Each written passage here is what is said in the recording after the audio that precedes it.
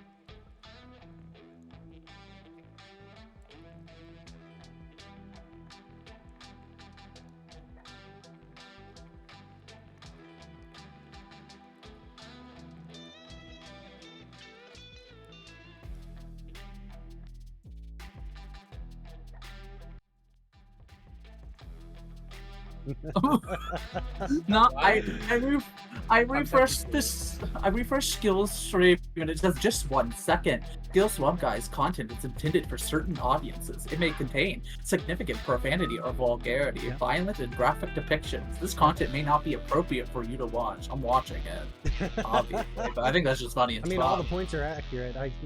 There's a lot of swearing that goes on, and especially with like Monster of the Week and Call of Cthulhu. Boy, the violence. You can't fucking stop us, Twitch. No. You're not my real dad. You're 1 follower away from 777. I think that's pretty cool. That is pretty cool. Okay. Very, very cool. Jinx. Jinx, knock on wood. Both of you owe me coke. I'm tanking down to 300. You jinxed it. Wow. I'm gonna unfollow just to spite people. Guys, I think we're live. I know we're live. We are live. Yeah. What's going on? Say so. Where am I? This is not Cuba. No, you're not. You're at my table. Oh, I'm always ready to be at your table. Oh, okay, Free me! Hold on, wait. This isn't Chronocorp. I think we have very different ideas on what we're doing at the table. Oh my D&D god. table about to be used for Why do I have to many sit more next to new Birb? series. Why can't I be sitting next to Ace? Because we have to separate you two. Exactly. Probably. That's exactly it. Probably, honestly. Oh my god. Anyway, good evening, Swamp Kids, and welcome to the best cold open I've had so far. We are doing another Monster of the Week one-shot tonight. Oh yes, Daddy! Yep, that's that button. God, my train of thought is so fucked now. Anyway, we're playing Monster of the Week. You know what else is fucked? What? You want us to run a train on your thoughts? Okay, sounds great. Oh boy. This is a great start. This is gonna be so fun. Anyways, I gotta go. I'm not even remotely mad.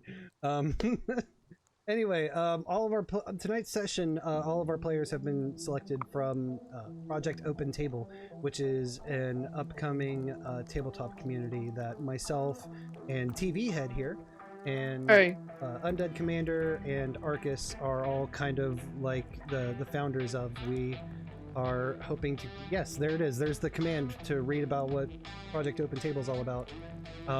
So all of the players here have been picked from that server.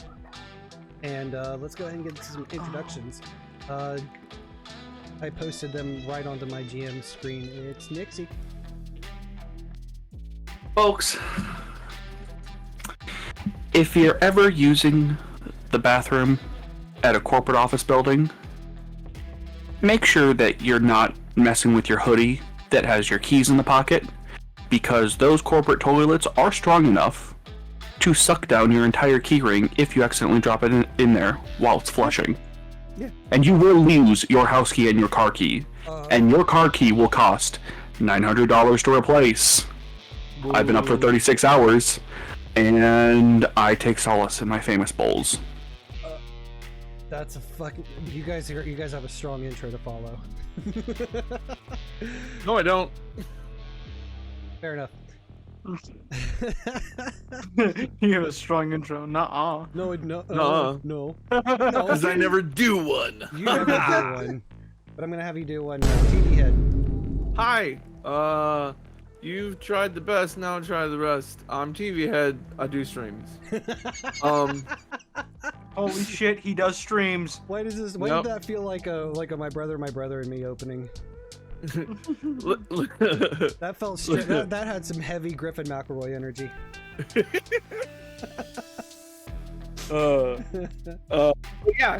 No. Just support Gil and all these lovely people. I'm here to have a good time. Yeah. Let's do the damn thing. Let's do the Here for damn a good thing. time, not a long After time. we talk to Ace, aka StupidPunkThing.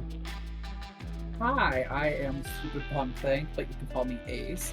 And I am the cosmic horror that slowly drains away from your sanity, aka your mother-in-law. And I sometimes stream when I'm feeling it, I guess. And yeah, party. Oh my god, yes. I love that. Next up we got Birb the Bread God. I fuck monsters for shits and giggles and no one can stop me. What about Not the government? I've been avoiding the government since day one. Try me. That's why I'm a burb and not a bird. I avoid taxes. For legal reasons, that's a joke. Don't look into it. Bird punched out of the womb, committing tax evasion. You think I paid taxes on those medical bills? Absolutely not. And finally, last but not least, a newcomer to the table, we have Mopsy. My fortune cookie at Chinese food tonight said that I would be the center of attention at my next social gathering, so I'm expecting that tonight. It actually said that, by the way. Damn. What the fuck? This is gonna go so well. Oh my god, this is We great. have such strong personalities at this table here tonight. Oh, I'm living for it. This is Every single person here is a strong personality. That's why mic etiquette is very important. Just putting that out there. Look, all I know is that Nixxy is already pinned to the table, so you know we're off to a great start. Oh, absolutely. Couple announcements before we get started. Next Saturday we are doing part 6 of Chrono Core. And there's going to be some people at the that are here at the table that are going to be in that, so you should stop by. Am I in it? I forget.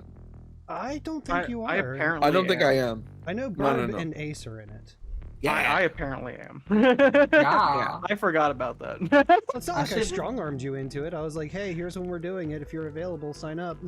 Yeah, I know, and I will always sign up to them. I make time. Don't you fucking I look. I say I forget because I do, but like that doesn't mean I'm not gonna do it. Right. By the way, it's Bio Steampunk in Birb, Gray, Birb, and I, which is my first Chrono Core. So yeah. I wonder how we're gonna introduce your character. We probably should figure that out, huh? No, Nah, like wing we've it, already wing it. figured that out. No, not at all. Lol. Yeah, so we got that going on. And then the 13th I'm taking off because it's Mrs. Swamp Guy's birthday. Yeah. Woo! Hitting the big 3-0. Oh. So You we're mean gonna have 2-0? some fun. Both of you are definitely in your 20s. And they Yeah. don't look a day past the old 2-5. Yeah. Yeah, no, I'm definitely not 31 and still get carded. Bro. Pop 'em up looking ass. It's not my fault. If I shave my beard down enough, I look like I'm 15. So I totally understand. That's I actually really accurate. I unfortunately get that. Yeah. My dad and I had the same issue. So no stream on the 13th. The 20th, there's no stream, but there is a Discord community event. We're having our second karaoke night. Hell yeah, brother. Hell yeah, indeed. That's gonna be a great On time. 420, dude. Oh, let's fucking go. Yeah, 420 let's karaoke. I hope I have a job by that time, so that way I know whether or not I can get blasted, because that is exactly what my plan is. Same here, bestie. I don't know. It's gonna be pretty tough to top last time when Gray performed Tequila. That's I fucking loved that's great. that. I loved it so much. That It was was fantastic. And then the weekend after that, we have a double header. We have Pathfinder on the 26th, which TVHEADD is in. Yay. And on the 27th, we have Call of Cthulhu. So that's all of our upcoming tabletops and community event stuff. And I think that's enough fucking babbling. Let's get on to the game. Yeah, let's go. Yeah, Gil still has light in his eyes. We need to take that away. All right. Welcome in, you guys, to the town of Rockford, Illinois. So, you guys are all, as Monster of the Week typically runs, you guys are all hunters. We're gonna say that you guys have just pulled into a gas station, just inside of this town.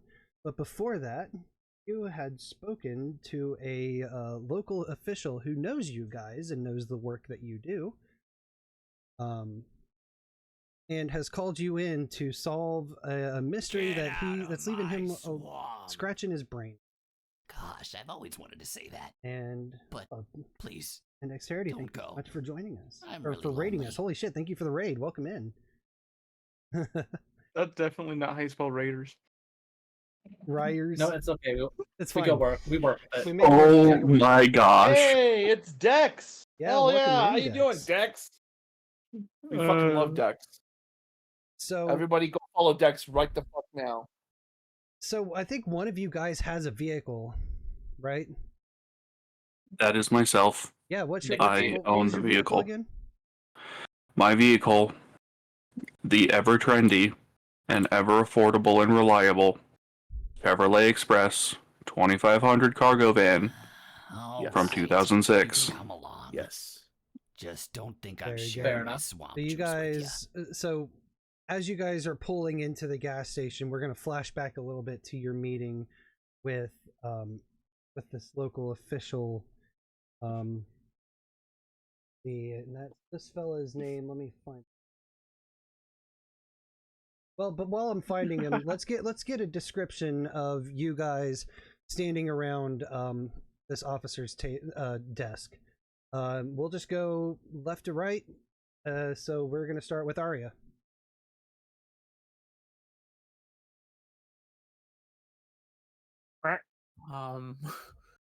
We can go to somebody else if you want to hold up. Yeah. On yours. Totally fine. Yeah. All right. Let's go with Antoinette then. All right, just describing what she looks like Yeah. and what she's standing there. All right. Antoinette is standing there looking pink as fuck because she loves her pink.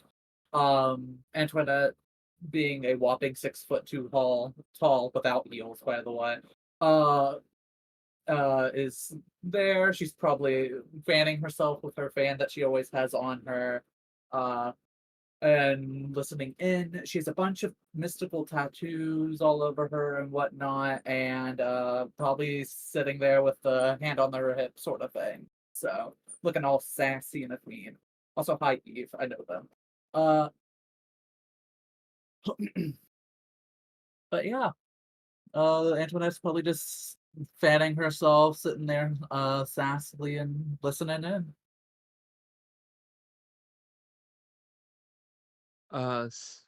Standing next to Antoinette is a guy that could only really be described as Hispanic Rob Lowe. Appears to be a guy in his probably about like late 40s, very well groomed, bit of salt and pepper in the hair. He wears a pair of understated yet classy aviator shades. He wears a white suit made of linen with a nice turquoise colored t-shirt under it. You know, keep things casual. It's made of merino wool, you know. He has a pair of loafers, and he is real casual and very just kind of beams a self-confidence about him. Very good.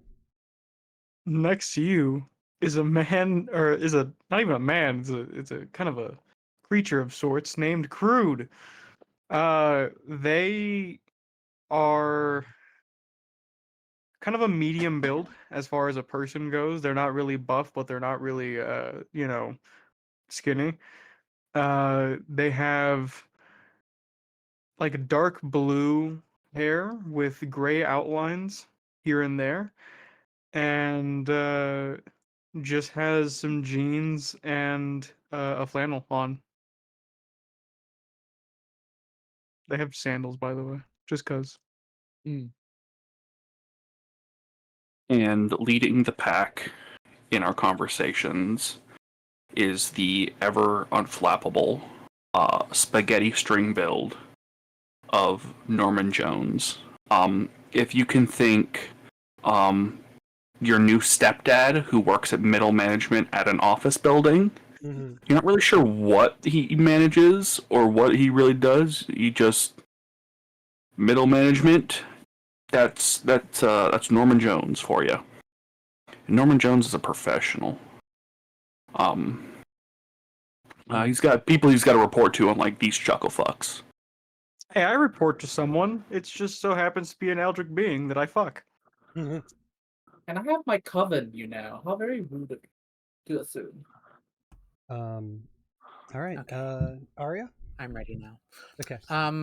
And far back from the group, probably under a tree or awning of some kind, is a pale, probably 5'6" girl with adorned all in black with an umbrella, just staring in disgust at the group of people who she has to work with. I feel like I should have done more explanation of Antoinette, honestly, now that I'm hearing all these. She's also like 6'2", like fat, like 350 pounds, very confident standing. Yeah, okay, there. Thought I should throw that in there. I realized I forgot to You know mention what? this part of her. I'm Ouch. gonna make Crood quite short. He's gonna be 5. They are gonna be 5'5". Norman, 5'6", 170 pounds, soaking wet. Just a real beanpole. So when I said you're meeting this officer at their office, I mean a diner. That's what they refer to as their office. And their desk is the corner booth in the back, like, you know, the ones that's like the semicircle bench. So you mean like a normal police officer's? Yeah, exactly. You know, in a small towns. Sorry, the diner has a tree, a ficus inside. There you go. Yeah. Yeah. Yeah, absolutely. Illinois, known for being super duper trendy. Yeah. So don't you know that is that diner's owner's great grandfather's tree that he had to bring with him to Illinois? Listen. So you guys are sitting with Officer Daniel Wallace inside of Pat's Diner here on Rockford. And he, like I said, he knows of your guys' previous work. He figured out how to get in contact with you and to set up this meeting. So you guys have arrived, and you are now sitting with this very troubled looking police officer. Seems pretty not shaken. He just seems like a very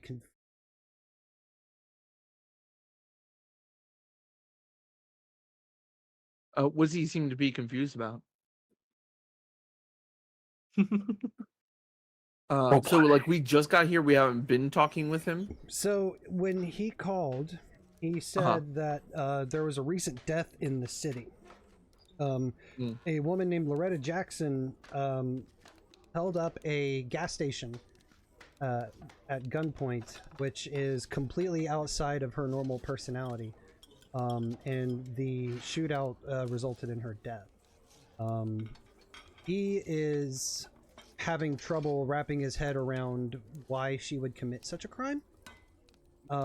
Because she genuinely seemed like the furthest person from doing something remotely close to that, or really committing any crime at all. Loretta Jackson has had kind of basically a clean record, like not even speeding tickets or anything. Not even speeding? Holy shit! Yeah. Damn. How clean are you? Very I don't trust clean. somebody who doesn't speed. So for somebody Sounds like to trouble. flip from that to holding up a gas station at gunpoint is a very dramatic switch, and nothing's adding up. So kind of despite himself, he sought you guys out and called you to hopefully get some sort of answer that he hasn't been able to find. It sounds like a detective's work, not ours. Norman looks at the Officer Lawless? officer. Thank you. Looks at them and is like, "We spoke on the phone. My name is Norman Jones. This is our A team, as you know. I work for the Department of United Monsters Paranormal Express Removal. Here's that. Sounds like you're having a bit of trouble here." Yeah, I'm a patrolman, but I wasn't officially assigned to this case. I just know about it, and yeah, no, I've known Loretta for a long time. This does not seem to add up, and I'm coming up empty. The department's coming up empty. I've heard that you guys are very good at figuring out supposedly unsolvable cases, so I figured out. There hasn't been a case I haven't been able to solve, save for one. Why my wife left me. But that's besides the point. Jesus. I could probably take a guess if you want to be honest, but we can talk about that later. You see Norman look over at Antoinette, and for just a half second, the only Antoinette picks up on it, just a flash of fear. A flash in Norman's eyes, before quickly regaining composure and be like, was like, how about you tell us how it all went down? Start to finish. Well, it was a week ago. Loretta, from the reports that we've gotten, she went into the Sunco Waylo gas station, just a little bit further inside of town. The story that I got is she was trying to rob it at gunpoint and was shot and killed by the gas station attendant working at the time. The young man, whose name's Ronnie Chambers, was the one who was working the gas station. That the shooting was ruled as self-defense, and Chambers has not been charged with a crime. The only lead that we think that it could be is that it's a cover-up of something. A ruling of self-defense would be very convenient for an unwanted criminal investigation. Means that there doesn't need to be an arrest, trial, or additional search. So we have no idea. Even the chief detective on the case, Mac Ludford, he's kind of having some trouble drawing up anything. That's pretty much it. I mean, like I said, Loretta is a personal friend of mine and my wife's. As far as I know, she had a solid job, has never been in trouble, and is not somebody who would really try to rob a gas station. Was anything found in her system at all, or? That's If you don't another mind me thing too. We asking. ran a toxicology and it came back clean. Had this person ever been maybe had an injury recently, or maybe perhaps a stroke? Because it's not uncommon for those types of things to happen, and someone's personality completely changes. She seems healthy as ever. I don't know anything about an injury or a stroke or anything like that. How old was she? Loretta, I was in her mid-40s.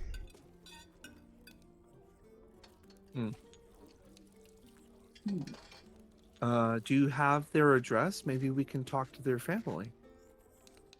Yeah, I can get you the her address. I'll have to get back to the station and pull it up, and I can send you all that information. Any immediate family, or any co-workers or people with close contact? Not really. She wasn't close with her co-workers, and she lived by herself in her apartment. It's in a reasonably nice part of town. But yeah, no. As far as I know, she doesn't really have anybody. What about the kid who was working at the gas station? What do you got on him? Any information that could be useful? About Ronnie? Yes. Ronnie's an okay kid. He I don't think I have anything really on him. We ran his criminal background. We couldn't really find anything outside of unpaid parking ticket. Where How was scandalous! where was Scum. the can you give us the address of where everything happened? Yeah, it's the Sunco Waylo. It's the gas station. It's literally about a half a mile down the road, down this road here actually. Ah, okay. Any other odd occurrences in the neighborhood? Obviously, this is your only Thing that you're looking at. shootout, but Yeah, we don't really have a whole lot of shootouts, but at least not in that part of town. Really, there's a rather sketchy spot called the Corner. It's a little bit on the south side, but nothing. Sketchy Corner? Never heard of it. Nothing really as far as shootouts. I mean, there's a local gang. Well, they like to call themselves a gang. They call themselves Satan's Disciples. But they're mainly just loiterers. Fucking hate loiters. What if my character will kind of look over at you and just kind of. Should we check him out?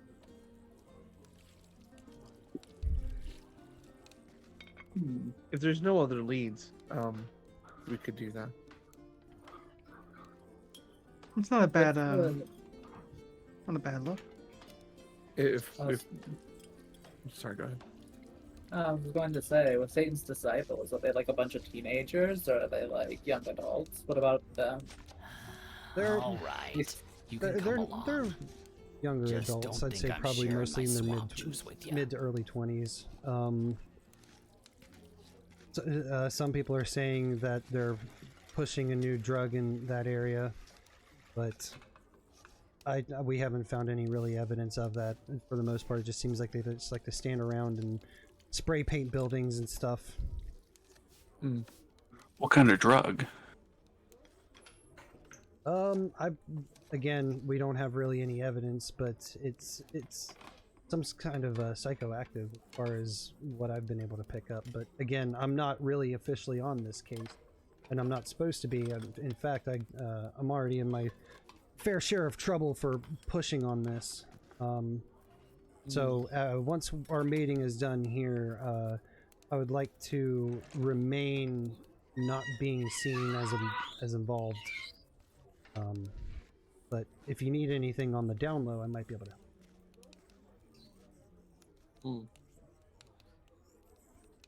Well, Suddenly, I just want to say Aria would speak up about the gas station. Something that someone or no one had mentioned that she noticed. What about the security cameras? Did you guys check the footage to see if there was anything weird? Missing times. Well, the problem with the gas station security is that the security cameras that are in there are primarily for show. You see, there's not really any internal wiring to them. Why does that not shock me? Small town. They do that Yeah. at stop like red lights too. There might have been a camera behind the counter, but as far as I know, Detective Lugford has the tape as far as what's on that camera. But I think that's the only one that would have been functional. Is there any way we can get access to Miss Jackson's home residence? I mean, I'm gonna say no, and then I'm going to do a very enthusiastic, not enthusiastic, but like very obvious wink. And I would highly suggest that you don't go and break and enter anywhere. Another wink. Yeah. So I think we get the. yeah. Okay. Norman looks over. I really would have hated to have to spoon feed that to you guys. Norman looks over at Aria and Antoinette. It's like, is like, he's doing that thing where he's like thinks that the other two aren't picking up on the obvious wink, and so he's like doing the head shake, like, see. Girl, I know. I'm aware. Aria would be giving you a look of, do you think I'm fucking stupid? My character will nod back at you more than you're nodding at me. And that just confuses Norm more, to the point that Norm just kind of like stops and like kind of goes catatonic for a half second, because you've really just kind of rattled his brain to the point that it just like needs a hard reset before continuing. My character is just like, nodding competition. Understood. Genuinely, I'm like, I agree with your agreement. I don't know what you're agreeing on, and it gets to the point where it's like, just static. It's just like, yes, yes, yes, yes. Huh? And we leave. I guess we unless we have any other questions, I think we should head over to not home residence. I don't got any questions personally. Do you think I'd get a weird look if I asked for raw beef? From the home yeah. residence, probably. No, we're at a diner. Ask the waitress for just raw beef. Yes, you would get a weird look, Aria. I can take you to a QFC. No, what's the Midwest grocery store chain equivalent? Fair enough. All right. With Aria being one of my best friends, could I pull out like a fucking bag of raw beef from my backpack? I would say if you guys are close enough friends, I think that it would be perfectly reasonable for you to have just like a Ziploc bag of like a raw steak or something. I'm gonna take terrifying. it out and just hand it over to Aria. She'd be very touched by the gesture, but also concerned as to why you have temperature raw beef in your backpack. I'm just gonna thumbs up you. I'm not gonna explain it. And then start nodding. Officer Wallace looks at the five of you and says, "Well, if that's all from you guys, I need to get out of here. It's meatloaf night." And I think as everybody walks out, Norman's gonna make a point to kind of wait until everybody's are beginning to funnel out before turning back around and going back over to the officer and reach out their hand for a handshake. And is like, he reciprocates. he's like, thank you for your time here today.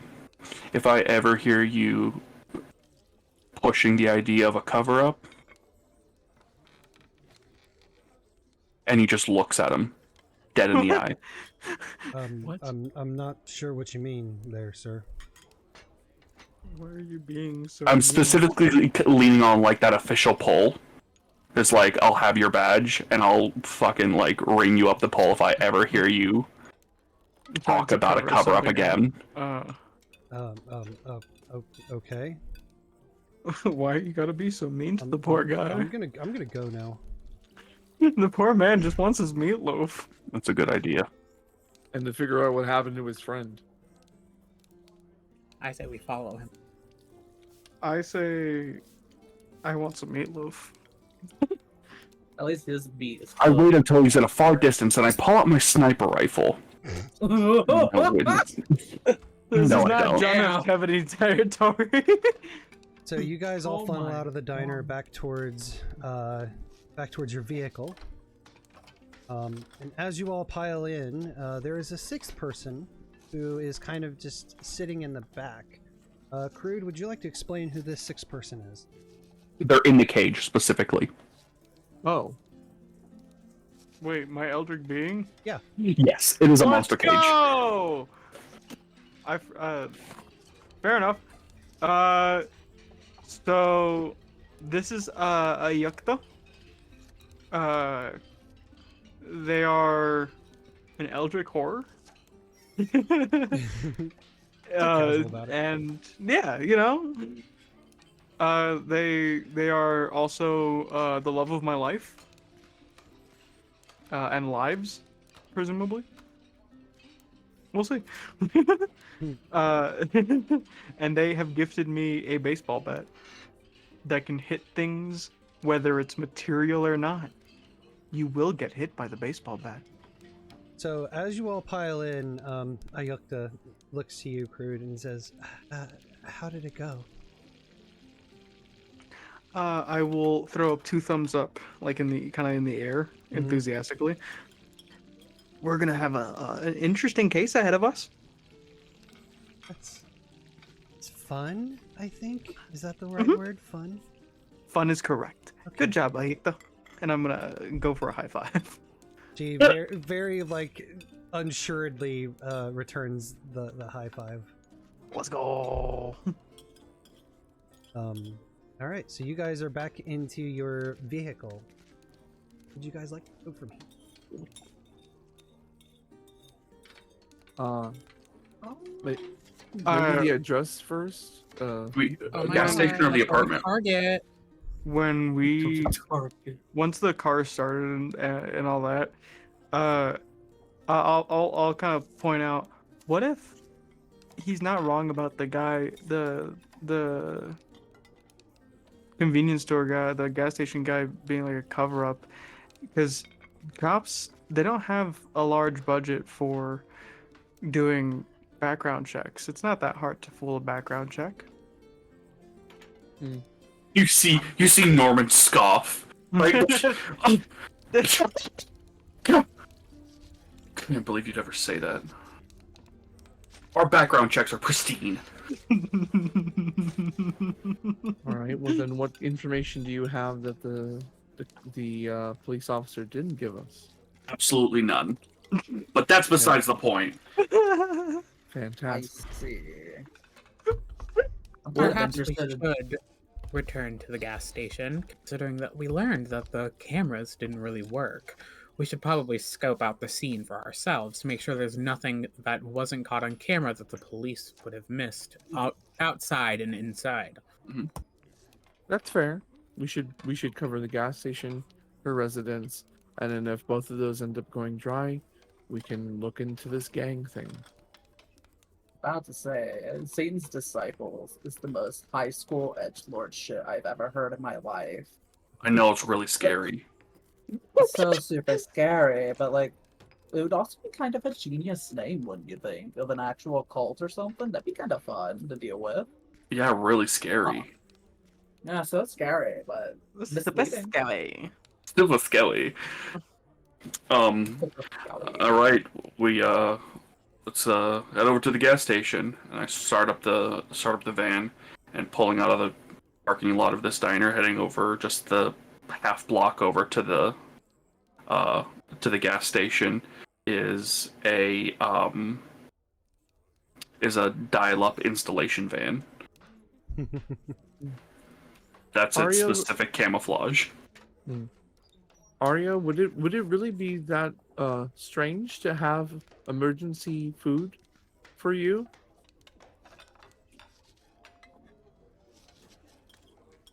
Aria. Aria. I prefer my food chilled, so if it's going to be in a plastic baggie in your backpack and it's room temperature, that's a little weird. And then like I produce like a bag of cooled blood, like the type from a hospital. He's just like, no, you're just my friend, and I keep them around. And then I just don't have access to a cooler. yeah, and then he like does a thing, and it goes away. Yeah. You see Norman mutter, and they say chivalry is dead.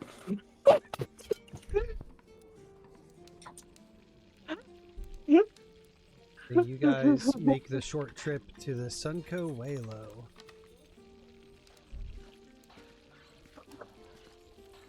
How many gas pumps? Like, what's the size we're dealing with here? 2, according to this. Like that is.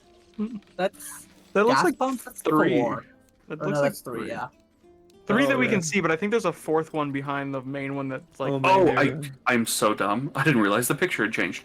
Yeah. Oh, Yeah, like, it's I so think it's there's 3. one So that's it's 2 gas, 1 diesel. Yeah, it's essentially Probably. that. So yeah, so you pull up to this gas station, and the unremarkable gas station has a small convenience store inside. The store is back open for business despite the shooting a week ago. And you see that the same gas station attendant, this Ronnie Chambers, is on currently on duty through the window.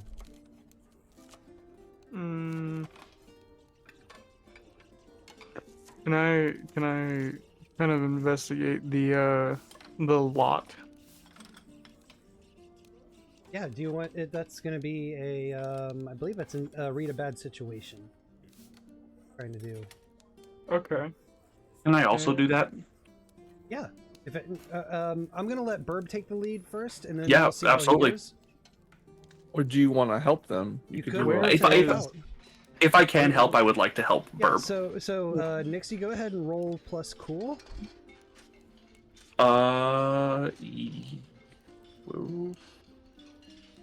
Yes, I will do that. Where is read a bad situation? Where is You'll basically just be rolling sharp, but I'm gonna have Nixxy roll cool first. Okay. Well, in Roll20 for the basic moves, if you go under Hunter jeez. Moves Reference, there should be some basic moves there for you. Advanced success, 14. So since you haven't leveled up enough to have an advanced success, this is just going to count as a regular success. Whack. Yeah. So so on a 10 plus, your help grants them +1 to their roll. So now, Birb, you can read a bad situation, and when it asks for a modifier, you can. Oh, I'm so silly. I forgot we're playing Monster of the Week and not Kids on a Bike. So I was like, what about my exploding dice? Hey! Hey! Hey, what about bad advanced success? Is that okay? Yeah, that's a regular success too, because he hasn't leveled up yet. Go ahead. Son of Max. a biscuit! Damn. I was gonna ask really quickly, can you remind me of where to roll for stuff like So you'll This, open up because your I character forgot. sheet. I'm going to open up your character sheet on Hunter stream. move. Oh, okay, I see it. And so it'll come up. It'll have your stats here on the left. It'll have, if you look in your moves, you'll also see like this little dice icon that you can just roll directly from that. But if you scroll, but if you look right here above all of your stats and stuff where it says Hunter Moves Reference, you can, it'll show all the basic moves like read a bad situation, and you can expand that, and you can roll for that directly. Okay. I see. I'm trying to find it. I don't see Where? that. Oh. Under above charm and under non-lethal gear options. Yeah, it's close to the top of the. It's kind of in the upper I portion. think that's. Oh, Yeah. oh yeah. It's just not down for some. It's a fucking drop-down reason. list. Yeah, It's a yeah. drop down. You gotta Gotcha, click on gotcha. hunter move references. Yep. Thank you. I was trying to remember. I was looking for that, and I was like, "Where the hell is this?" Thank you. And you just click the dice, and if there's any modifiers, we'll put the number in. But most part, it's just on its own. Okay. Just wanted to. Oh, but go ahead. I just wanted to confirm that before we continued, because I was like, "Oh, I'm gonna totally forget how to do this." So Birb, you have a hold of 3. So while you're in this area, you can ask any question on the list there for read a bad situation. You can ask 3 of them. Okay. And if you act on your answers, you get a +1 ongoing while the information is relevant. So current hold, I put 3. Yep. And so you can spend one of your holds to ask one of the questions on the list.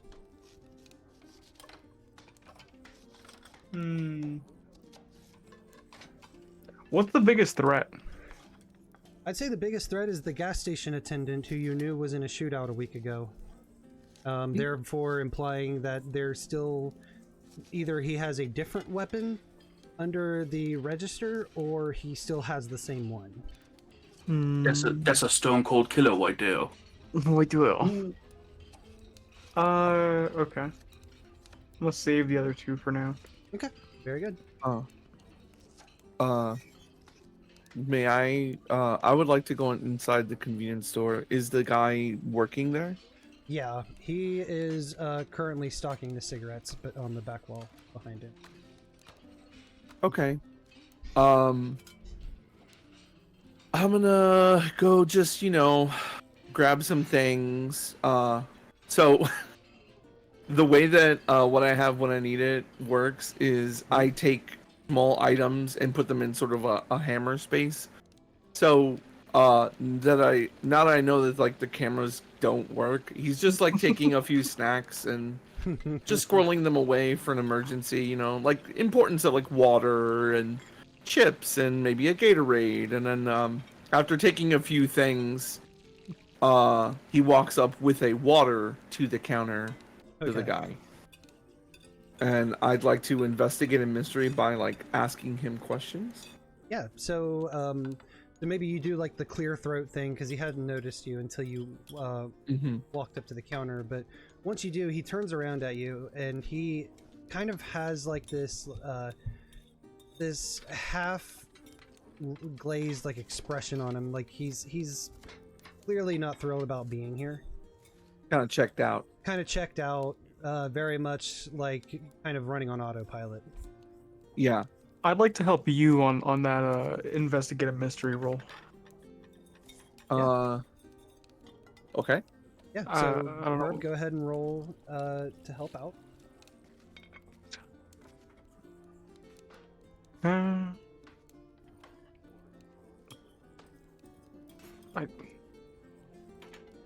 I thought you were helping outside.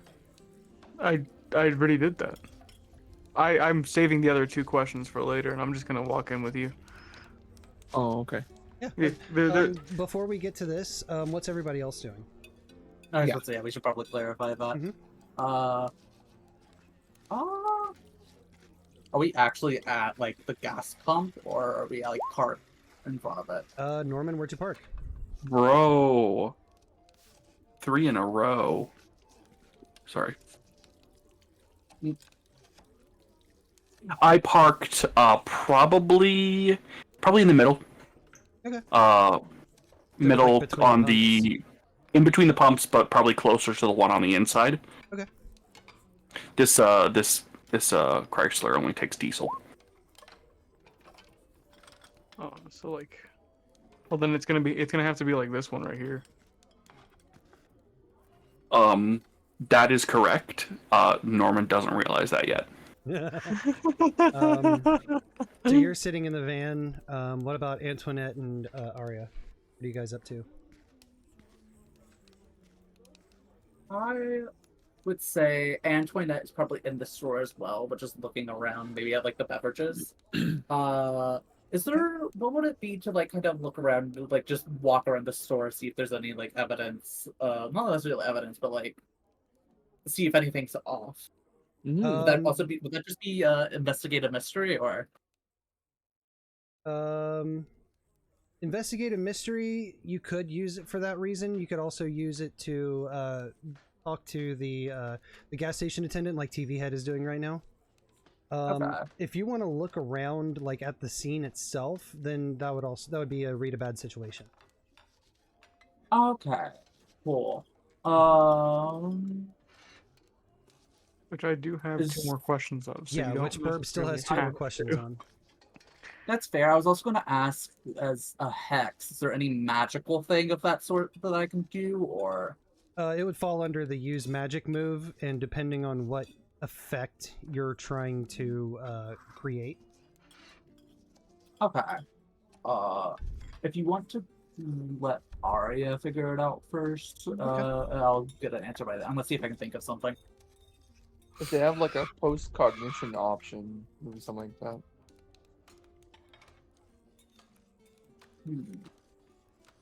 Aria, where are you at in this situation? Aria would probably just be walking around the premises, you know, just checking around the forest behind the gas station, maybe. Okay. Is there Taking a anything stroll. in specific that you want to accomplish while you're doing that? Or are you just kind of just wandering? Just wandering. Okay. Fair enough. Very good. So, Antoinette, while you're figuring out your use magic, we're going to move to TVHEADD's investigate a mystery, which they got a mixed success.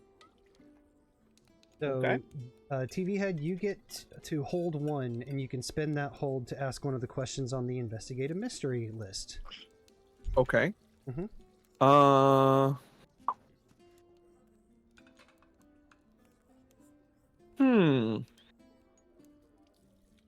So, as he's like ringing me up for the water, I basically, I'm gonna ask him. So, I heard something terrible happened here the other day.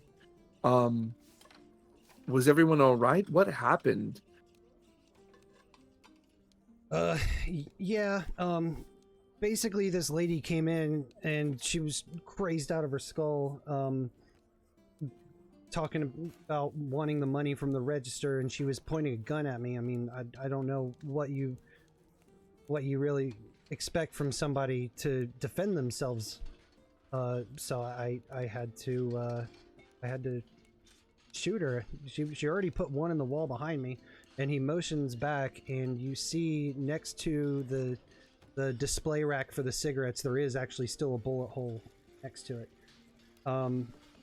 And he turns back to you and says, I was afraid for my life, so I did the first thing that came to mind, and I grabbed the shotgun underneath the register, and I just pulled the trigger. I'm still not necessarily comfortable talking about it. It was pretty traumatic. That sounds traumatic. That sounds terrible. Needs therapy. Why is he working at a gas station? Yeah. How do you think he's gonna pay for therapy? It ain't free here. Fair. Can I tell if he's lying? You could. I believe that is probably going to be an act under pressure because it doesn't fall under any of the other moves. Okay. Act under pressure. That sounds terrible. That sounds that does sound very traumatizing. I'm so sorry that had to happen to you, and that you had to come back to work right away. It doesn't seem right, does it? Well, no, of course it doesn't. But I mean, you know, I got to pay my bills somehow, and I was surprised that they didn't can me for that. Excuse me, especially with after, you know, the investigation and whatnot. But yeah, I mean, I've seen her come in before, but I've never had any problems with it.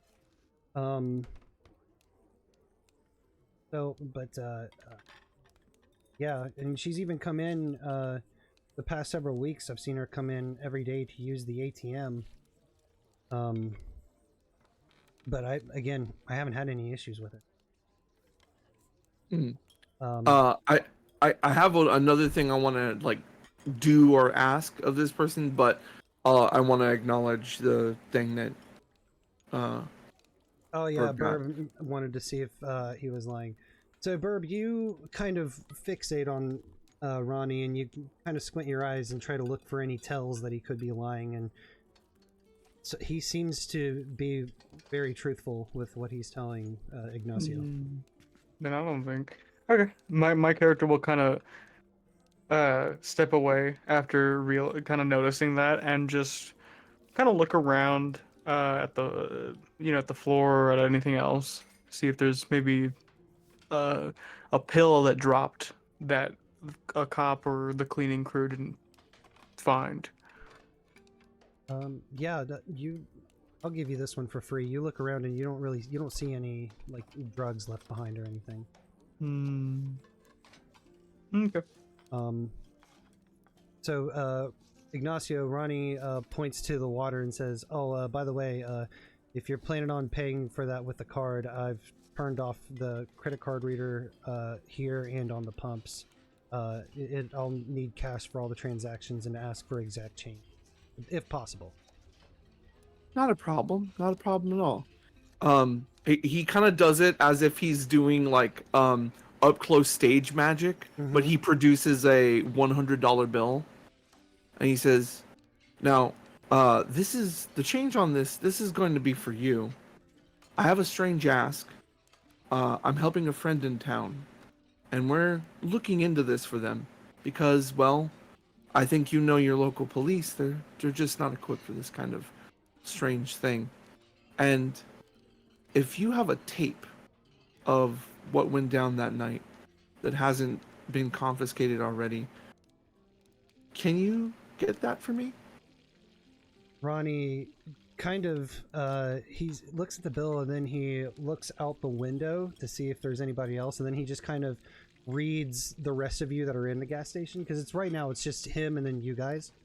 Yeah.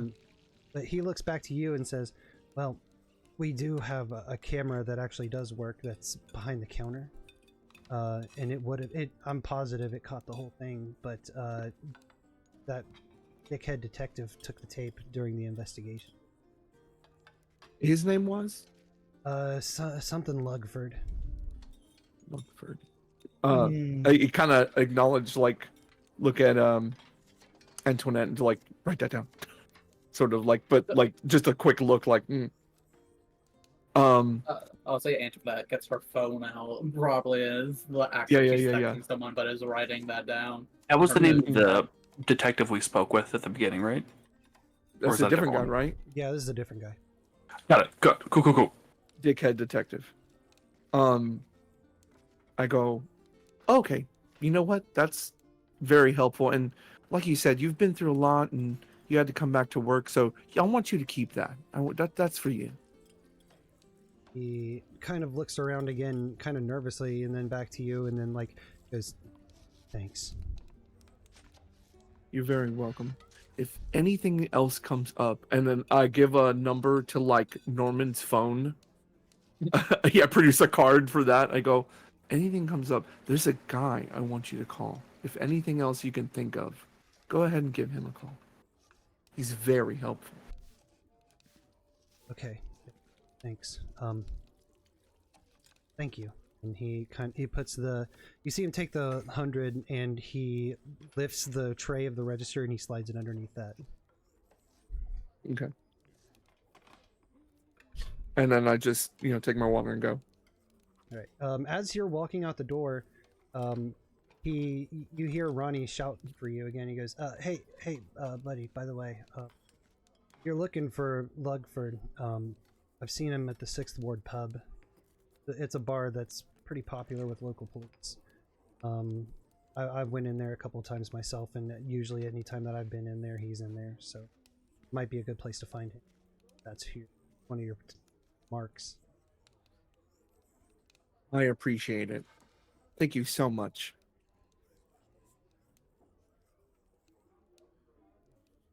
And then I go. Right. Ace, did you figure out what you wanted to do with your use magic? Yes. Also, Mopsy's having an issue with the roll 20. But we her sheet isn't popping up. Let me make sure. I was supposed to say, we should fix that first. Yeah. That's more important. Yeah, I've been like fidgeting around for here. like the past 10 minutes trying to fix There. it. Or Okay, see my what bad. I didn't find. have it to where I had it to where it was in your journal, but it couldn't be edited or controlled by you. But that should be fixed. Oh. You should be able to click Let's on confirm things. that. Yep. Yeah. Let's confirm this before we continue with that. Go ahead and make a random roll just to make sure it works. It's any of the red dice. Yeah. We've been rolling a little too good. I fear what comes next. Charm. I mean, that's what. Success, girl. Nice. All right. All right. So That's a -1 charm, by the way. Nice. Yeah. Oh my god. Yay. Jesus. All right. Is there anything else? Oh, yeah, you had your magic thing. Go ahead. Yes, magic. Apologies. Since Antoinette's whole thing is blood magic, is there a way I could maybe use a little bit of my own blood to do magic? Not enough to harm myself. It wouldn't be significant, but I could go to the bathroom and do a rune on my finger or something and see if it detects anything's off. Yeah, I would say that that's a solid requirement. I think because your whole thing is blood magic, I think that would be a pretty static requirement for you to use magic. Yeah. All right. Fair enough. All right. So could I have Antoinette go use the ladies' room and get in a stall, or if it's a single person, whatever. It's a single person. That. But yes. And yeah. Should I roll it first, or do I explain it first? I think explain what you want to do first. Yeah. Okay. Antoinette says to the boys and everyone else, be like, "Hey, I'm gonna go use the bathroom really quickly. Gotta piss." And she walks off to go powder her nose. And when she gets in there and locks the door, she gets her fan. She closes her fan that she always has waving and clicks one of the jewels on it, and then her athame sticks out. Because her fan is also secretly an athame. But usually, since it's not an pressure situation, allows her a moment to perfectly draw the rune, carve into her finger the runes needed to be able to detect if something is off. And then now I should roll, right? Yeah, go ahead and roll your use magic. Awesome. And with weird. Yes. And no forward, right? Nope. Awesome. Jesus. Party. You need to remember, this is her expertise. This is true. All right. We are doing really well here. So go ahead and which effect are you going for? Right. Oh, and it has it in here. Oh, thank God. Which effect? Listen, you need to go click on. Oh my God.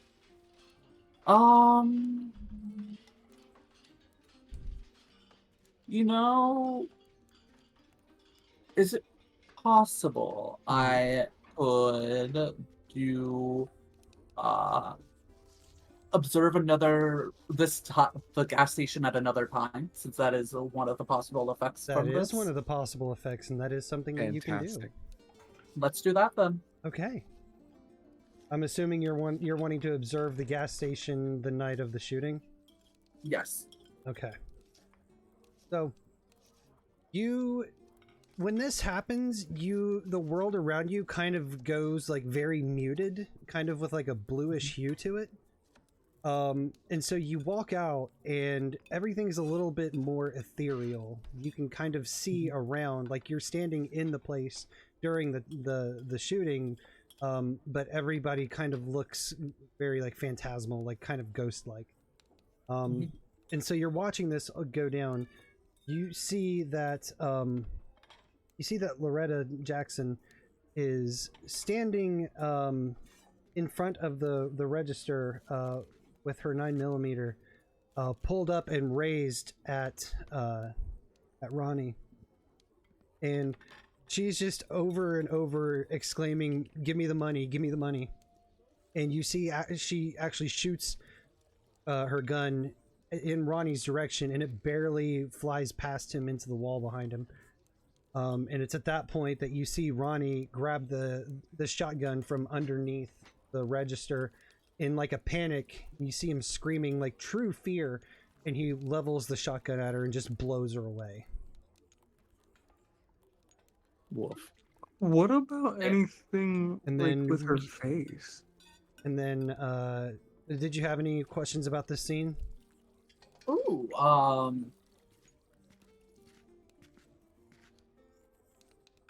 could I look at what is happening outside? Do I get to see if anything that's outside and looks off? Outside, it is very dark.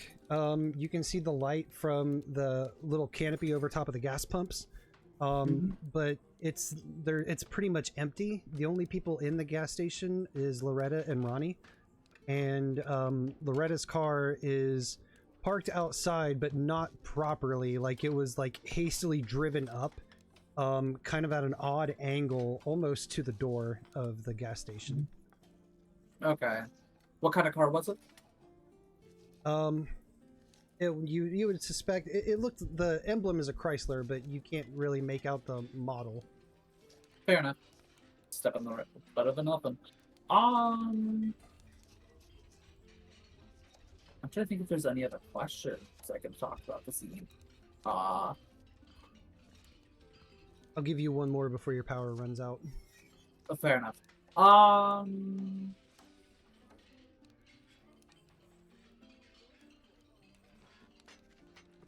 Does Loretta look altered in any kind of way? Like, is she?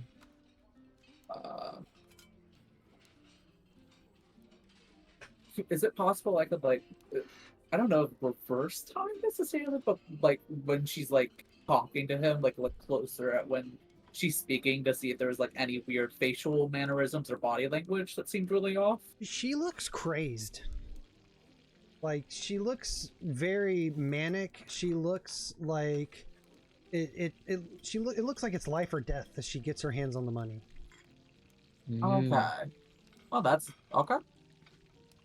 And so with that, you see the world, the phantasmal figures dissipate, and you see the world's colors begin to return as the nighttime scene shifts back into the day scene, and you are now outside in the gas station with everybody else.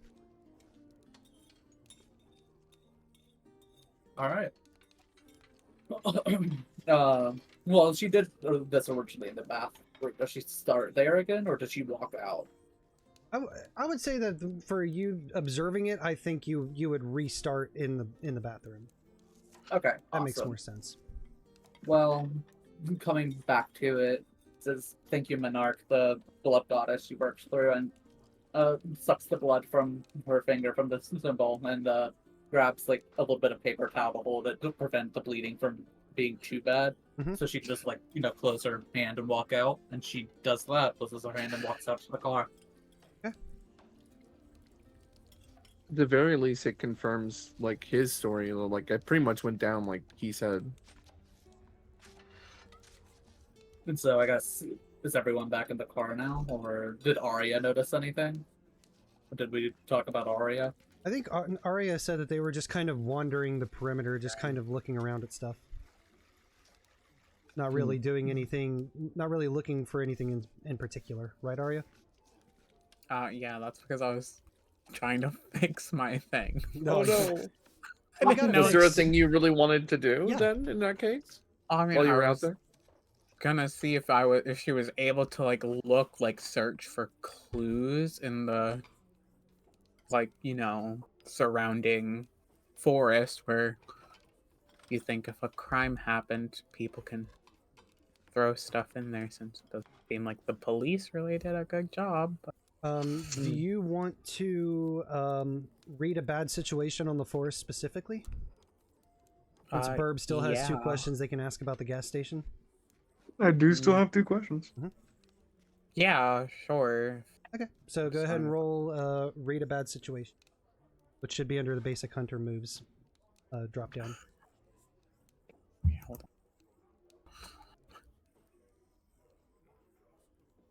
on. Sorry, I've never done this before. So I don't. Fine. What, We're you not in didn't a you didn't rush. memorize how to do this immediately and thoroughly? How could? Oh, here it is. First roll, first roll, first roll. First real roll. Oh my god. Let's go. Oh, read a bad situation, you said? That's right. Okay. Clicked it. Did anything happen? Does this have something else pop up? It Like should. to confirm No, it? should pop up. No, nothing else is popping up. Did you click Did on you the hit the Did you click on the dice? dice? Hold symbol? on. Sorry, it popped up another thing on a different screen. Yep. Okay. Oh, Yes, it's gotcha. sharp. So I'm rolling for sharp. Is that right? Yep. Yeah. Mixed success. All right, mixed success. So you get to ask one of the questions on the read a bad situation list. Who, me? Yep. Yes. Oh, okay. Okay.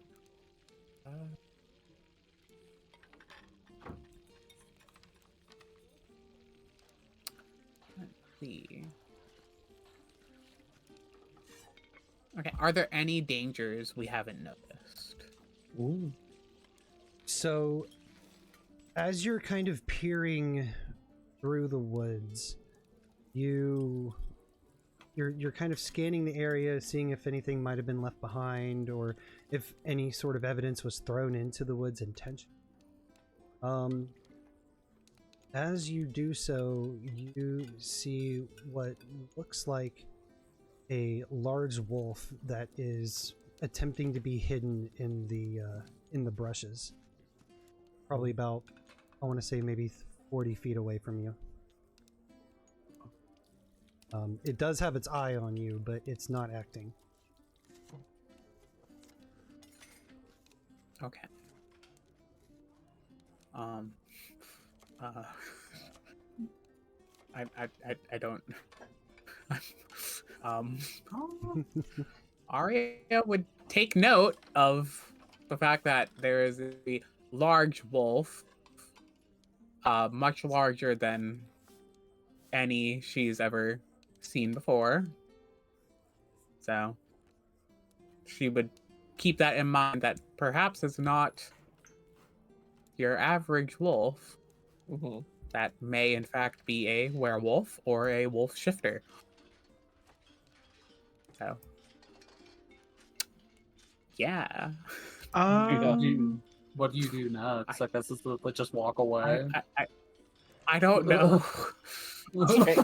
Well, that's a good thing to ask is, can I follow up on that? You know, can I roll again to investigate that, or am I pressed for time and I don't get to do that? No, I would say that after a while of you and the wolf kind of staring each other down, stare off. Yeah, you see it kind of realizes that you're not worth the chase. Not really that, but it seems to have lost interest in you, and it just kind of keeps its eyes on you, but it backs away further and further into the forest until it's out of sight. Okay. So then, probably after that, Aria probably would not take her chance, because, you know, usually if there's one wolf, there might be multiple. So she'll just return to the car, ready to explain, like she would explain to the others that she had noticed a fairly large wolf stalking about in the forest behind the gas station. So because read a bad situation, like once we leave this area, I could use it only in this area, right? Yeah, your hold will expire once you leave the area, basically. Okay, so are there any what's most vulnerable to me? I would say at this moment, with it, currently, you can tell that this gas station doesn't really get a whole lot of business. So with you guys and Ronnie being the only ones here, I would say the thing that's most vulnerable to you could potentially be elves. Because we're kind of isolated. Mm-hmm. Okay. What's the biggest threat? Because now that the wolf has kind of gone off in the distance, and we know that the attendant isn't a threat anymore, because he was actually genuinely scared. I would love to know what the next threat would be in this area. I would say that the biggest threat remaining would still be the gas station attendant, purely because you don't know if there's still a weapon underneath the register in case you guys decided to start doing something. Coupled with what happened a week ago here, he might be a little on edge, and a little too jumpy. Yeah. Okay. With that, I'll enter the car and kind of just keep note on things, and then go over to Alekto and give a small kiss on the forehead. Oh. What's your guys' move? I see. Sure. I was like, I'm assuming we just like already relayed all this information to each other. Yeah, I think for the sake of time, I think that's very fair. Yeah. So we know that unless there's something that one of you guys would willingly keep from everybody else, but no, I guess really the only thing that came from Antoinette was that it is true how it happened, and the car was very hastily driven in, and she was crazed, like her life depended, was like on the line, and then the car was a Chrysler, you said? Yes. Okay, cool. Just confirming everything we learned. Under the assumption that no one asked Aria, because there are things that she really only speaks when spoken to, I just want to say maybe no one would have asked Aria if she saw anything, so she will just withhold that information until someone possibly mentions it later. Yeah.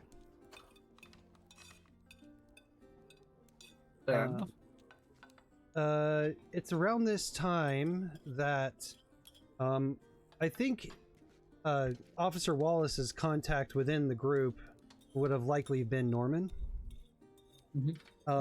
So Norman, you get a ping on your phone, and it's a text from Officer Norman with the address of Loretta Jackson apartment.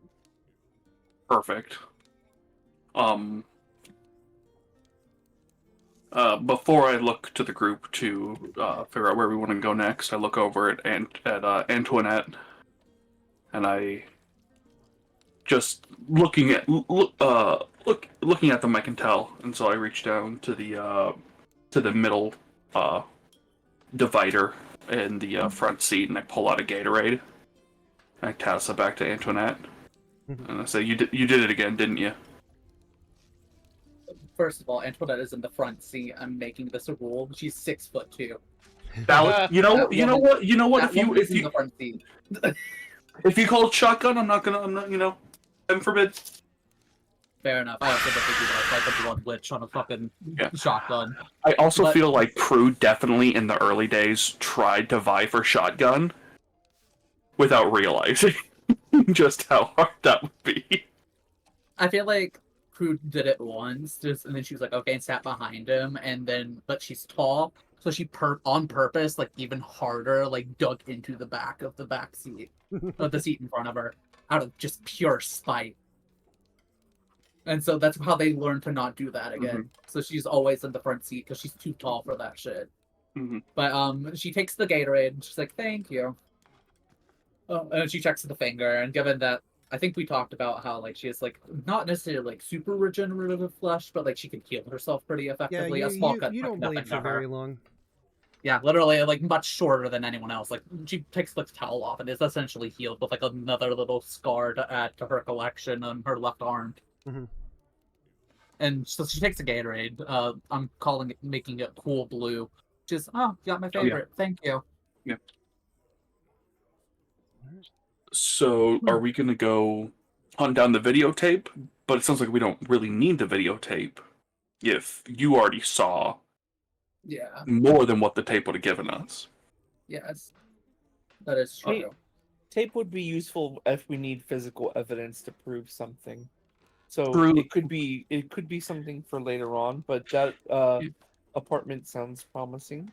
But if we need physical evidence, then we got bigger problems because Honestly, I don't think the tape is gonna do much at that point. No, yeah. Yeah. Yeah, in that case, I'll drive us over to Lorraine? To Lorraine's apartment. So sorry, thank you. This time we're listening to NPR. Okay.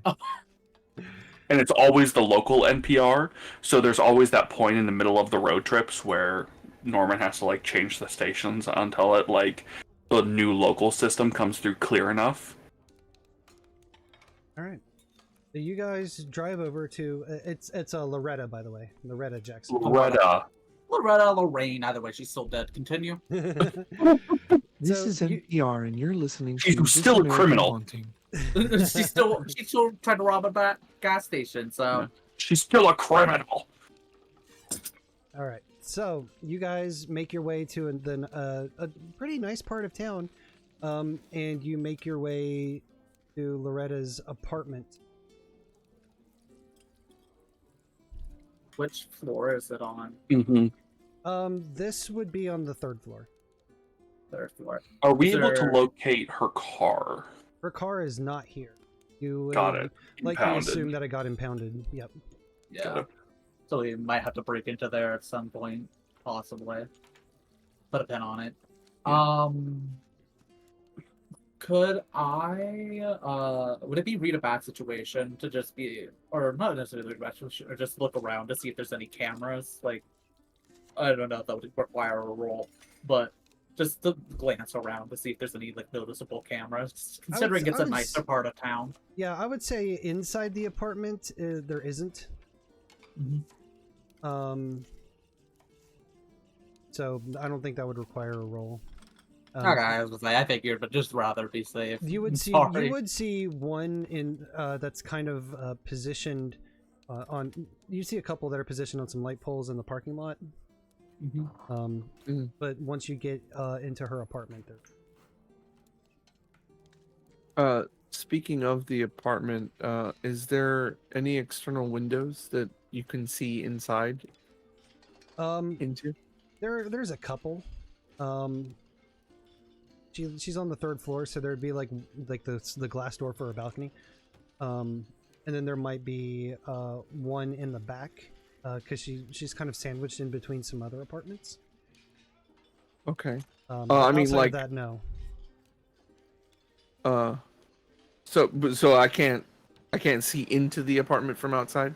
No. Through a window. Do we want to head in? Do we want to head in 5 deep, or is that going to attract too much attention? Gas station, we could get away with it, but we're at an apartment complex, and I'll stay. My character will kind of pipe up. I'll stay inside because I do think that is a big thing, especially for an apartment complex that has been looked over by the police already. Has it been looked over by the police? Oh, I mean, my assumption is that it has. I don't know it has, but given the it's a small town, a shootout just occurred. My assumption is that they would. Apartment. Yeah, they are definitely going to the apartment. I'd be shocked if they didn't. In that case, Norman's gonna swing around to the back side of the van and probably pull out just like a small little toolkit. Just nothing serious, just a small little toolkit of just like crime scene investigation tools. And he's gonna look at the group and is like, "Don't worry, I took 3 credits of CSI in training. Mm-hmm. I would And, hope so if you got this job, honestly. If Yeah, you didn't, and- I'd be disappointed in you. Yeah. And I'm invoking my rigorous training resource here. Okay. And I'm going to begin following the directions towards the apartment, and I'm going to do so confidently. Okay. Like I'm meant to be there. All right. I was looking at some other stuff. Was there anybody that was rolling in with you? Or is it just you? I mean, I'll go if there's not already too many people. I think Aria would probably just waltz up, just no fucks given. Just... Well, I would. I initially was thinking about going in there, but I also remember I'm a 6'2" tall, pink wearing trans woman, and that might be noticeable. So I got she would sit in the car. Okay.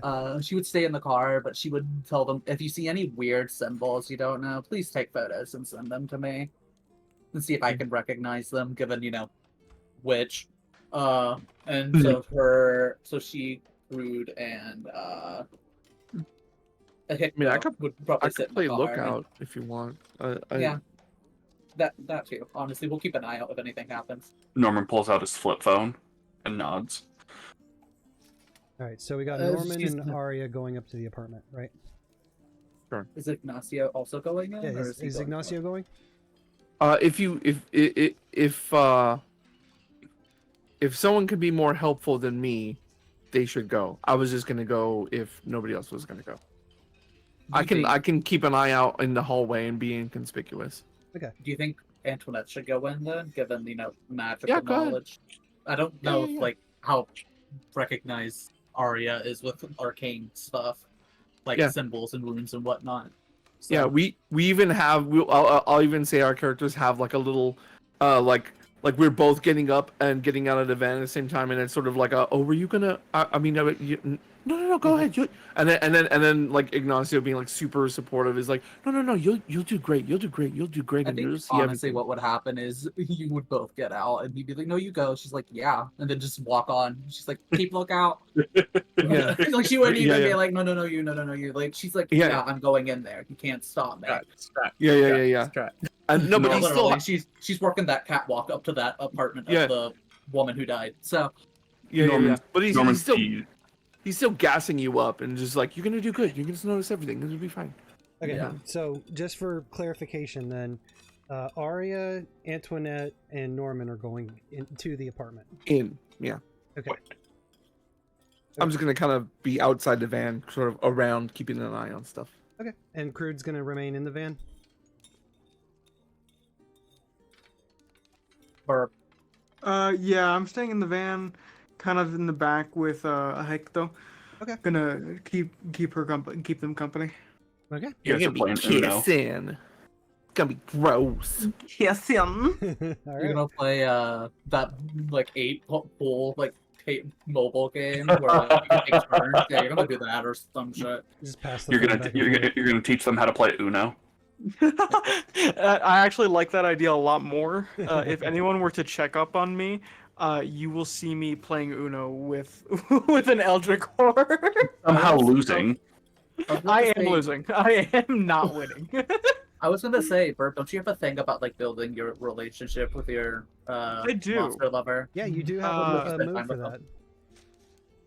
Yes, For I do. kissing. Oops. Quality Maybe time, I believe. not make out in It's the back bonding of some time. Bonding If you time. spend some quality time with my guide, instead of working on the current mystery, you can roll plus charm. Yay. So I guess I'm gonna roll a plus charm. Yeah, That's let's really see it. funny. It's like, I don't want to do it. I'm gonna charm. failure. Oh fuck! Oh, You may want to use a luck point. Remember, we have Uh, those. It actually doesn't do First anything if I fail. fail or not. Oh, does it? Okay. Yeah. Yeah, if I fail, nothing happens. It just means that I just spent some time with them and we just enjoyed each other's company. Like nothing, I don't get any benefits or anything from it. right. This time, no But I kissing. don't. Yeah, that's kind of it. Okay. Aw. So we'll see Aria, Antoinette, and Norman entering into the complex, making their way up to the 3rd floor and outside of Loretta's apartment.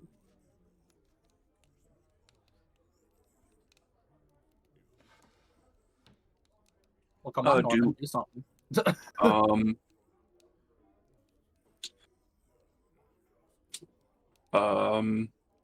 Aria,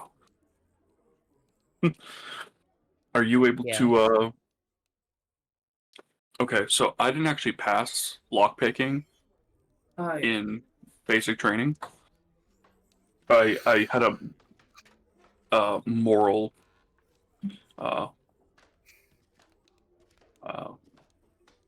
could you do it? Aria, please, would simply bend over, lift up the mat, and hopefully find a key to the front door. I like the idea that this is a possibility, so I'm not going to stifle you on it, but I am going to have you roll act under pressure, and there's not going to be any like super horrible outcome if you fail. It's basically just deciding if a key is under there or not. Oh, that'd be funny as hell. I honestly hope this. That does that count? It's a D12, right? It's a It's 2d6.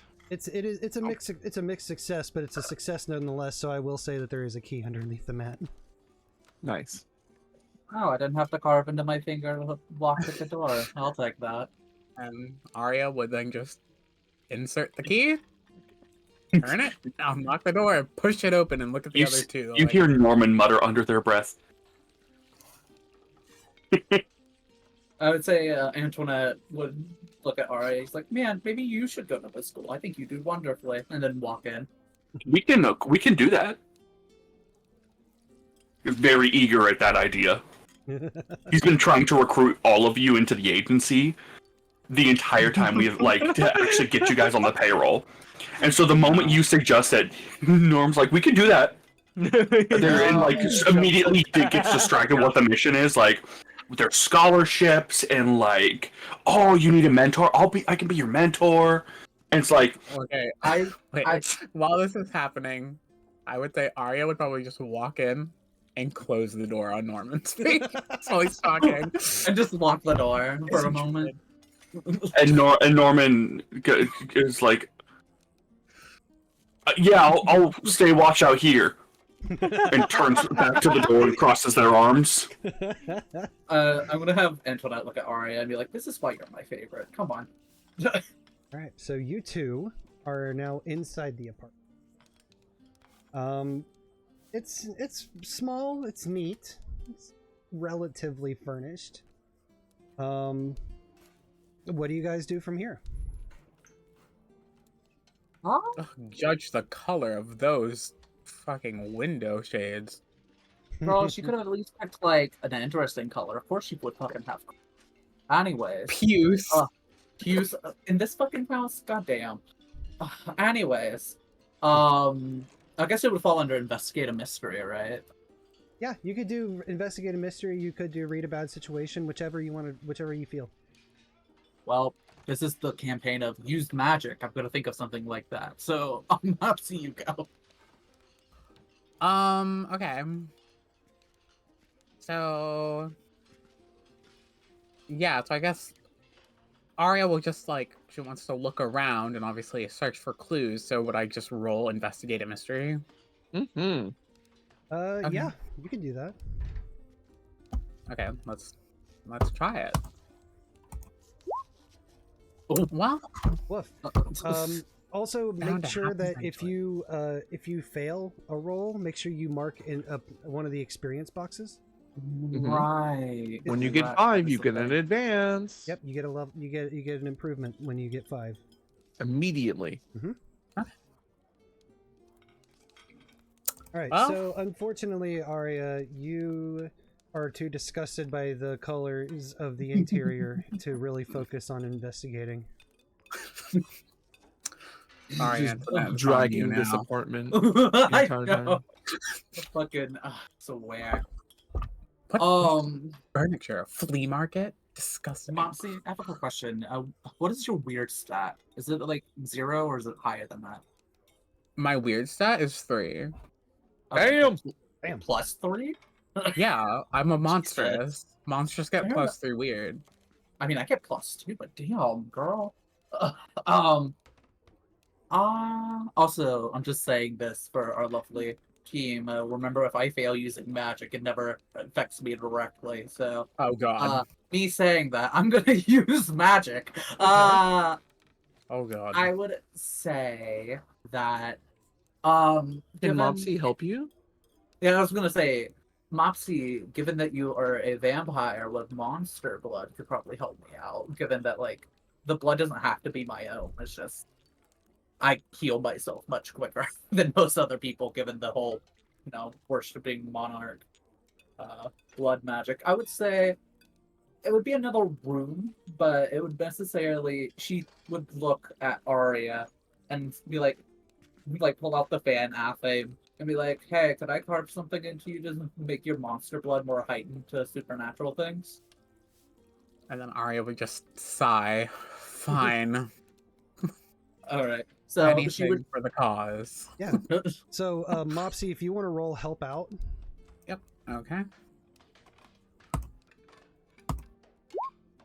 Jesus. Hell Hooray! yes. All right. Yeah. So Antoinette, you're gonna get a +1 on your use magic move. God. So weird. Obviously, What else would I use magic for? Like weird. And what are you trying to do? Okay. So I am going to have Aria remove one of her gloves. Whichever one she wants, I guess. I don't know. Left hand, awesome. Her left hand glove. And she would not very deep because this type of like magic is just enough to draw blood, like maybe like this, like just enough, so it doesn't like hurt too bad. It's not like she's like deeply carving into flesh, but would just quickly like draw, like do a very quick thing. She like, so I'll be as fast as I can, and then do a rune of one of the Monarch runes that she knows that's modified to be able to like make supernatural creatures more sensitive to those sort of things. Okay. And +1, right? Yep. So what effect are you going for? Well, Jesus Christ. Jesus Christ. I forgot that it goes when you... And you didn't even need to help me. Oh my god. Well,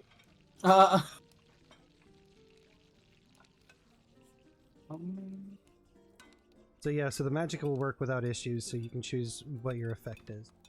that is true. Do one thing that is fine.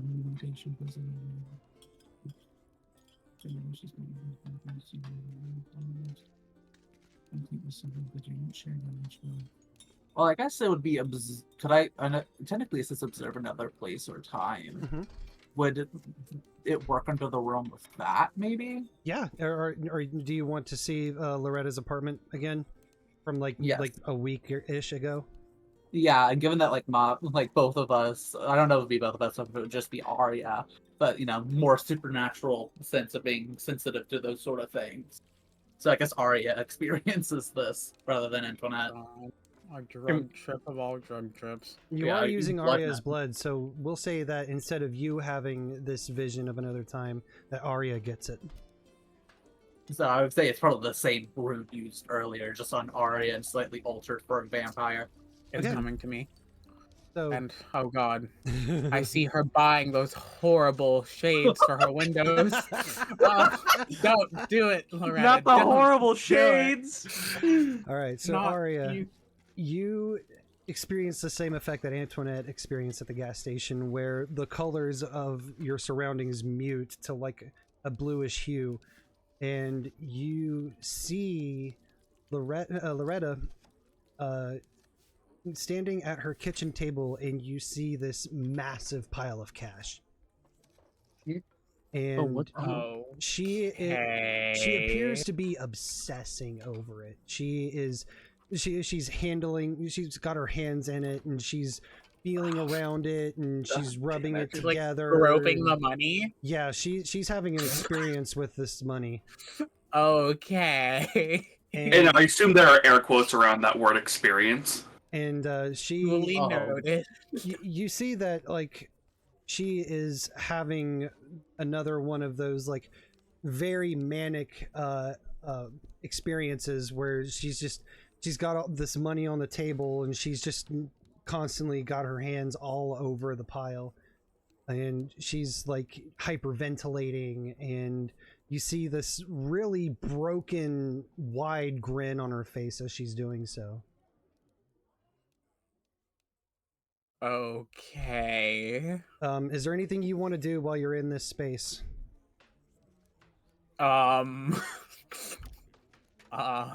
I would. Fair, I wasn't expecting to be the one put into this space, but Well, I put you specifically into it because you're sensitive. You being a supernatural being, a monstrous, you would probably be more sensitive to those things than Antoinette is. I will say, because of your supernatural sensitivities, you get like kind of see around the cache. You see this weird faint aura. Not that, but no. Birb, if I get I don't. banned, I swear to Christ. You can't swear to Christ. I have an Eldritch Horror. Fair enough. And I have mine arc. This is like the worst group of people to swear to Christ to. Literally. Okay.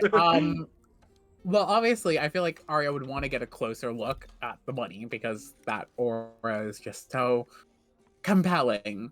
Would that be investigate a mystery or act under pressure? Act under pressure is just something like if you needed to do something in a hurry, or if it's something that you want to do that's not covered by any of the other basic moves. That's kind of like the fallback. Okay, because I say act under pressure because technically Aria wouldn't know how long this weird state that she's in will last. That's fair. I mean, I guess it just depends on if you want to go up and try to like figure out what the fucking deal is with this money. You could run investigate a mystery. Okay, I'll try that. Mixed success. Hooray! So you get to ask one question on the investigator mystery list. Okay.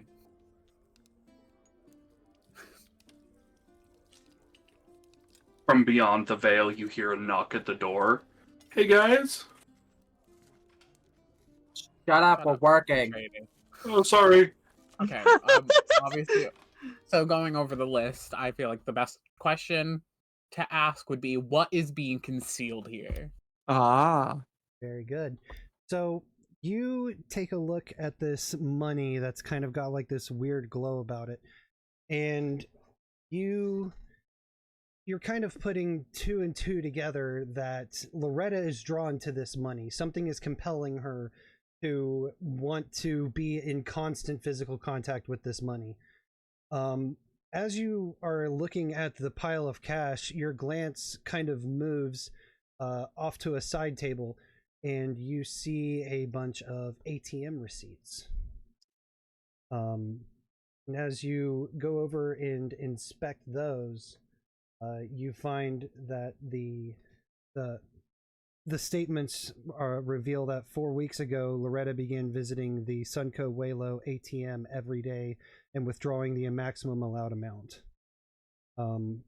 You can also see that near that is a bank statement. About 1,000 a day, by the way. That shows that her bank account was completely empty.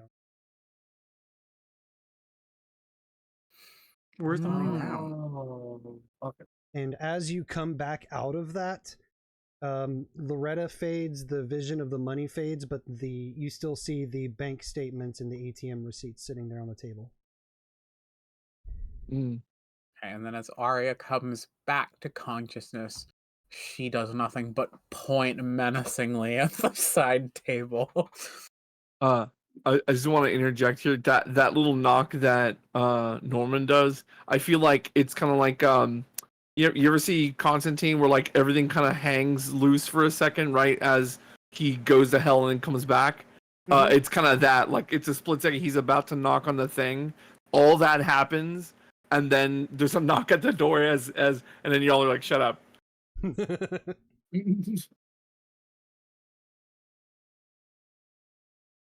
Accurate. Well, But I yeah, guess receipts. Antoinette looks at Aria and is like, if you need to sit down for a second, I can look at those. I know that shit's trippy. Aria's fine. She's just pointing at the table. She doesn't even say anything. Clue. She's just pointing at the table. I guess Antoinette goes and looks at the bank statements and the ATM receipts.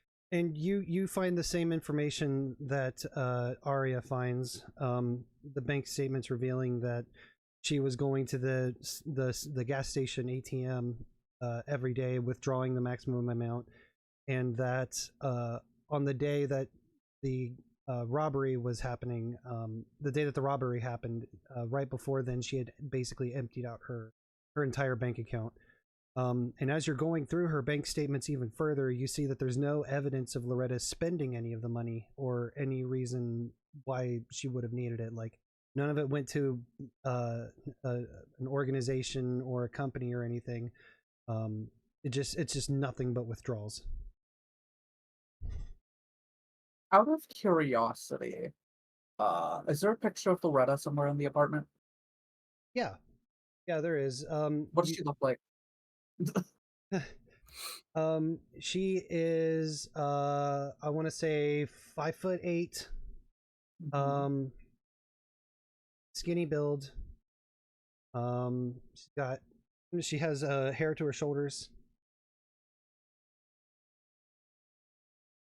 Is there anything else? What color's her hair? Black. Okay. Does she have a bookshelf anywhere? She has a small bookshelf that is next to her couch. Could I have Antoinette go up to it and would this be investigate a mystery, or would I roll weird to see if there's like anything that she would recognize, like arcane wise on it? You can just look. Because honestly, there's nothing supernatural or of magical nature in her books. It's mostly novels. All right. Of course, she would like that novel. James Patterson liking motherfucker. Hey, hold on. Wait. I take issue with that. I loved Maximum Ride when I was a kid. Fuck you. Yeah, when you were a kid. And Maximum Ride, which was actually good. Listen, I haven't read Maximum Ride since I was 13. Give me a break. Yeah, I'm not saying it's bad. I'm saying it's good. I revisited it. Anyway. Okay, Grandpa. I love the movie Maximum Ride so much. It's my favorite movie.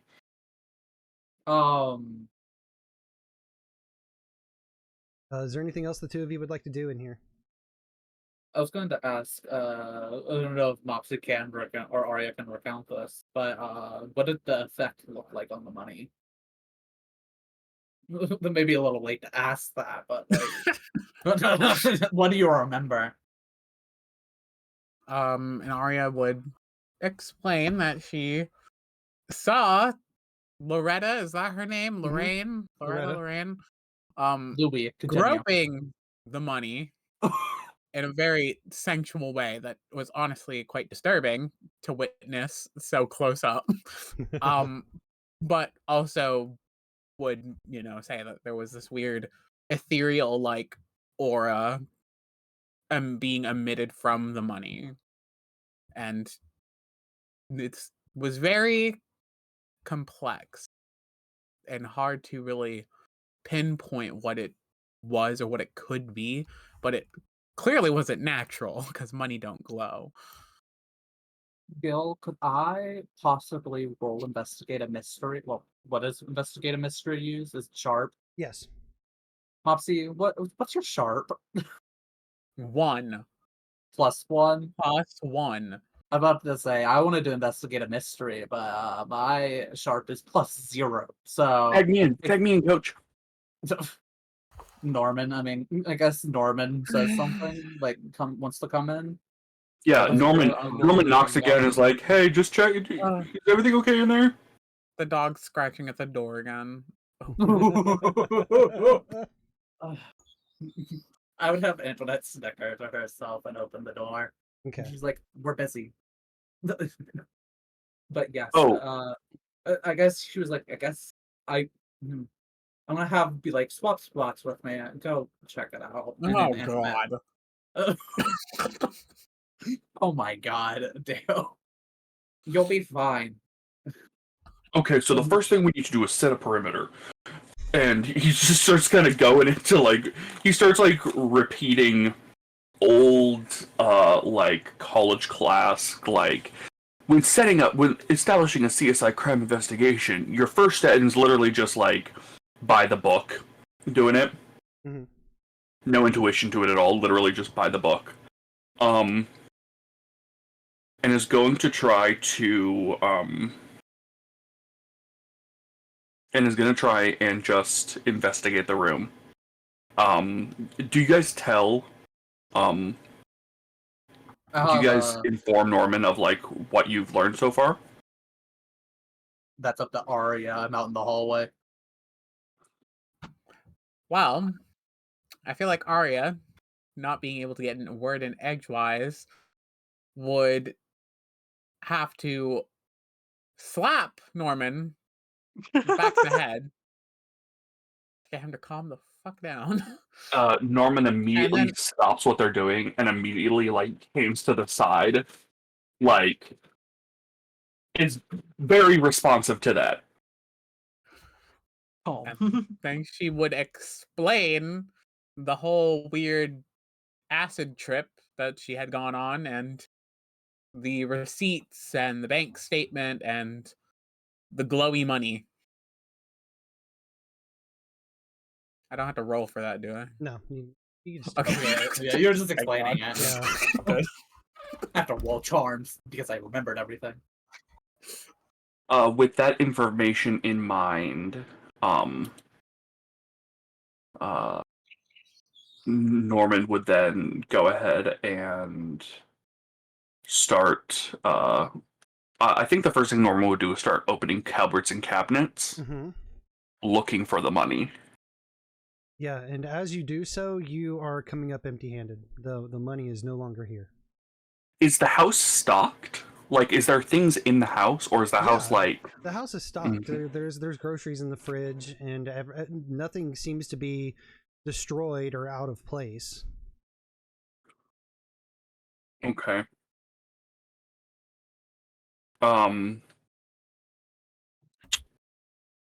In that case, Norman is going to investigate a mystery and just see what else in this space that can be found that hasn't already been noticed. All right, give me investigate a mystery. There.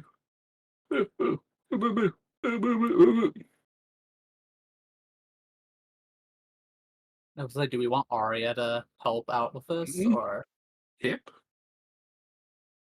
Oh, no. Me.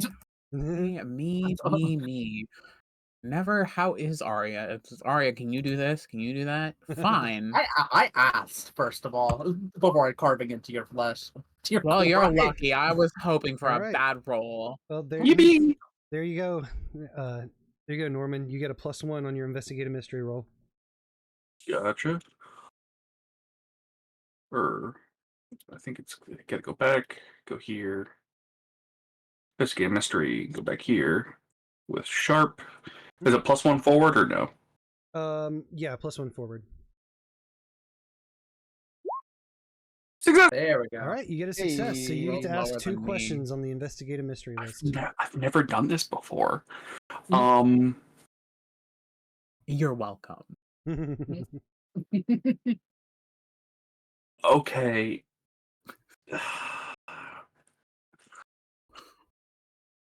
Okay, my first question is, what is being concealed here? So, as you were looking around, you see the bank statements and the ATM slip. You see that some things have been disturbed, which could lead to the thought that the police have already looked over this area and have maybe moved a few things to conduct their search, and therefore the money is missing, and you have an idea that that's probably where the money went, is that the police are holding it. Okay, so that actually answers two of my questions.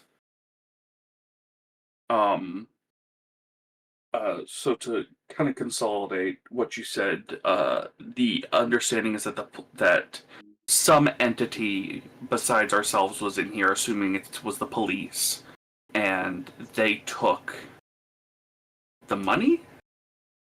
Yeah, it would be a pretty solid suspicion that when the police came in here to do their search, that they must have found the massive pile of cash on the kitchen table and taken it in as evidence.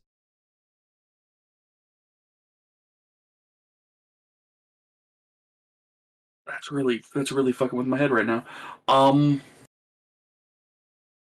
It might not be important, but you might want to try and glean where she worked. Maybe if there's evidence of that.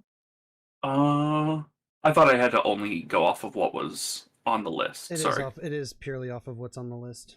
Yeah, you get to choose one of the things on that list.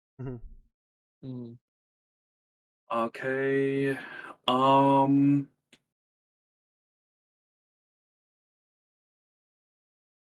In terms of the money, what was it going to do?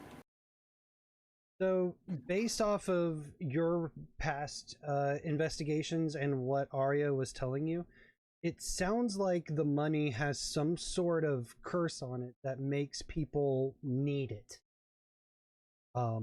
You feel like coming into contact with this money, it makes whoever touches it become very, very obsessed with it, and therefore wanting more of it. You kind of cross-reference like Aria's description of how the aura surrounding the money was moving, and the kind of vibe that they got from it, and you compared it to previous investigations that you've been on, and some of the things just kind of line up for you to form that.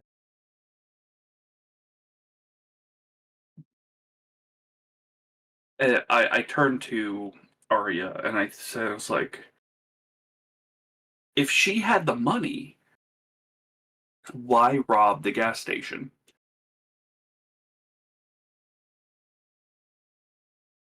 Because she probably wanted more.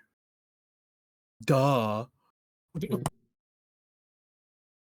Based off of the vision that was had, did she like walk in like and immediately went to gun out, stick up, or did she go to the ATM first?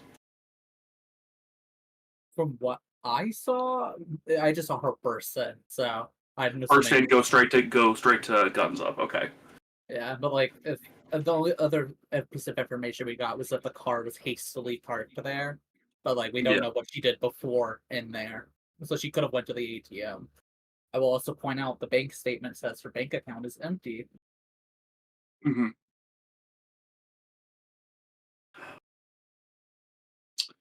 Well, it's too much of a mystery for me. Better leave it to the profession. Oh shit, that's me. I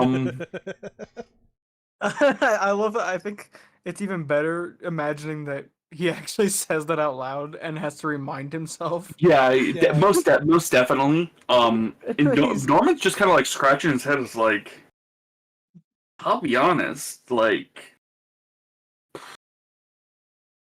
we got cursed money. And at this point, I think I don't have anything else for the space. I'm out of questions. So I will, pretty much just kind of walk and talk and kind of convey all this information to the rest of the party, unless Aria has anything else in the apartment. Yeah, Aria, Antoinette, is there anything that you guys want to do?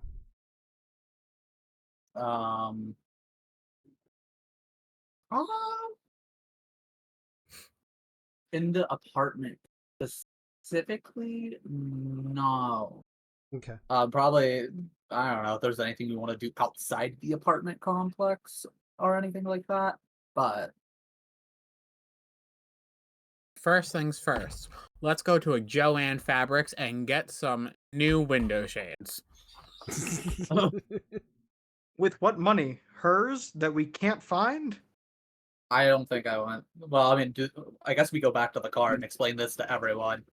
Yeah. This is just an HGTV show now, right? Property So Brothers could never. So as you guys are coming down, I'm just gonna add this in. It mechanically gives no benefit. It's just lore story stuff. As you're coming down from the third story, Ignacio, who was waiting and being a lookout on the first story, you see him wrapping up, getting distracted, talking to an elderly lady. Let's just call her for shits and giggles, Broomhilda. Very good. And he's just like talking, is he like holding her hand and like being very personable and like just wrapping up like he had like helped her like move her groceries or something, and like, you know, he's that type who just can't not help out, you know. So he said, and everything with your granddaughter, it's gonna go just fine. I think you know, it's a phase and it'll pass and they'll get through it, and on the other side and of that, you know, it gets better. It gets better for these kids. You know, it's gonna be okay, and you know, blah blah blah, and then and well, I have to go. So, you know, I hope everything goes well. I am still losing at this point very badly at Uno. like they are at 1 card and I somehow am at 52. Oh. Wow. Oh my god. Amazing. There's not even 52 none of them are cards wild cards. in an Uno deck. Yeah, none of them are wild cards, by the way. Yeah. And they won't say Uno to end the game. They won't. I don't know how. They feel bad for beating you this badly, so they keep trying to like oh, I forgot to say Uno, better draw 4, but then like they keep playing down to 1 again. It's like, come on, like The what are we last card is doing? always like a +4 Yeah. that they refuse to play. Yeah. It's not ethical. I won't do it. So you guys all basically reconvene outside of the van in the parking lot. Mm-hmm. So do we want to go to the cop bar and talk to the lead detective? I think that was one of the.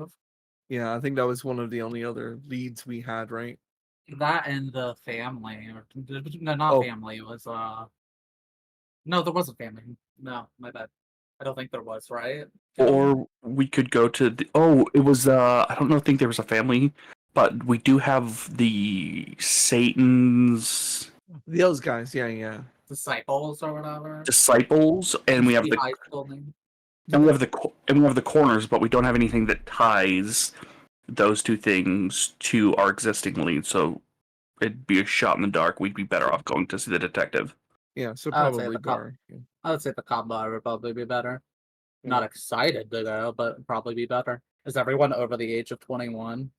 Or at least have an ID that says so? Yes, but I'm scared. Well, No.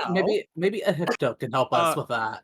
I'm just gonna look in my backpack and have an ID ready for Oh my.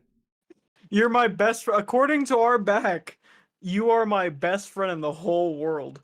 I'm gonna make sure that you can have as much fun as possible. And that may or may not include having a license that has it's like 23 on the license. Whether is you're it a actually fake Hawaii 20 license. Yeah. Yeah. McLovin.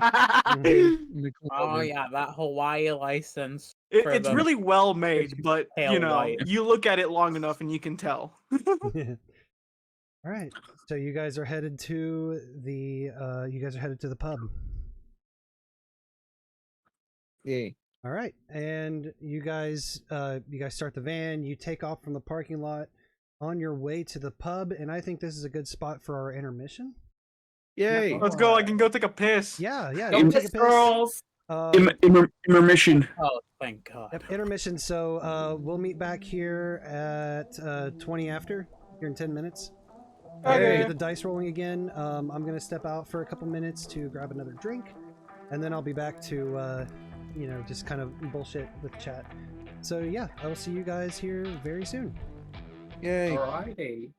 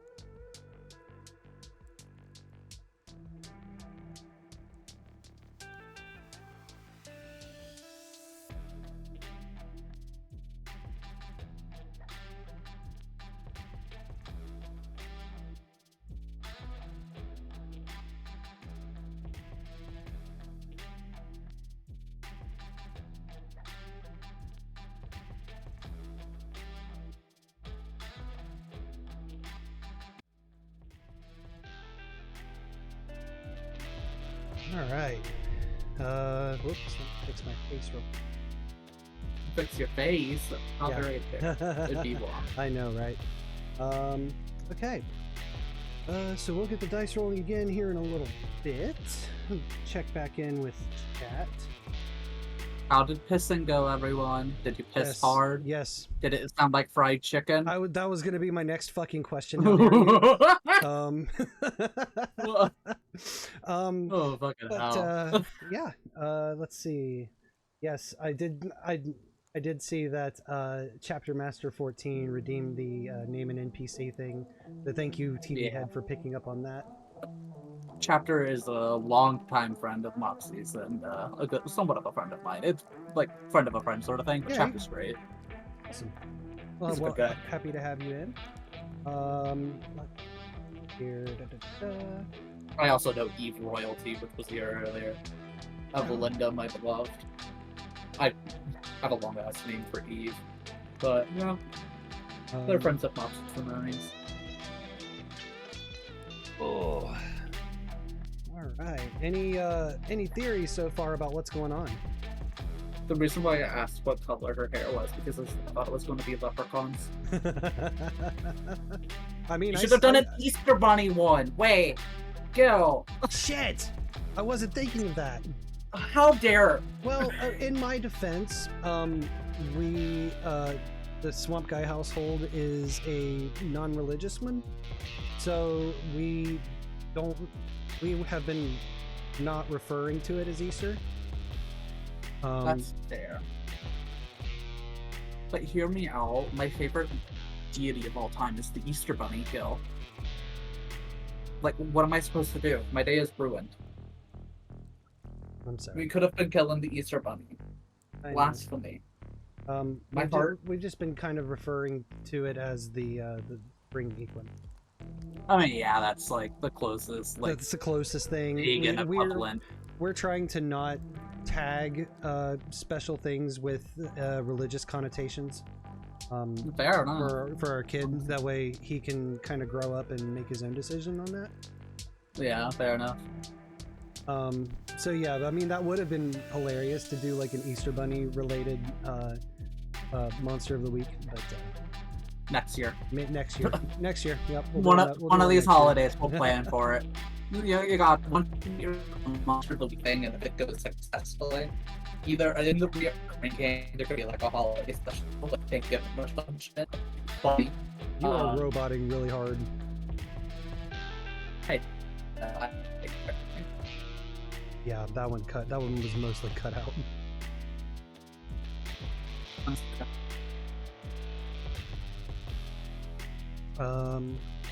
Once TVHEADD gets back, I want his help with talking about something. We can wait for that. Let's see. So we got raids from +10 dexterity. Eve Royalty and Chapter Master with new follows. Thank you. Oh. But yeah, no, I see how leprechauns could have been a potential lead.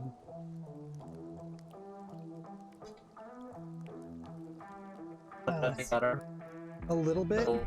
I said it was better, and now it's not.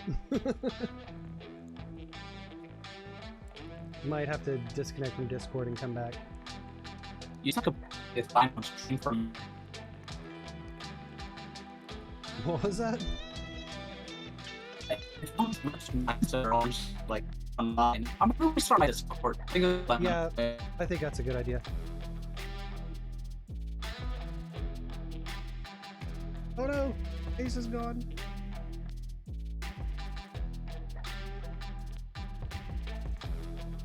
Back in.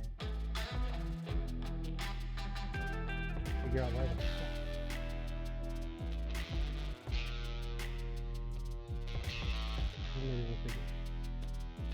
Okay, hello. There you are.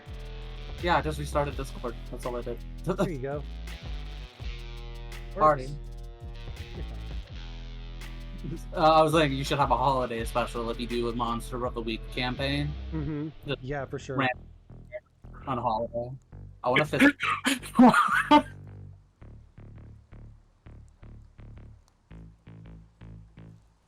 Huh? I don't know. I thought I heard someone laughing. I was laughing. I just saw the message, so I was sitting here. Barbecue sauce on my titties. Wait, where was that and message? like it just caught me off guard so hard. It's in roll 20. I was wondering how long it takes. That's why I didn't notice. I didn't have roll 20 pulled up. Yeah, no, I just said it there. I was hoping no one would notice that we would just open it and see it on stream. Oh, My yeah. hopes got smashed. That would have been funny. Damn.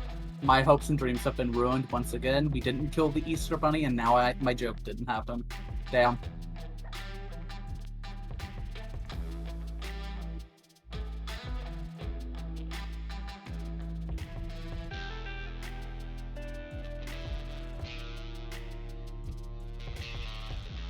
Oh goodness. Nixxy, what are your hypotheses so far as to what's going on? I think a cab. You say this as your character, by the way. I mean, like to point this out, the irony in that statement a little bit. So it's gonna be really funny. Are we back live yet or no? We are. We're just hanging They out. can hear us. Yes. Yeah. We're gonna get to this really funny situation for this next scene. Mm-hmm. That I'm really curious to see how it's gonna be handled. But from the outside looking in, like he kind of feels bad in hindsight, like threatening the cop, because when you hear inside job, you think big government, Right. and big corporation, and and that's the last thing that my employers want to believe, even though 9 times out of 10 it is an inside job.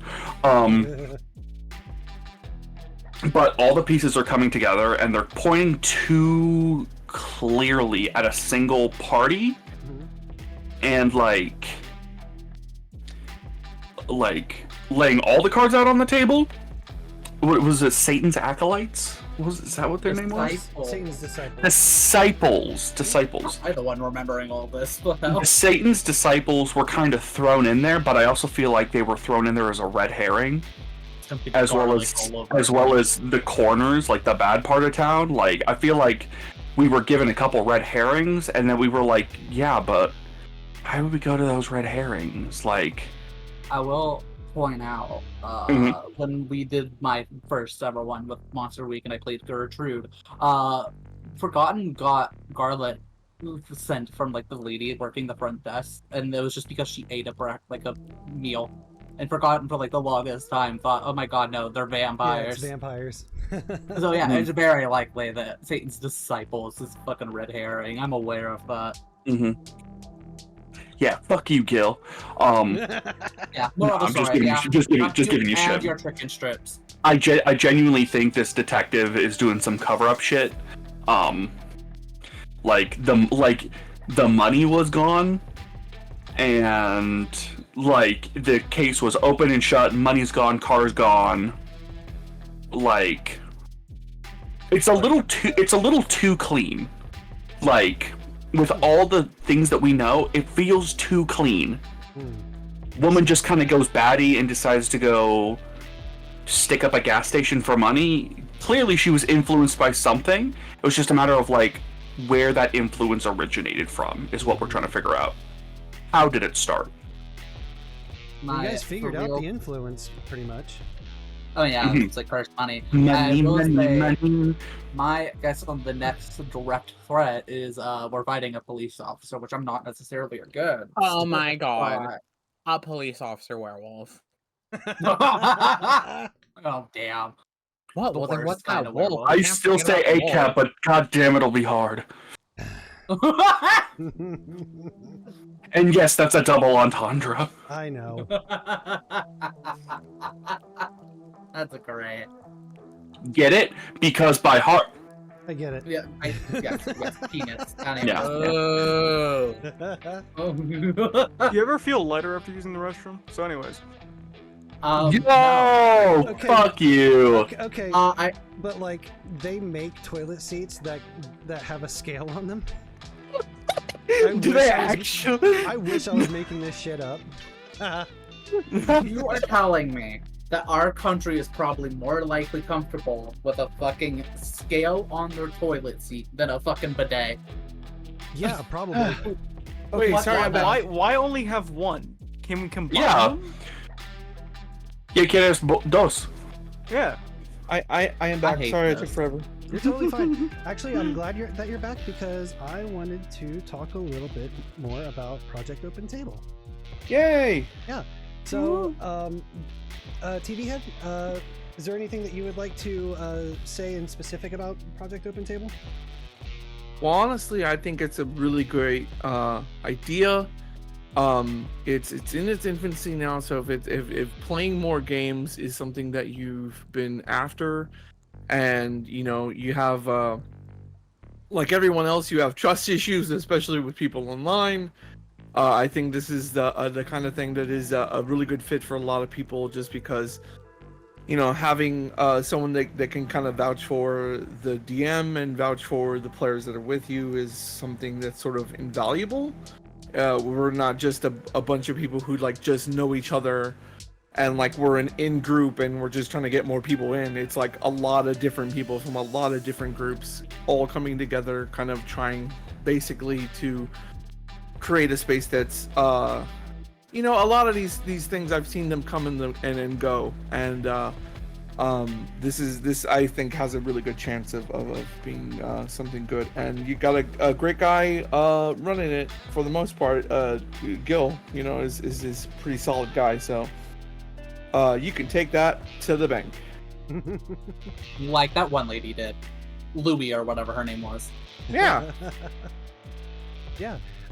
So that the primary goal of Project Open Table is just to supply a space where people can come and play tabletop games with a drastically lessened fear of becoming a character in a horror story that we've all heard about, being either the GM that is super railroadly and kind of dickish about how the story's supposed to go, or players who are just kind of doing toxic things in or out of character.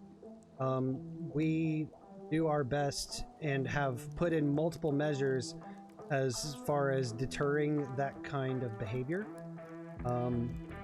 And we're not just open for VTubers or other streamers. Literally anybody can come in and play, regardless of the experience level, regardless of whether or not you're like a content creator, or even if you have any sort of online following whatsoever.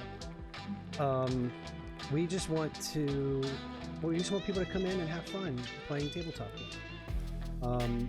Like TVHEADD said, we're still in our infancy, so we're not fully public yet, but if you go to my Discord server, my personal one, or if you go to TVHEADD server or Undead server, there's somewhere in there should be a link that you can fill out an application form to come join us. And if you don't want to kind of get mixed in with another Discord server just to get into another Discord server, we do plan on going public very soon. I think we just need the founders to all get together and have a call about when that's going to be exactly, and what steps we need to take before we open our doors to the public. Yes. So definitely stick around and keep your ears to either my Twitter feed, TV's Twitter feed, anybody's Twitter feed who is currently in, and you will find out from there when we decide to have our grand opening. Yeah. Mopsy, stop lying to us.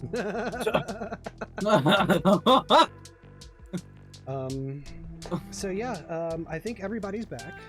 So Yeah. you guys ready to figure out what the fuck's going on here? Hopefully. Yes. We can do that? Hopefully. Potentially. Hopefully, yeah. Points gun at Gil. We better. We better. All right, let's go back to the. I'll report you to pot. I'm not scared. Nah, I don't really feel like it. I don't wanna. All right. So now we find ourselves in the 6th Ward pub. Oh God. Sorry. You're So fine. anyway, that was just. That was not what I thought. That's not what I had in mind when I thought of cop bar. So. Ew, Aria would not. Aria would see that. I'm saying this right now. She would genuinely see the door open, see that, and say, "No, I'm staying outside." I don't even know if you need to see it. I feel like you would smell it. Yeah, you definitely smell it. Refuses to go in there. I love the sign that says "No twerking zone." It does? That's great. No. I'm sorry. That's crazy. I hate to be the girly pop, but I kind of love this bar. I totally go here. Wait, I gotta do the fucking. Is this the one? I gotta select. I need to pan. There we go. Oh, are you looking at the no twerking zone sign? Yeah, I'm trying to see what else I can. Yeah, it's on the. It's just behind the end of the bar. Mm-hmm. This is. Yeah. Right, but yeah, you arrive. Is that a go-kart? That's crazy. Yeah. Bumper car. You arrive, and That's yeah, it. Thank you. This isn't exactly what you had in mind for the bar that's popular with local police, but then again, it might be the place to go if you're trying to dig up some information potentially. So as you're looking around, you see a lot of people here who are, either having their drinks or shooting pool. And you see a man who is still in their police officer uniform, sitting towards the end of the bar. He appears to be in his early 50s, white, kind of heavy set with like with a very thick mustache. And he's wearing sunglasses inside. Oh, what I kind don't of like sunglasses? Like the aviators? No, they're like Oakleys. Oh, Oh. Wraparound shades. Yeah, the wraparounds. They're pit vipers. No. So I need. So let's go ahead does and he have figure this out. does he have a because wife beater underneath his uniform? He is wearing a white shirt underneath his uniform. And one Yeah, over his 100% of the uniform, time oddly says enough. yes. So so since Aria already made their stance about not being in the bar, is there anybody who is? I'll go in. Okay. Since I stood out last one. Okay. My character will just kind of be like, I'll give you a break, Aria, because I know that is not your scene, and kind of volunteer myself in their stead. Okay. Anybody else? I'll go in. Definitely going in. Yeah. All right, and that would leave Norman. Norman looks at the group, but looks like specifically at Antoinette as like, I can't go in there. Last time I tried to go into a cop bar and I got beat up. I would say Antoinette looks at him. She's like, "Of course, Dad. We got this." And he lifts up his shirt and like he lifts up his shirt and like moves like a side part of his like flak jacket, and you see like a thick purple bruise like right across Jesus. like where two of his ribs are. Yeesh. And he like puts it. He's like, I can't do it. You can tell it's not as much I can't do it. He's really scared to do it. All right, so we have Antoinette, Ignacio, and Crood. You guys walk in the bar, you see that scene, and you see the cop still in uniform towards the end of the bar. And it looks like he has a short glass full of some tannish liquor. And damn it, he's not observing the sign. That motherfucker is twerking it. Just throwing absolute ass. I'm kidding. I'm sorry. Please. Does he? I'm not kidding. Does He's he at throwing least ass. have good ass? Does he at least have a good ass? Oh, he's got a dumpy for sure. He's got. Oh hell yeah! It's all worth it if he's at least got a dumpy, you know. Very different opinion on this, but anyways, is he talking to anyone? No, at the Or current he's moment there? he is not. He's just there sipping his drink. Is there anyone else of interest around? Not in particular. You don't see anybody who is obviously standing out as a cop. But there probably are a bunch, just like not in their uniform. There is this bar is very popular with the law enforcement, so there is a good chance that there are other cops in here, but they're probably off duty, or at least not dressed to appear that they are on duty. And drinking. And drinking. And twerking.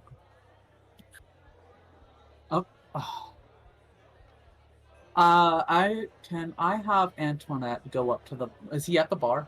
Yeah, he's at the very end.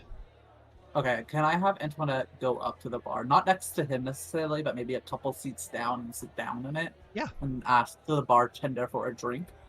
Yeah, the a screwdriver. I don't know, like a cranberry vodka. Yeah, and your bartender is this young man, long brown hair that kind of goes past his shoulders. He looks like he should be too young to work in a bar. The only thing that would give you solace that he is of age is the kind of patchy stubble across his face. Oh God. But he nods to you and walks away to begin making your screwdriver.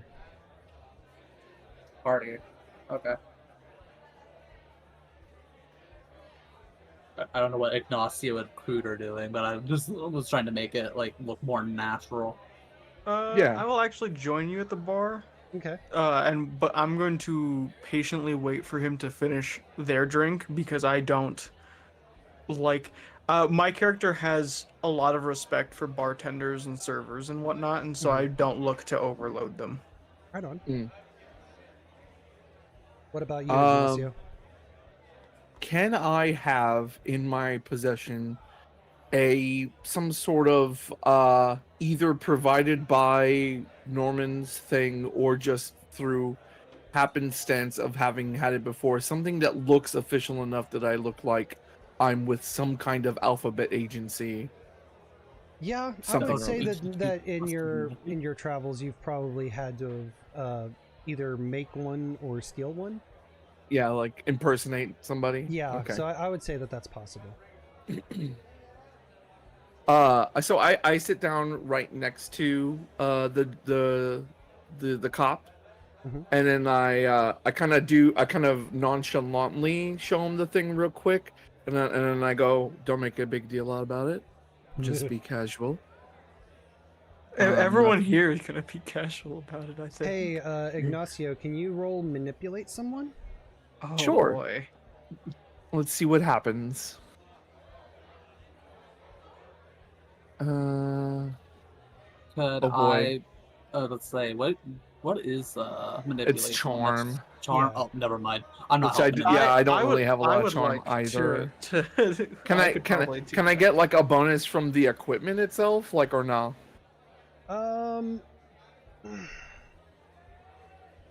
No, it's cool if no. No, it makes sense for you to have already had something like that on you. Okay. So I'll give you a +1. Okay. Can I help them by kind of like looking back at them, giving the officer? Or yeah, and like them you a look at both of nod? us and he gives Yeah. you a nod, a knowing nod, like I am also here. Like that's good. Okay, so yeah, Roll Crood, charm. give me yeah, help out. Okay. if you get me to a 10. Yeah, if you get me to a 10, that's just a straight up good, not even just mixed success. It's success. They'll do it for the reason We that you take that. gave them. So amazing. So the officer all we need. looks like he's about to say something, but then looks over at Crood, who like makes eye contact and nods. And then he understands what's going on, so he kind of fixes his posture.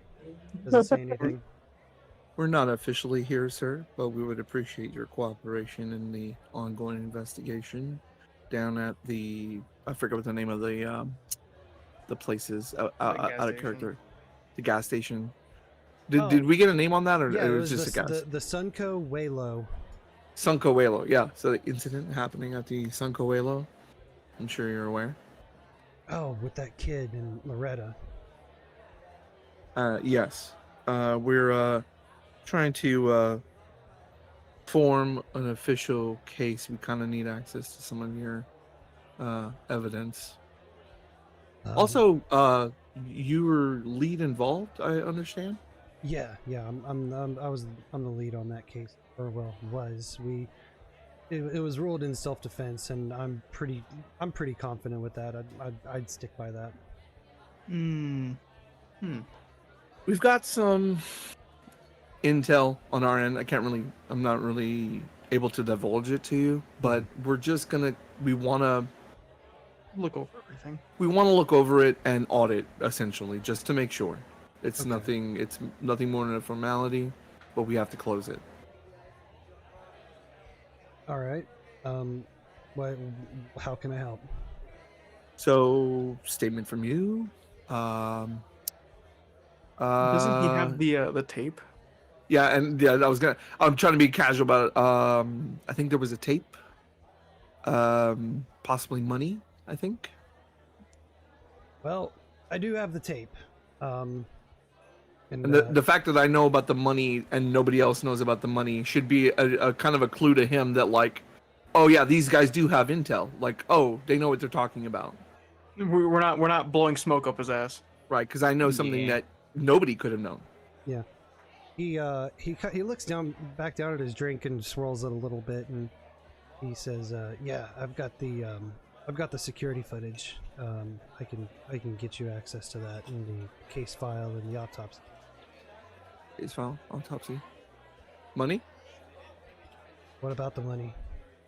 It was checked in the evidence, correct? The only money that I know about is and you'll see this in the security footage, but after Ronnie fires the shotgun, killing Loretta, you'll actually see him emerge from behind the counter and collect the money that Loretta had taken from the ATM. I'm assuming just before she went inside. So someone else has the money. So he presumably still had the money? Why didn't you take it from him? Well, we went to lead up on that, and the money was missing. And you just didn't think to question that, or? We did, but the kid said that it was stolen from him. He has no idea where it went. Ooh. You're like out of character. I'm like, oh no. Like in character, I'm just like, this is yeah. Well, once I get the information out of character, I guess now, because I'm the one who knows it, not Crood. But it's just like someone else went through their apartment. Yeah, either someone's lying or there's someone involved that we don't know, and that's like what's got Ignacio like hiding kind of a cold sweat moment. Like he's like, oh fuck. This is a lot bigger. This has suddenly gotten a lot bigger. Yeah. Okay, so run me through your response that day, your investigation. Well, we arrived on the scene. We saw Loretta's body. We talked to the kid. We got the footage from the camera. We watched the whole thing play out. Loretta enters the gas station after using the ATM outside. She's waving a gun around. Ronnie seems distraught, pulls out his shotgun and aims it. Loretta fires, misses him, and in the panic, Ronnie pulls the trigger and blows her back, just knocks her away. Because the gunshot was pretty much at point blank at that point. She was practically leaning over the counter after him. And then Ronnie comes back from behind the counter, takes the money, which I did ask him about, and he said that between the shooting and this was during the second interrogation, not the one at the gas station that I had while I was on the scene, but we ended up having to pay him a home visit to ask about the money, and he said that it was stolen from him. I want to, I guess, see if he's lying to me. Yeah, give me act under pressure. Act under pressure. Okay. All right. Act under pressure. Shit.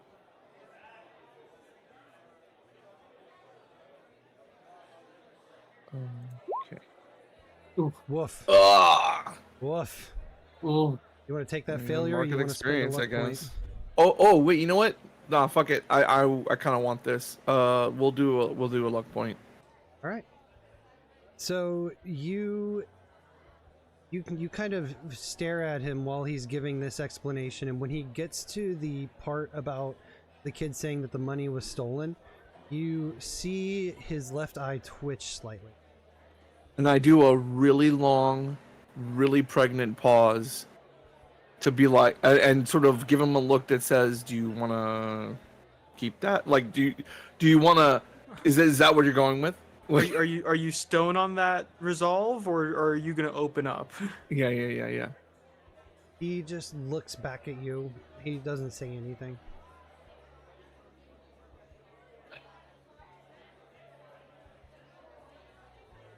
We're going to conduct our investigation. We can't close it as it is.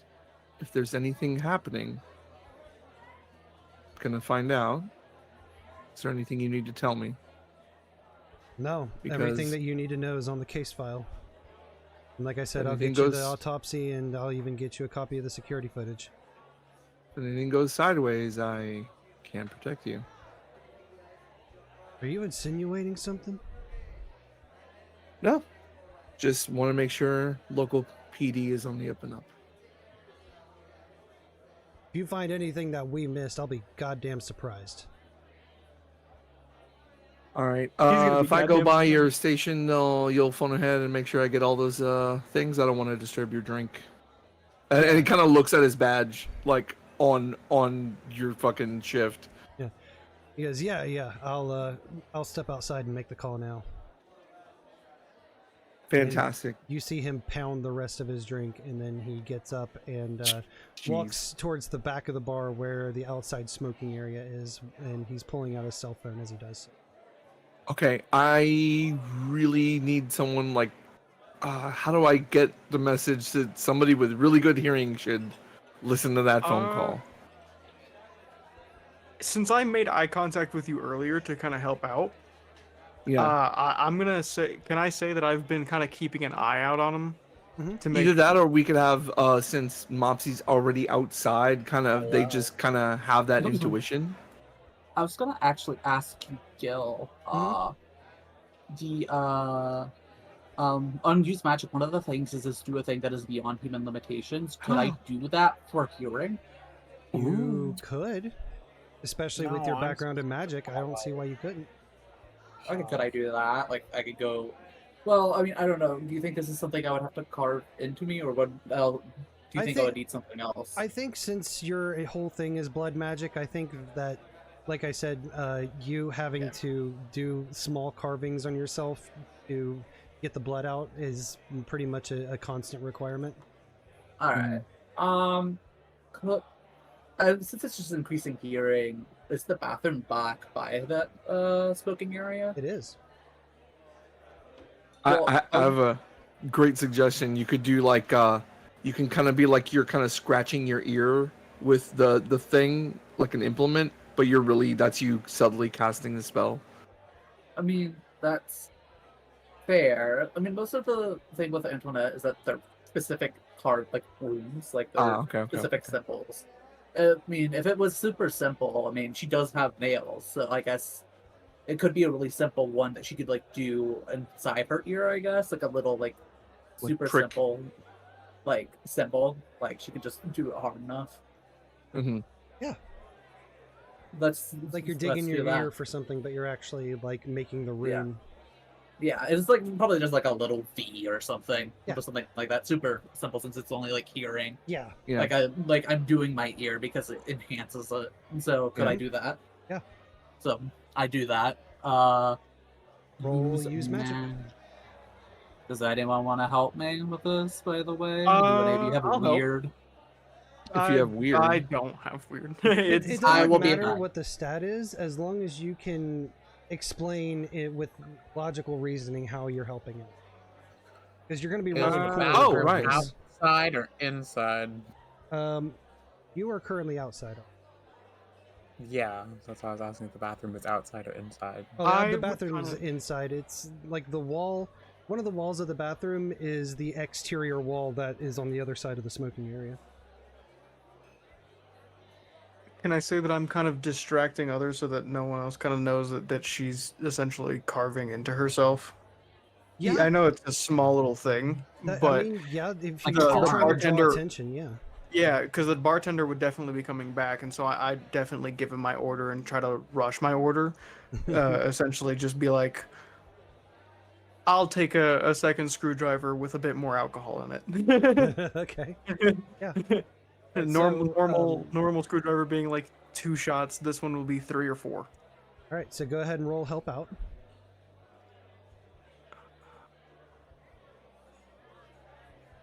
All right. Mixed success. What does that mean? So they still get the +1, but you also expose yourself to trouble or danger. You do it kind of like a jackass. You're like, oh, I thought you made strong drinks here. No, I already said that I respect them too much. Yeah. You're right. Well, sometimes you have to compromise your morals to get a job done. Oh, you're not wrong. Sometimes you got to be a Karen to make a scene. Or you accidentally agreed to a drinking challenge that you didn't realize existed, and you just are thrust into a huge debacle. Yeah, I asked for an extra shot or two, and someone across the bar was like, "Oh, you take hard shots? I want a shot with this motherfucker." Yeah, we'll say that's what happens, is that you get shoved into an impromptu drink off with some random asshole. I just had +1, correct? Yeah, you still get the +1. Yeah. Awesome. Thank you. Yeah. Nice. I didn't even need it, but thank you. All right, so yeah, so you So after you've carved the rune, you kind of close your eyes, and using your magic, all of the other noise and everything else fades out of your hearing, and you are locked in on Lugford's phone call. You hear him pick up, and he goes, "Hey, it's Mac. Listen, there's these guys from higher ups. We're talking like government. They need the case file, the autopsy, and the security footage for what happened to Loretta, that shooting down at the Sunco." Yeah. Okay. Honestly, I'm not asking too many questions, but they seem to be on some sort of witch hunt. No, of course I didn't fucking tell them about them. And you're not supposed to... Listen, it's a loan. I want that shit back immediately. Okay. Oh. Yeah. Nice. Yeah, of course I swiped it from the kid. Yeah, and I Yes. I gave him a little off the top to keep his fucking mouth shut, and apparently he did. And you can also have a little bit, but it's a loan for you, because I know how you like to blow your fucking money on that drug that the Satan's disciples are pushing. He almost said load. He almost said load. Ooh, so many things confirmed. Ooh, so many, this is huge. This is gonna be dirty. All right. The police coming. Just fucking play nice. Just have the shit ready for them when they show up. Okay. All right. And then you hear him hang the beep of the phone, and then you hear footsteps as he's walking back in.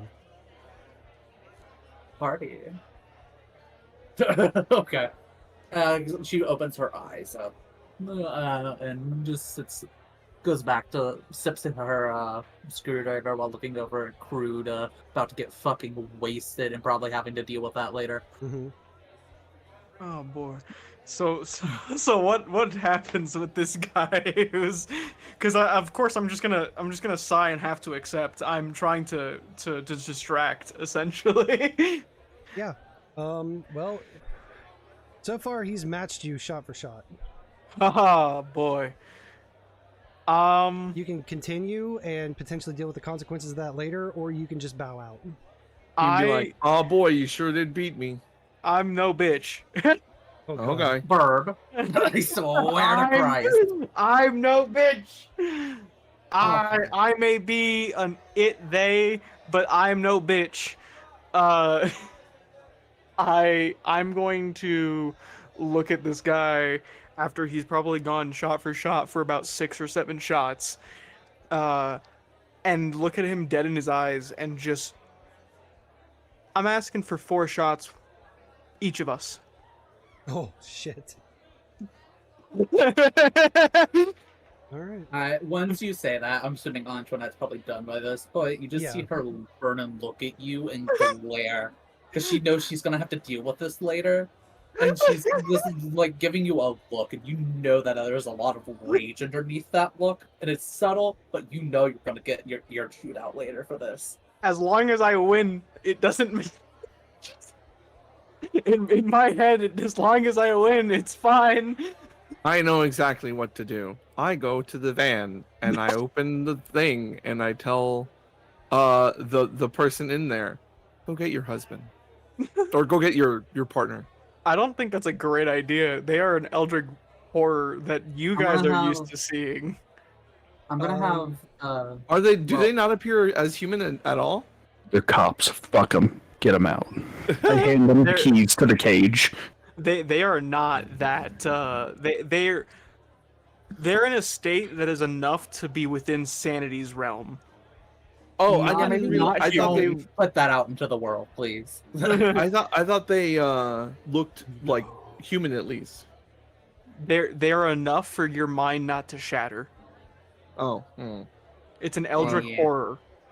Well, then I'll leave that up to other people than me. I'm gonna say Antoinette's in there, just preparing to have to put like my arm over him and like help him out. I'm assuming What do I that's what's have gonna to happen roll next. to see? What do I have to roll? I'm just gonna list this as act under pressure. Yeah. All right. It's kind of the catch-all for anything. I'm not helping you out on this one, Chief. I'm You're okay on your with own. this. Yeah. Okay. Mixed success. Mixed success. Oh, So God. the drink off ends in a draw, but you are very visibly wasted. Just soused. Does the cop ever come back in, by the way? Yeah, no, he came back in. He sat back down in his normal spot. I'm assuming. He looks to So Ignacio. the other guy and I are both fucking so lost. Yeah. He looks to Ignacio and says, "All right, I made the call to the station. They should have it ready by the time you get there." Thank you so much. Appreciate it. And he just kind of like looks away from you and looks at the waiter and just wordlessly like shakes his glass to notify that he wants another. I can't pick up. I guess I could pick up Crood because I guess he did. I'm not. They did acknowledge that we were like like in a thing. So yeah, I guess I'll just at this point pick them up and you'll come over to me. Both me and the other guy are like arm in arm, like over each other, just like we got this. Oh, fantastic! Everything's You've made a good. friend. That's fantastic. We have to go. I'm gonna look over at you. Look back at the 10 to 11 empty shot glasses in front of me. Look back at them, and just yeah, you should go. I shouldn't be this much in. I'm gonna have, if possible, Antoinette get Crood and look at Ignacio and be like, "I'll deal with him. You pay for this, please." Oh, because we have to pay for this shit. We can't just leave. I've been putting money on the table once I ordered. Yeah, I figured he was. Yeah, they were. I'm not. I was like, "Girl, we have to put tabs." Look, I'm poor IRL. I'm not poor in game. Listen, that's fair. I do this like via tab. I've never had to just let money down per drink. Oh no, so that's why. Personally, and my character would definitely do per drink in this scenario because I know by the end of it, I'm not going to know. So I'm doing a per drink. Like the moment the other guy was like, "Oh, we gotta do a drink off," I immediately paid for the drink I ordered and the next following bit. Like, I was like, "Ah, fuck." All right. Well, let's get you some Gatorade. So the three of you make your way out of the bar to the van. Your stolen Gatorade. Yeah, exactly. Well, since we probably helped him in there, Antoinette kind of rudely almost, kind of just like throws him in almost, and she just gets in the front seat, annoyed. You throw me in, and I'm just gonna like lay next to my Eldritch Horror, and very stupidly, "Hi, honey." Like all of my words are like, they're not completely slurred, but definitely parts of them are. Like you can understand me. It doesn't mean that I'm not slurred. So you know, I'm just like there, very, very just. I'm not moving, just laying there because when you threw me in, that is what I'm at. Yeah. You're in that position. Yeah, and so Antoinette's gonna get in the front seat and be like, "Okay," as probably Ignacio is probably helping them back there. She looks back and she's like, "First of all, this is maybe a go question first. Can I use magic to later on Crood to heal one harm from an injury, cure a disease, or neutralize a poison?" I think you can absolutely do that to get rid of their drunken state. Yes. Already. Awesome. So I'm gonna have Antoinette first say, first of all, when we get to the hotel, I'll deal with that. I will be carving into his face for it, unfortunately. Okay. My character is just gonna throw a thumbs up in the air. Accepted. Which is funny because I can lay on hands, but I'm not suggesting that.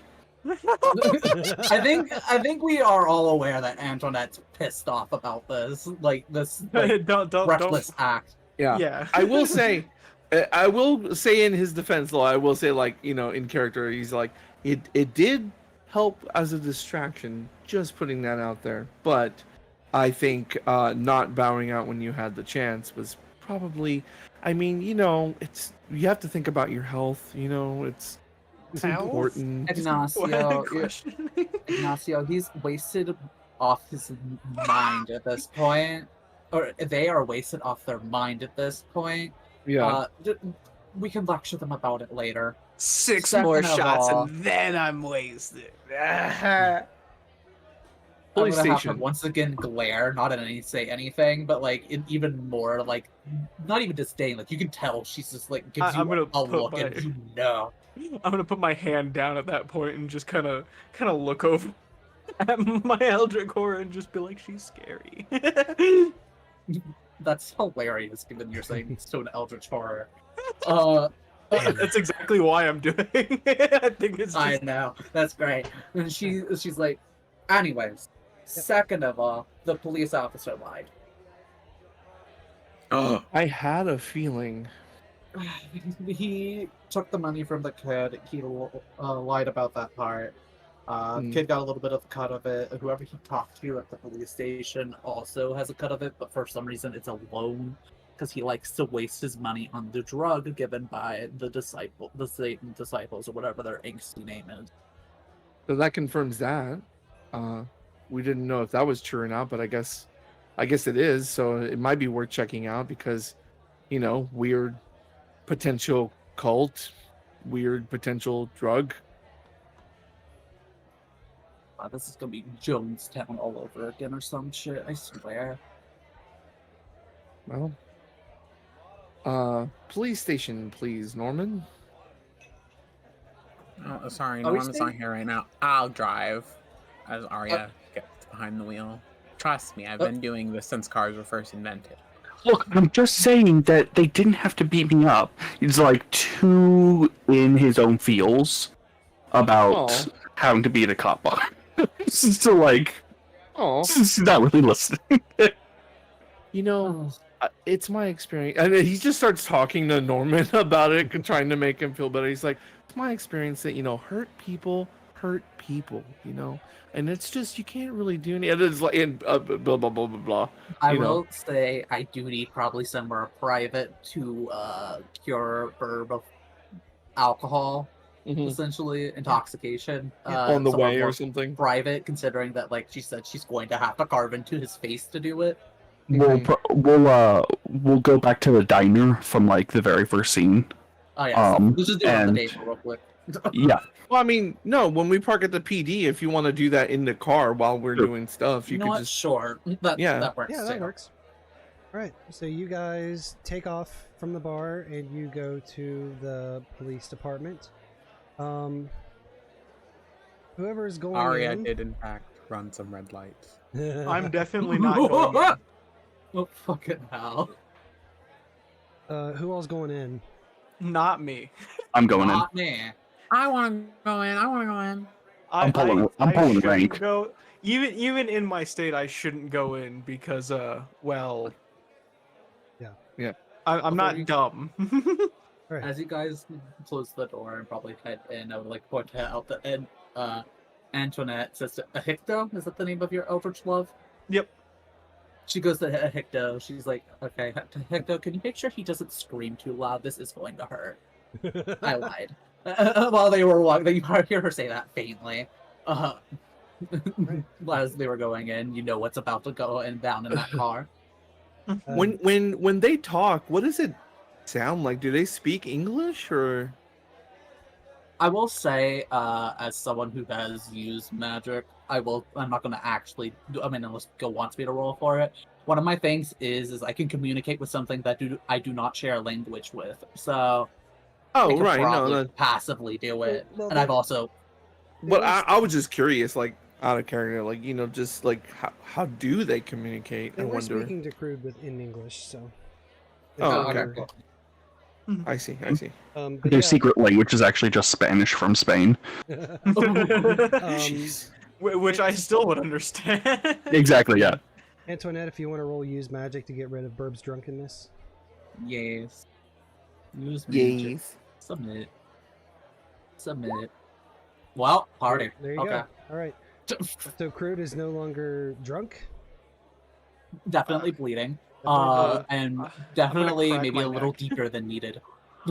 I'm gonna crack my neck and crack my back as I get up because I definitely, like my body is all sorts of fucked up. Even with like, being cured of the drunken state, I still probably moved in not good ways.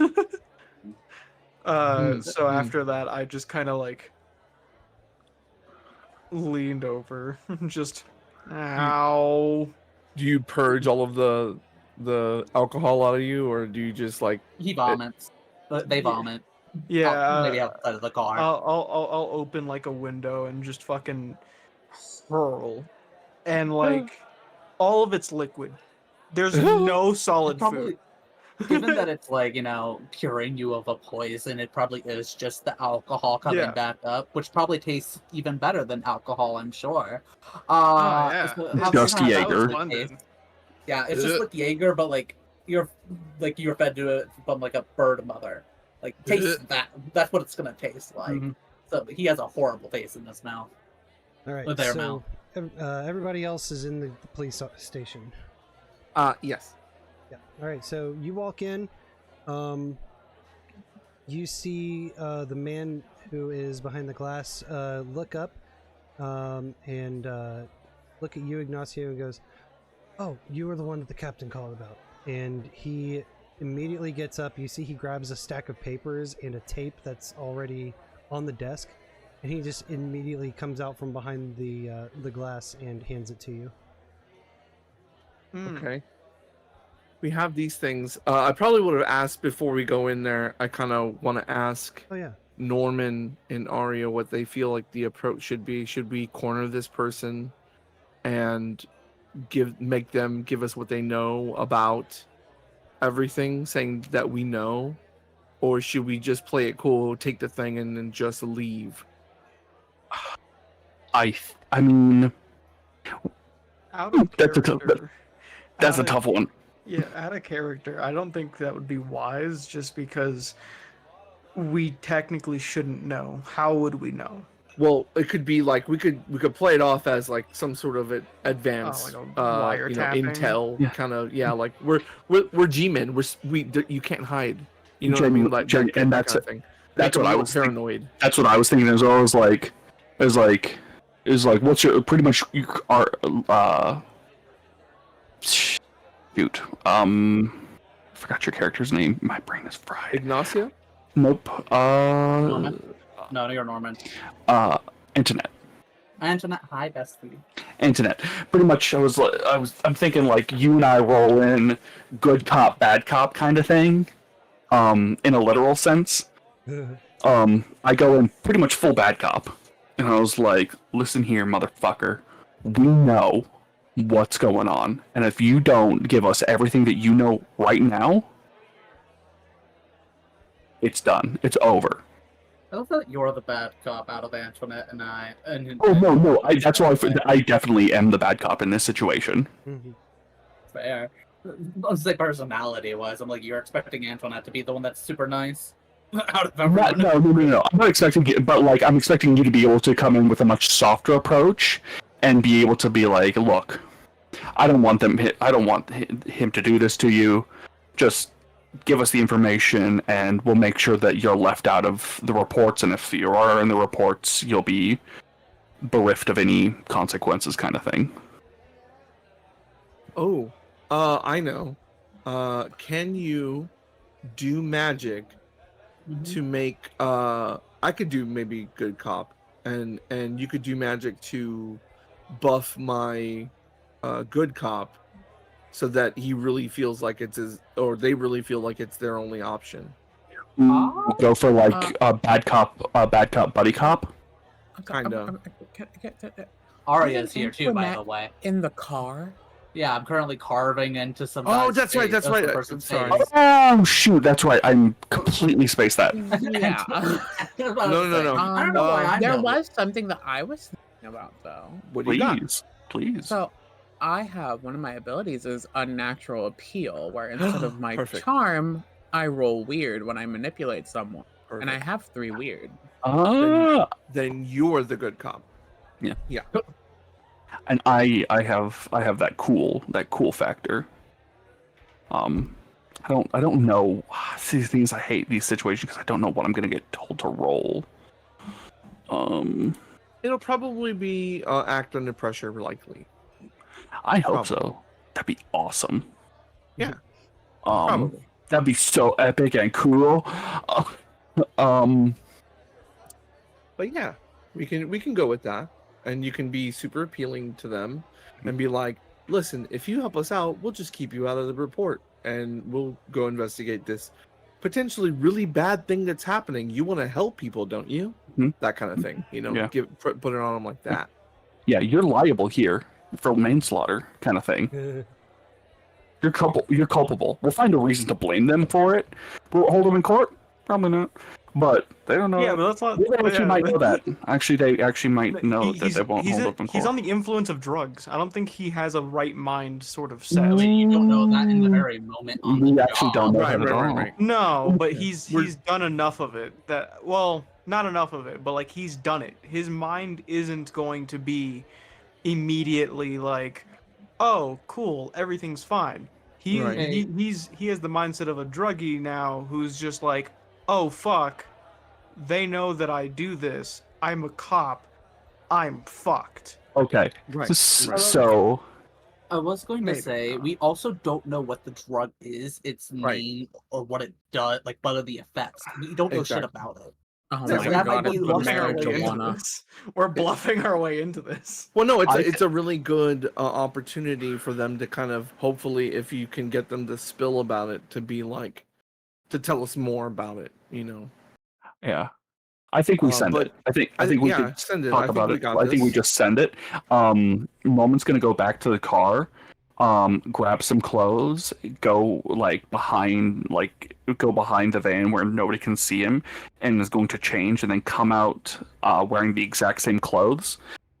And Norman's gonna walk it pretty much. Are we pretending that Ignacio is with us? Or no? Yeah, I'm going in because I'm the guy that asked initially. So yeah. So the moment that the paper and tape is handed over, I'm walking up to. Do we know the name of this guy? You do not. I walk up and he says, "Cadet, what's your name?" George Watson. Cadet Watson. What in the Sam fuck do you think you're doing here? My name is Norman Jones. I'm from Department of Paranormal Monster Extermination Removal. And I flash him my badge, and then I kind of do that thing that cops do, where they or that detectives do, where they kind of brush aside their coat to reveal a handgun, and you see that Norman has holstered the shotgun from the van, and says, "You're in some deep shit here. You're in some deep, deep shit. And I'm about this close to sending your ass to county for manslaughter. We got a dead woman on our hands. We got money missing. Look, I don't want this to be the next fucking Watergate, but it might be the next fucking Watson Gate if you're not careful." Jesus. He's just standing there flabbergasted. He has no idea what the fuck's going on. If the moment he doesn't say anything, the moment he pauses, I close the space even further. Maybe that's not a good thing to do. That's why I'm hoping somebody's gonna grab me and hold me back. Oh, okay. I would say Aria would probably yeah. step in between to Yeah. be the mediator here, and The good cousin. this is when I will effectively try to manipulate Robert, whatever the hell his name is. Wasn't George. George Watson. Robert, that I you could maybe somehow just be like, Robert. sorry about my friend here, but how about you tell us everything you know, and we'll make sure that your involvement's swept under the rug. Norman turns around and walks over to the opposite wall and slams a fist against the wall. So, really trying to sell do I this. roll? Yeah, Would- we'll manipulate someone. Wouldn't With you also magic. be helping him? Can in I that help with sense? that? Would I be Yeah. able to help with Yeah, that? give me help out.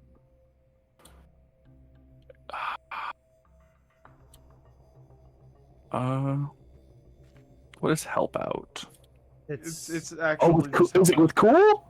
No, it literally just says help out. Yeah, I think it is with cool. Don't mind if I do. 10 success. All right, Aria, you get a +1 on your manipulate someone roll. So I put a 1 in it, right? Yes. 1 forward. Forward. And you can't. Yeah, you just can't, one. That's all I gotta put. You can't help out twice, right? It's just one help out. I think it's 1. Yeah. Okay. Okay. No, that's fine. I mean, That's fine. we do need to remember she's. Yeah, I was gonna say it'd be. I'd be shocked if if Aria failed this. All right. Yeah. So yeah, they'll completely comply with you. He starts taking a step back, and he goes, I don't know. It's. Listen, I'm just Max Underling here on the case. Everything that you need should be in those documents right there and on that tape. I don't know what this has to do with me. Oh, really? I turn around and I'm like 20 feet away on the other side of the building, and I'm like, "The money, Watson! Where the fuck is the money?" Anyone Aria else in would this just building? calmly state, "Where's the money?" I storm out of the building in a huff. And as soon as I'm out of eyesight, I'm giggling to myself. I'm like, "Oh my god!" George looks to you, Aria, and goes, "Listen, Max tried to keep me quiet about the money. Wants everything to be quiet about the money. He took it from that kid, yeah, but he's given me some of it. He's helping me pay off some stuff. If I stay quiet about it, but you guys are higher up than him, and so if you guys are keeping me out of trouble, then he's the one with all the money. I mean, it wouldn't be too terrible if some of that got redistributed to me, but I understand if not, but yeah." Okay, gonna make this really easy for you. Where is Did his you money, walk out? and where physically is the money he gave you? Nix walked out. You see Nix starting to walk back in and getting ready to open the door. And I'll kind of do like a I finger say up. Nix because I am also completely gone. Norman's fucking gone. Norman's like so deep in this role, like it's On method. Walking Phoenix level of like Yeah. method acting to What the Nix. fuck? And I'll just sort of like kind of make a hand like, oh no, like. I see that and I immediately like do the fist on the wall, but it's on the outside, like not on the door, but on the wall right next to it. And you see me like put my forehead on my fist, and you see me just like scream up to the heavens. But you could definitely hear me through the door if I was screaming, but there's no sound coming through. So it's clear to you that I'm fake screaming.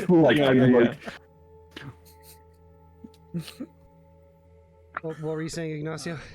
So I said very specifically, he was like, I need to know physically where the money you took is, and where the money, the other, what was that guy's name? Oh, Mac? Mac. Where the money Mac took is. Specifically, we physically need that money. Mac's money's at his house. Okay. The money that I have, I gave it to Satan's disciples. Okay. You gave it all to them. Yeah. What is the what's that drug that they're using? It's called magic pixie dust. It's like cocaine, but it's colorful. Oh my God. I like to Is imagine it rainbow pixie capitalism dust? cocaine. It's rainbow Isn't capitalism peanut cocaine. already a drug? Angel dust. Angel dust. Oh. There No, is that's actually a another one that is character pixie dust. from Has Been Hotel. I swear to Christ. There is another thing that is called pixie dust, but for all intents and purposes, it can be different from this, especially since this is more of a derivative from Coke.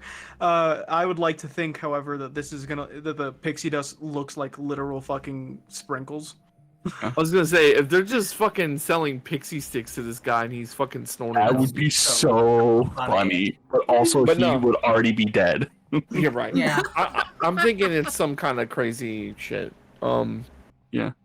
It's just glitter. Molly with a twist. Yeah. Mhm. So, one, do you have any on you at the moment? We need. That's such a to weird question gate to ask. Give me your drugs. Right. You would Hook a we sister would up, brother. try. Give me Just an trying to get upper it to after that downer cooperate, I just basically. had. Yeah. Wait, can I find so- like the right? So he opens up his jacket pocket and he takes out a small Ziploc bag and tosses it to Okay. you. Okay,Ll take that. Yeah, and then it does look like it looks like pixie sticks. And then okay, you said you gave them all the money. Here's what's gonna happen. You're gonna lay low for a while, and we'll try our best to keep. Oh, jeez. We'll try our best to keep your name out of the report. Okay. And you know, because really you want to help people, so you know, we're trying to get at the bottom of this. Your whole involvement is going to be pale in comparison to what your partner, your detective, has done. So just you're going to disappear for a minute. Okay, I can do that. But if we need to get a hold of you, you'll make yourself available to us. Yes, I will, sir. All right, and then I go give this person give them your number and get out of here. Okay. Pointing to Aria. Yeah, he walks over and he takes out a slip of paper and a pen and he scribbles his number down really quickly and hands it. Oh, his address. The Max address. Max address. Oh yeah. I here you can have that too. And he's like pencil whipping this shit. He's out of rolling this. over on his friend, just completely. 100%. Love it. Man threw this man under the bus so hard he might have a concussion. Yeah. All right. So, out of character, what I'm thinking is it's physically the money, like the money. Since you said it had like kind of a weirdness to it, I'm thinking we need to physically get that whatever that money was, you know, and gather it. So I'm worried that if we get the money, what it's gonna do to us. we have to figure that out. But you know, it's not gonna do any good being in someone else's possession. Famous last words. Right. So Yeah. you guys get all that information. You walk out of the police station. I think so. Yeah.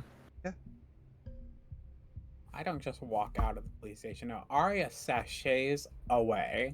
Sashay away. Norman stares at Watson and just walks backwards back to the van. Okay. Before getting into the van and driving off to the address in question. Do you do like the two fingers to your eye and put it? Absolutely. Actually, before we head, And then I pull out my shotgun. Oh jeez. I'm joking. I don't do that. Okay. Yeah, that would be effective at that range. Yes. Before we head to the house, could I have Antoinette look at the pixie stick shit? Yeah. Essentially, and see if she can notice any magical properties to it. Yes. Yeah. You want to roll use magic for that? Ah. It's just If MSG. required, Ugh. Aria will sample some of the Oh pixie my stick. god, of course Aria would. I mean, can Antoinette take a lick of it, see if there's any taste to it, like just a tiny little amount? Yeah. So you rolled your use magic. Yes. So with a mixed success, so you get the whatever the effect is that you want. But you're also going to get a glitch. Do I get to pick the glitch, or do you? On this one, you get to pick. Oh no, I get to pick the glitch. Okay, I will also remind you, magic doesn't directly impact me, so this will be something. Oh yeah. Let's see.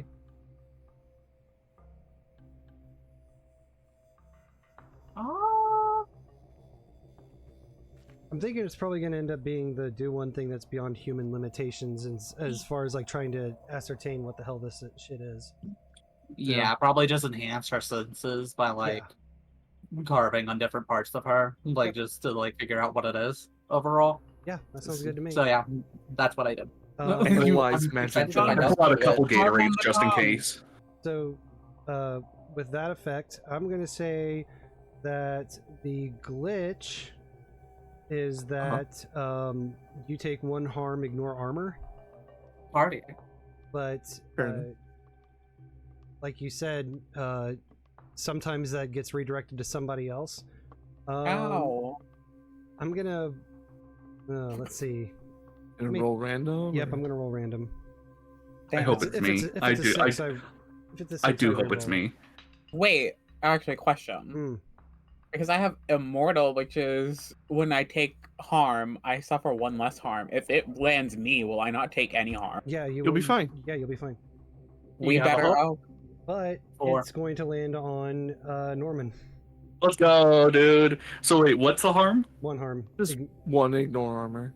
For what? Like, why did I get harmed? Because Antoinette was using her magic and it glitched a little bit. Oh, got it. So it's just like a little solar flare kind of thing. Kind of, yeah. Yeah.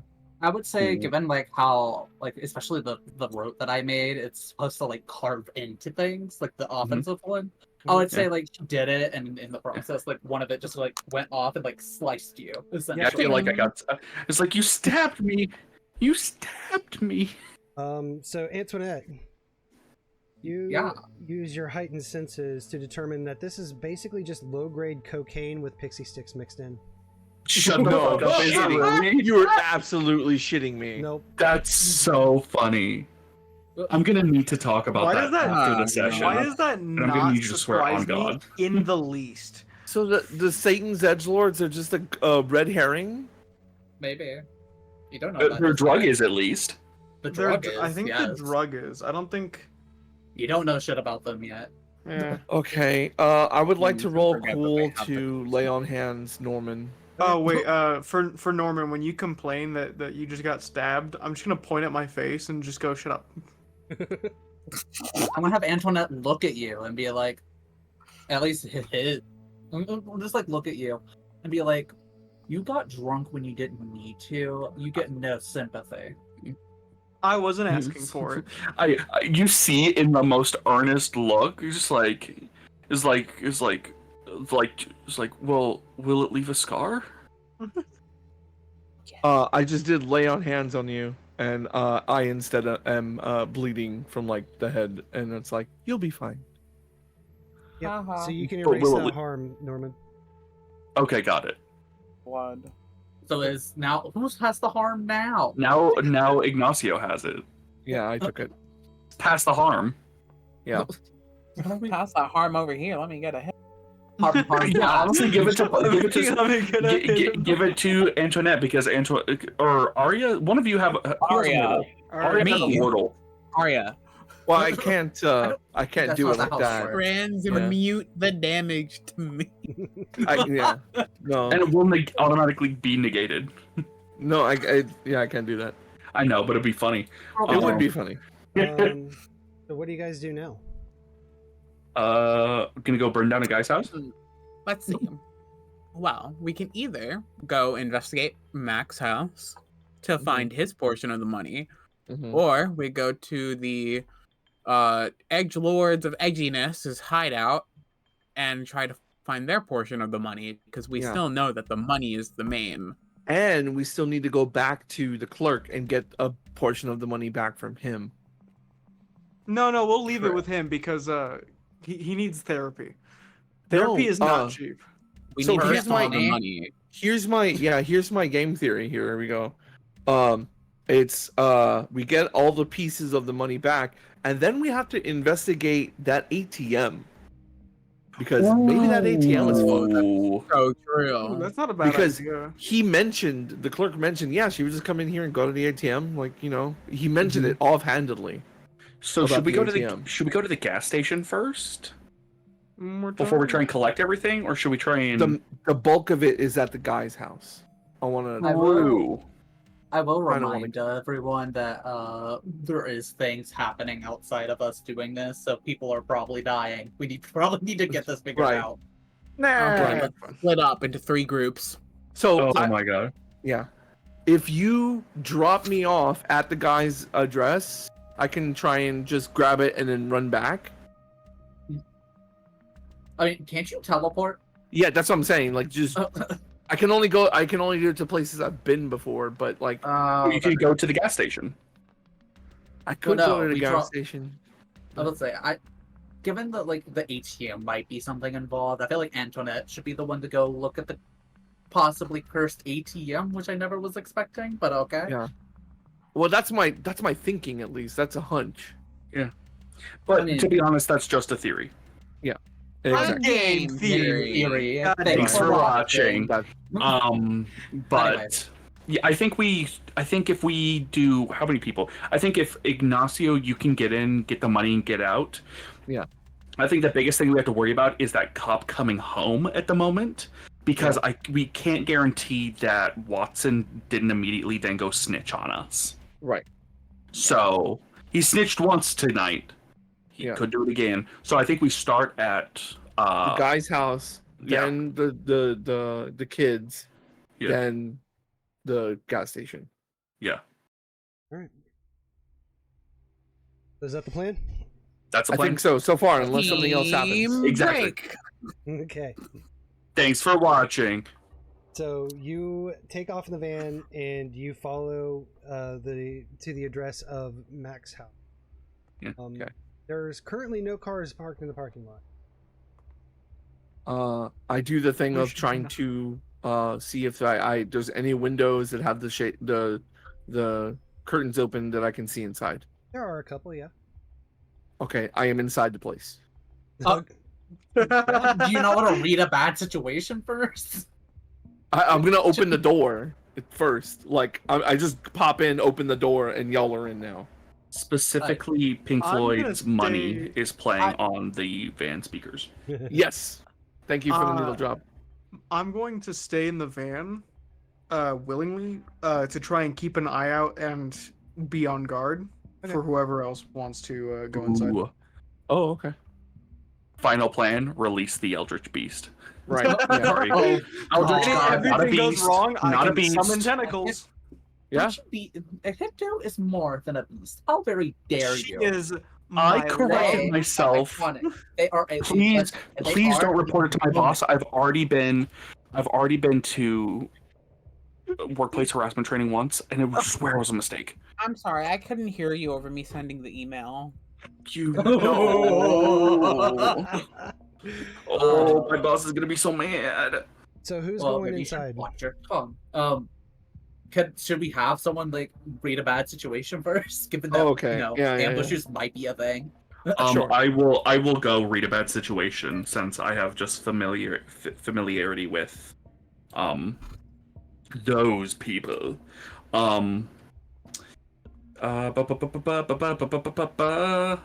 Read a bad situation. Yep. Got it. It's sharp. Who do we have that's good at sharp? Actually, for me, I am tactical genius. I can read a bad situation with cool, and I have +3 cool. Oh damn! I would say my worst is charm, and then I have 1 in cool and tough, and nothing in sharp. My worst is charm as well. My best is weird. Son of a bitch! God damn! Luck. Use the luck. I also, you know what? I am gonna burn a luck on this. Okay. So then you would succeed as if you rolled a 12. So hold 3. By the way, you still mark an experience point. even Yes, if you use the mark an luck, experience right? when you use luck. Oh, hell yeah, brother. All right. Deleted its typing. So you have 3 questions on the read a bad situation. Oh, I was like, go ahead, ask your questions. And I was like, wait, that's me. What's my are there any dangers we haven't noticed? The only danger that you would know of is the potential for a neighbor to see you busting into this place, because it's still kind of daytime. That man is day drinking at a bar. Yeah.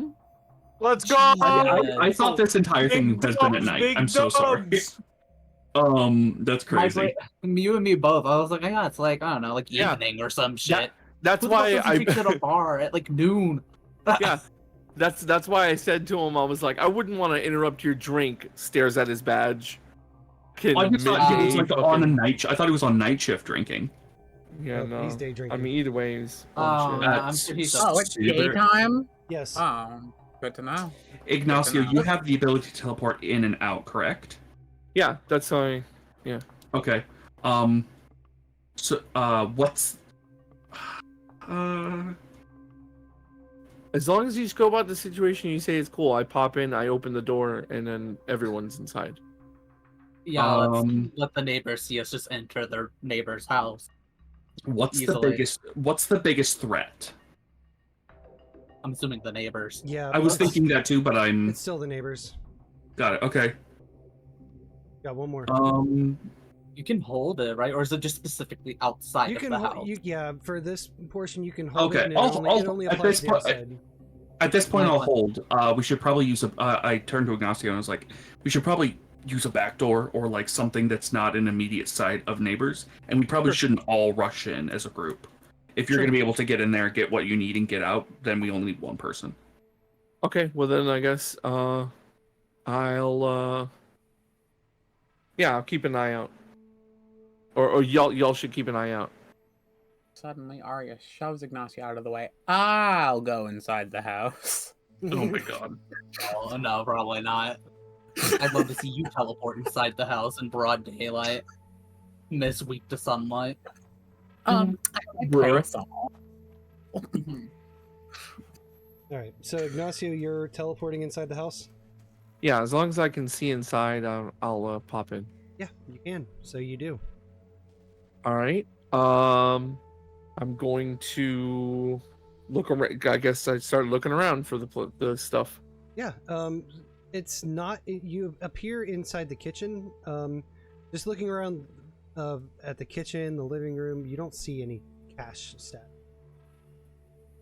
No, he probably would hide it. I'll I guess roll for investigate a mystery. Yeah.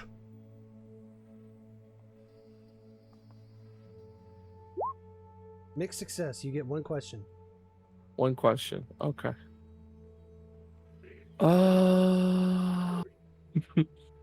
Where's the money, Lebowski? What is being concealed here? Where is the money, Lebowski? Yep. The obvious answer to what's being concealed here is the fat stack of cash. And you go through the house. You start going into the man's bedroom, and you check under the bed. Nothing. You check in one of the dresser drawers. Nothing. You go to the closet, and you see, kind of pushed away into a back corner, you see a pretty sizable stack of cash. Okay. Now, I'm going to presume that this is it, not some big stack of cash from another thing that he was being corrupt on.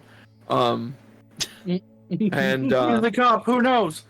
Now, fun fact about, and this is just in-game lore. I'm just adding for flair. Fun thing about divine beings, they don't have fingerprints as such, and I don't have to worry about it. But he puts it on gloves anyway because this is weird stuff. And he produces like a duffel bag that he unfolds, and then like a pair of tongs, and then like just like starts putting it in the bag because he's All I like, can think of when There you're you go. saying this is Warehouse 13. yeah, Mm. like Oh my he's God. convinced it's like you touch this stuff and it makes you gaga about money. I guess I don't know. Cuckoo for the Cocoa Puffs. Yeah, cuckoo for the Cocoa Puffs. Right In on. this case, Good. Cocoa Puffs is capitalism. Cuckoo for capitalism. Oh my God. All right, yeah. So you PC, use the F, tongs and you easily C. move the cash into the duffel bag. And so he's like, just muttering something about these human beings, their fiat currency, made it all up. And Fiat currency? yeah, that's what money made by the state is called. It's fiat currency. I hear fiat and I just think of the car, so you just Same. I'm thinking Really bad. company. like a really shitty car. Yeah. Fiat typically means at your leisure, just like sort of ad hoc. Just we made it up. Yeah. Ooh. All right. Yeah, you have the money now, and you didn't put your In hands a on it. bag. Okay, cool. I throw the tongs in the bag with the money, and I appear back at the van now. Kind of, like a good neighbor. State Farm is there, but except it's me. Did you leave the door open? No, I never. I guess I never opened it. Oh, that's right. You didn't open the door because we didn't join you because you were old. Right, I was gonna let y'all in. And you were like, yeah, just go in and get it. Sure. So I Okay, just went easy in and day get it. then. I will say you Um, probably jump scared Antoinette into Absolutely. like slapping you when Like a you good did neighbor, it. Like, State Farm is there. Oh, Yeah, hi, totally. Ignacio. Are these plants covered by my... Yeah. You jump scared Antoinette, and Antoinette probably slapped you, and you jump scared Norman, and then Norman probably slapped you too. That's not nice. like, How like, that's like, supposed to I make get you jump feel? scared. I got jump scared by you getting jump scared and slapped both of you. It's just a cacophony. Aria was just standing across the street, just You just having a smoke. keeping watch out and wondering what the hell's going on over there from a You- distance. You enter the van just to see like everyone has just gotten slapped somehow. Jesus. I roll down the window with one of the crank, and I yell out to Aria. I was like, "Get in, loser! We're going shopping." God damn it. Fuck Nice. you. Is what you hear across this. I say, "Okay," and I start slowly driving the van away. Say that if she would move, she would literally just stand there because she knows you wouldn't leave without her. Imagine You're just right. walking I the slow other down way. to the point that I don't move anymore. I was like, "We're leaving without you," and I'm not moving. Just Aria wouldn't would move. totally You'd just have walk to the other back- way. You'd have to We're- back we're- up the car to her. And then Antoinette would have to open the door and forcibly pick her up off the ground. and Probably. place her into the I car. like the idea of Arya just like arms crossed, just like Staged like kidnapping. unimpressed, just parasol, and just like, what do you do? Just be Oh. better. Yeah, that's what I thought. Can we say that you do that? I'm down for whatever, bitch. Easy day.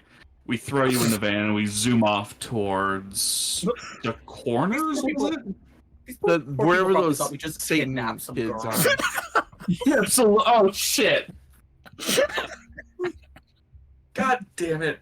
Wait, what? I'm definitely getting reported now. I was saying, you just had a 6'2" tall, pink ass trans woman pick up a girl, throw her in a van, and drive off. These neighbors are probably thinking, "What the fuck?" Wow. We probably got a cop called on us. Which isn't good in this one circumstance. It's actually worse. We zoom off towards, what was it, the corners? Was that where they said Yeah, that the kids were? corners. Yeah. That's where the disciples of the devil or whatever. Satan's disciples. Satan's nipples. Okay. You Satan's, Nipples got it. Satan's hard nipples. Got it. You guys head off to the. They're extra hard because they saw my wife. We're going off Shut to the go fuck see up. Sephiroth's Edgelords.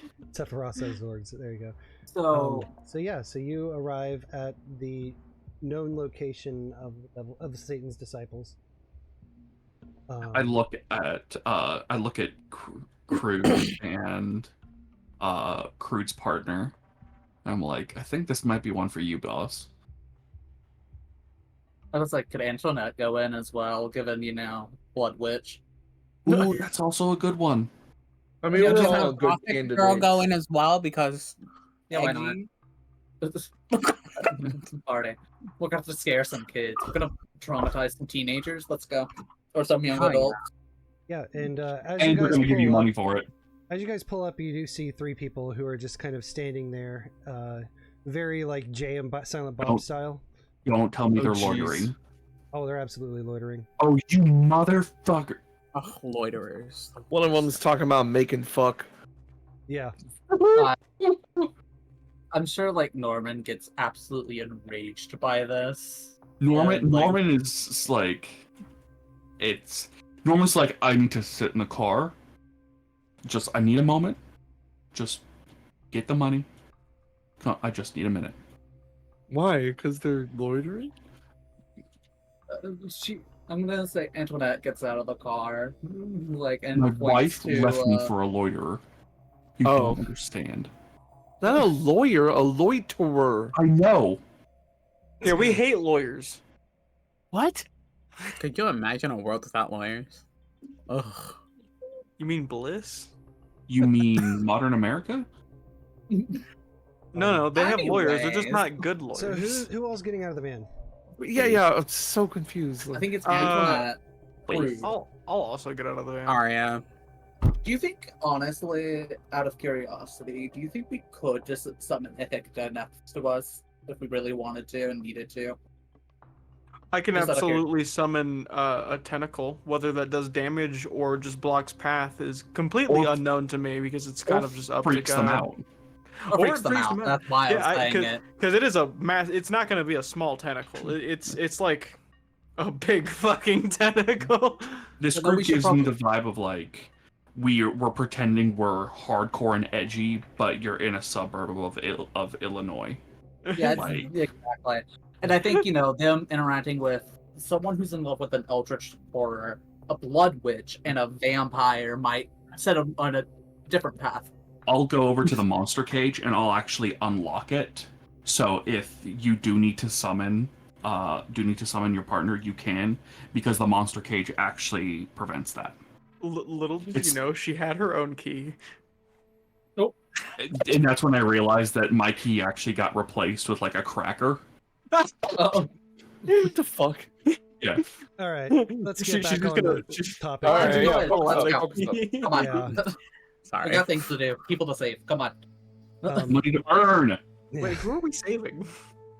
The I thought we money. were just- Why are we saving the money? The money's what's causing all the problem. Well, think we're it's- saving I the think kids it's who have the cursed. money. Didn't you see the wibbly aura on it? No, You said that there Aria was like saw the wiggly aura. Yeah, and that's what I'm told saying, everyone like- else about the wiggly aura. You wouldn't have conveyed that, maybe? I'm pretty sure we do because you told that to Everybody. Only thing To Aria has her- not portrayed thus far is the fucking wolf she saw at the start. No one Yeah, ever the asked if wolf Aria is- saw anything. Not her fault. Yeah, no, the wolf is a whole thing. That's fine. Go We'll get the money. deal with that if we have to. But All right, Alright, let's come on, go. Okay. yeah, So Aria, Antoinette, and Crood get out of the van. You guys approach these dudes who are trying to look like thugs, but Yeah. not really pulling it off too well. And you see one of them kind of step up and approach the three of you. And he's like, "Well, what do we have here? What's you guys lost or something?" Yo, what's up, my home slice? You know where a girl can get caught up on some of that pixie dust? Crood is just gonna be very unfazed and just in the back. Like, I'm behind her because she's my bestest friend, and I'm just I kind of hope that they try something so I can just kill them. Oh my god. Jesus. I'm gonna have Antoinette. I guess Antoinette's in charge here. Antoinette, are they all guys? Are they all? Yeah, they're all dudes. Okay. All white dudes. Men. Mhm. got a pack of 3 Of course, Kyles they're all here. white dudes. I knew it. I'm gonna have Antoinette. Who's been like always has her fan thing. She closes it And she approaches, and they say that she looks them up and down a couple times. Looks at it, clearly shows a face of like disgust almost. If you like, cute. Okay. Anyways, we're here to get the money, right? Yes. Well, no, I'm saying this is person. Ace. That's my name. Ace saying this. We're here to get the money, right? Like, I don't know what I need to specifically say. Yeah, it's specifically that money that they got from the Watson. guy for the drugs. Not just some money that they have. From Watson. We're looking for the money from Watson. Yeah, From yeah. Oh, was it Watson? Did Watson give it to him, or did Matt give it to them? Watson, because he bought drugs. Bought pixie dust. Oh, yep. He bought dumb, stupid, fake drugs. Right. But yeah, they look back to you, Aria, and they're like, "Oh, so you've heard about us? Like, you guys aren't cops, are you?" Yo, Slice gives off that I might be a cop. I'm just a goth girl with my parents. Wait! I got a gift for this. I guess Antoinette. You do, my fellow kids. That's exactly what it's gonna be. Oh my god. I don't even remember what the question was. What was it? I asked them if they knew where we could. I asked originally. Oh, they asked if they were cops, right? Or if we were yeah, cops. because Right, I asked thank if you. they Okay. knew where we could get hooked up with fairy dust or rainbow fairy dust. Like genuinely, I because guess- we gotta know who the supplier is, because that's the person who will have the money. For anyone who thinks I was doing it for shits and giggles. Yeah. There's a reason. You kids, you said home slice. I think there was a reason why we considered it was shits and giggles. Aria's like from the 19th century. Leave her alone. Look, I like bread. That's nice. Anyways, so I guess the goal here is for them to give us the money. I guess Antoinette goes off of that and is like, actually, yeah, we're not cops. First of all, cops are fucking bastards. I'm not really interested in that. Law shit. They're boring as fuck. Anyways, no, we're looking for some pixie dust. We heard from a good friend of yours that you guys might know where to get some. Someone might supply it. The guy just kind of opens his arms up and goes, "You're looking at him, baby." Oh, that's a punch in the face. Great. So Okay. we can just kidnap him accidentally, right? No. Look over there. What's that? We are not kidnapping him. I don't feel like tying someone up in public. I was gonna say something and I forgot. Damn. If my charm is needed, I'm ready whenever you are. I'm looking at use magic really quickly if I have to do that. If you need me to help out, I'm the ready guy whenever you are. The guy talking to you goes, "Yeah, it's like you can, like I'm this. You're looking at the guy who you can get it from. Hell, if you need it bad enough, I'll even we can negotiate on a price. Hell, you can even give me a personal check. I'll take that too." Jeez, this man's revolving around all sorts of it. He probably takes Venmo and Cash App too. Takes Bitcoin, Dogecoin, Shiba Inu. Oh my fucking god. Anyways. NFTs. All right, guys. All right. Come on. So Antoinette, I guess, says, "Wait, this is all of the disciples of Satan." He kind of sorry, nervously looks to the other two. I mean, maybe you don't know. Could be a lot of us. I don't. That's why I asked. Oh my god. Well, then I guess you'll never know.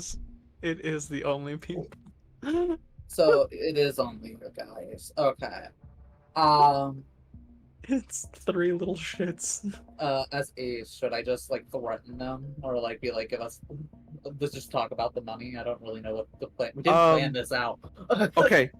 I have a suggestion. If you want, I'm open to suggestions. You could be like, okay, so that cop that bought drugs from you, that money, he's trying to trap you.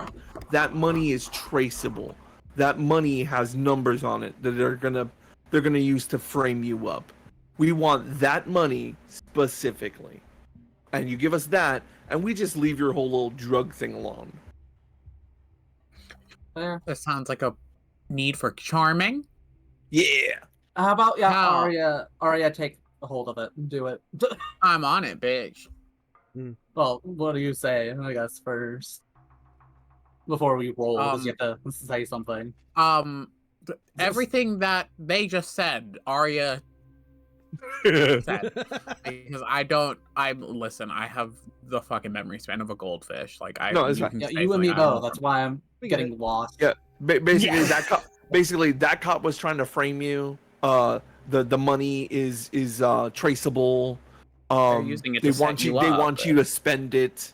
So just give me every bill that he gave you, and we'll be on our way. Okay. All right. So, Does Aria, anyone want to help out?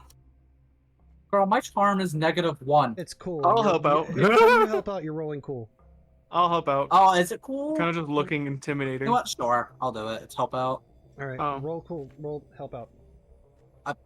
1 second, I have to close some of these things. I keep looking at them. Help out. Okay, found it. Cool. But if it's any consolation, you look dope as fuck. All right. Oh, my rolls tonight, dear Christ! We've only had a handful of fails. Well, regardless, Mopsy, you get a +1 on your manipulate someone. I'm assuming that's what you were trying to do. Yeah. Well, Crood also got a success. We both did. You can only get but only one help but it's out. only one. You know what? Sure, but in spirit, anyways. Yeah. Oh, perfect. That +1 was exactly what you needed too. Let's go. Yeah, exactly. Knew it. Teamwork. You see the guy start to he gets instantly super nervous, and he's looking around. And he's like, "Are you fucking kidding me? They're tracking. Fuck." He calls the other two over, and you see them they start to get the cash out of of all their pockets, and you see them start to hesitate as they go to give it back to you. At one point you see one of them hand it over, but then kind of withdraw when you reach for it, and then look at it again, and then back to you, and then they just slowly hand it over like it's paining them. Oh, you saw me come in. We should maybe be careful in taking that. It's okay. Aria has gloves. How much Aria money? wears her gloves. How much money is it? It's at least 1,000. Oh, fair enough. All 100s or 20s? Hundreds. Thank God. Then it's not a big that's not stack. that bad at all. That's not a big stack at all. Yes, Aria could easily handle that with her gloves. Yeah. Yep. Oh, yeah. Okay, fair enough. Do it. As someone who worked at a bank for 2.5 years, $1,000 does not look like a lot in hundreds. Do I need to roll anything for that? That Aria just grabs it You're with her wearing gloves. gloves. You just grab it. Yeah. Okay. Well, party. Aria just takes the money from them and just backs away because she notices the weirdness, the looks that they are giving that money. And oh, absolutely. Just probably standing behind Antoinette. Is everything?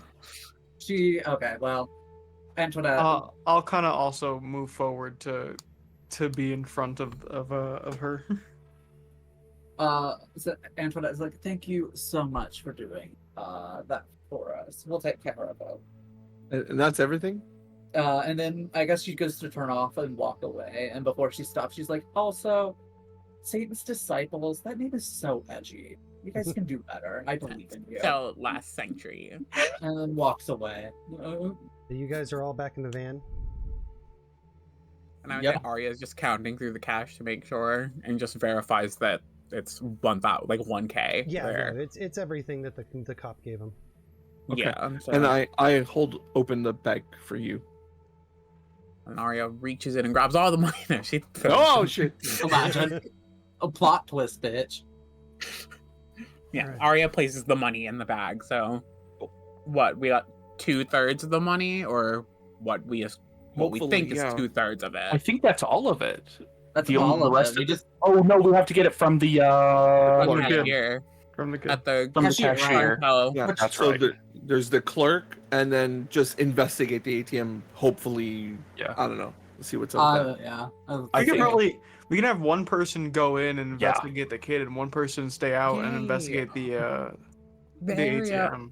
I think we should have Antoinette look at the ATM given its magic shit. Possibly. Okay, First. genuinely asking, can Aria go back to looking at the woods where she saw the wolf earlier to see if the wolf is back? Yeah. So you guys are all heading to the gas station then? Yeah, absolutely. Okay. You guys reappear at the gas station. Who's going in to talk to the kid? I talked to him last time, so I have a rapport. And I'm gonna kind of go with you again to give you that backup again. Sure. All right. Uh, Aria, you wanted to patrol the woods again? Yeah, I wanted to check the outskirts of the woods right behind the building to see if the wolf was there, because if it's there again, that's sauce. Potentially something. Okay. Potentially. Do y'all want to mention it or anything before you do this, or just go? Antoinette's outside. If Antoinette sees Aria staring off into the she'll be like, "What the hell are you doing, bitch? What you doing over there?" No, probably exactly word for word what she would say. So fair enough. Yeah. So what do you? Yeah. And then going to the ATM. Okay. Norman, you gonna do anything? Keep it on the front. Norman is probably going to park the van and then go assist in investigating the ATM. Oh. Okay. Except more so instead of magical, more so from a tampering point of view. Got it. Okay. Gotcha. Let's first go to Aria at the woods. Team break. All right. Aria, you are back to standing near the tree line of where the woods are. Yeah, so I guess I would roll to read a bad situation. If you wanted to, yeah. What are the other options? Investigate a mystery. Oh, right. Come on, man. Wait, let me see my skills. Okay, they're both for sharp, and I only have one sharp. Okay, so you know what? Because it's not really read a bad situation, I will have Aria investigate, because it is a mystery. The wolf is a mystery. That's fair. So, That's like, very true. we'll see. Okay, so I'll... For that. Oh, I hope I got that. Oh, thank God. The exact roll, too. Damn. You get to ask 2 questions from the investigative mystery list.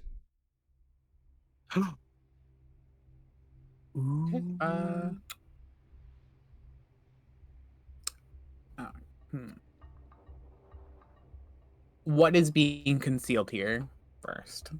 You scan the forest, looking for that wolf, and you look as much as you can, and outside of some birds and maybe a couple squirrels running around, there's no sign of the wolf. Dang. You got one more question. Yeah, I'm thinking. Sorry. You're good.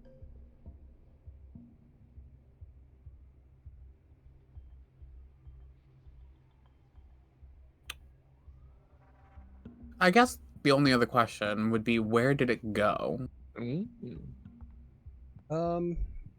You kind of look a little bit a ways from where you saw the wolf, and you see pretty far off. You almost aren't able to catch it at first, but you kind of squint a little bit, and you can see in the very far distance in the forest, you can see what looks like a half-eaten corpse of a deer. Outside of that, there is no other trace of the wolf. Interesting. Okay. Let's go inside with Ignacio and Crood. Okay. So you show up. The kid's still there.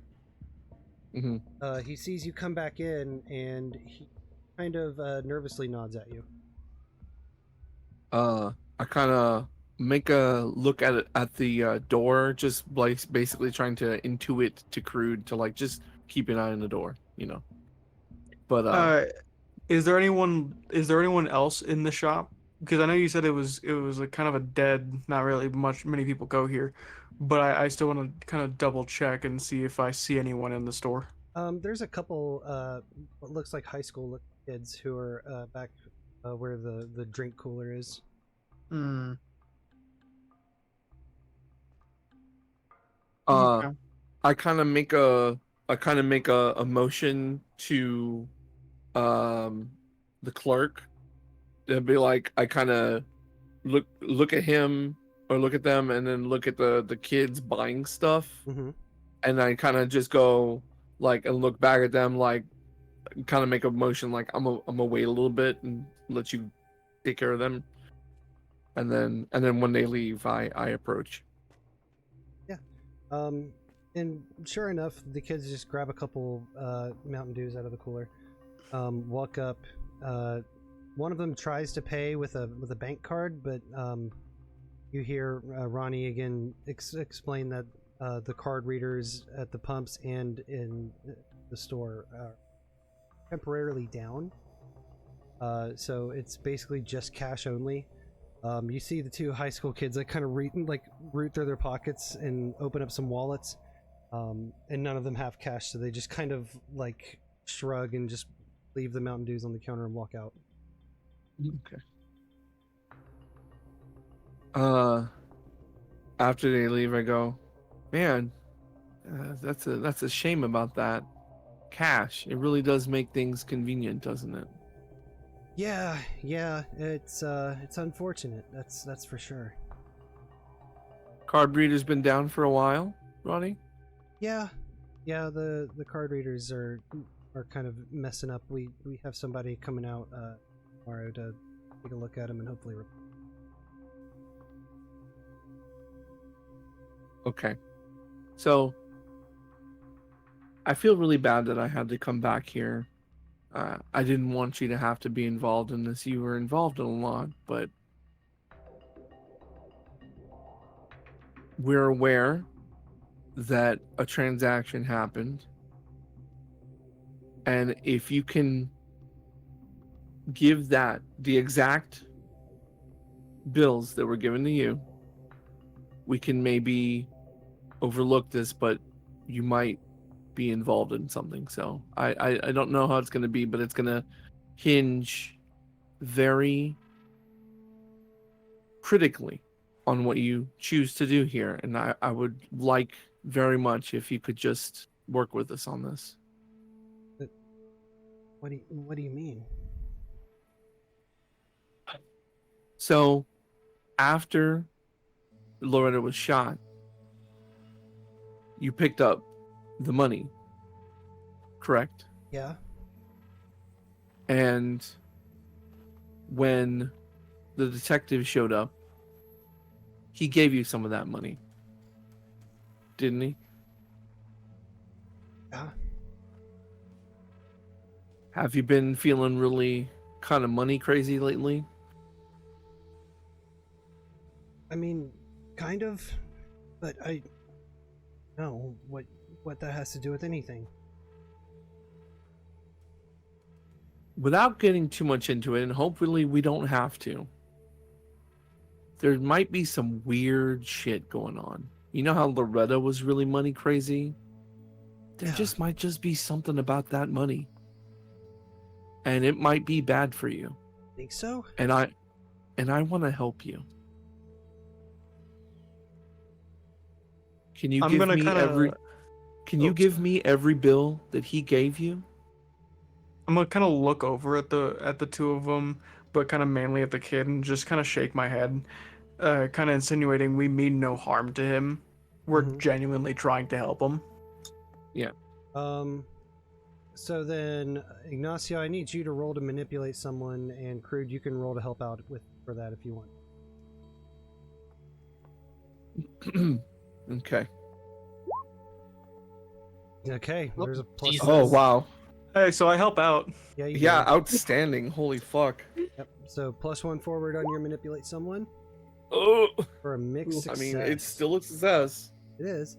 So for manipulate someone, They'll do it, but only if you do something for them right now to show that you mean it. Okay. If you Do ask too something much, for they'll them. tell you what, if anything, it would take for them. Okay. So what's it gonna take? Do you just have money troubles? I mean, not really. I'm pretty up and up on my bills, but like, I don't know. For some reason, I feel like I can't part with it.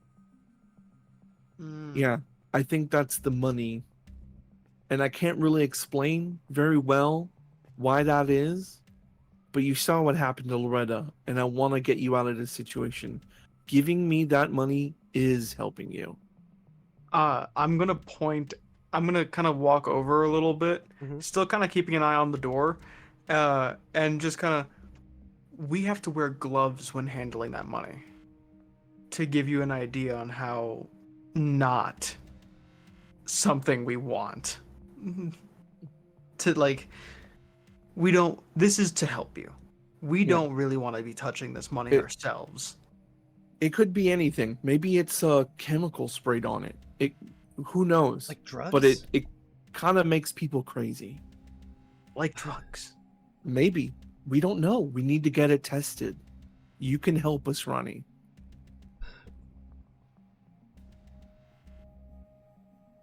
You see him like turn around and keep his hands in the air. He's like, in my wallet. I can't do it myself. You need to take it. Okay. All right. And I go and I'll grab his wallet from him if he doesn't keep me from doing it. He's fighting the urge really hard. All right. And I go and I'll go ahead and I'll take everything that's in there just so that he doesn't have to lie to me one way or the other. And I produce a similar amount of cash, just normal American dollars that I happen to have, and I put that on the wallet and replace everything that I take. Okay. That way he doesn't have to be like which one is which, and then I have to see if he's lying to me. I just replace it all. Okay. So I'm gonna assume, are they hundreds? It's mixed bills. There's mixed bills. hundreds, Okay. 20s. Did you spend any of it? No, I didn't want to. Makes sense. I'm gonna I guess pass this to Crood, which you probably also have gloves on at this point. Yes. And the moment you took his wallet, I will kind of like pulled out my own set of gloves, disposable ones. And then I say show this to Antoinette, like as they're working on their thing, which I'm sure they're doing while we're doing our thing, but just so that they can take a look at it and like verify, I guess. I don't know. Yeah. So in the meanwhile, we'll go to Antoinette and Norman, who are at the ATM that's just outside. So we're standing there. Yep. I'm gonna definitely Antoinette be like, don't. Obviously, we shouldn't touch it without gloves, or anything of that nature. I produce a set of gloves from my CSI kit. Thank you. I'm going to investigate the ATM. I'm not magically gifted, but I'm going to investigate it for tampering. How old is it? Does it fit in with the decay of the gas station? Because the gas station has a level of decay to it. Also want to look for tampering. I want to see if, things that are, cut wires, frayed wires, any connectives or panels that have missing or loose bolts. I really want to give it the full once-over top to bottom, at least from a physical descriptor standpoint. Okay. All right. Give me investigate a mystery. Yo.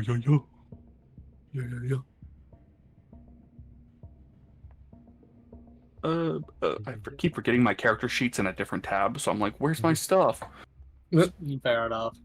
You can have it in another tab. It's in another window entirely. Oh, that makes more sense. Let's say what? I take all that out.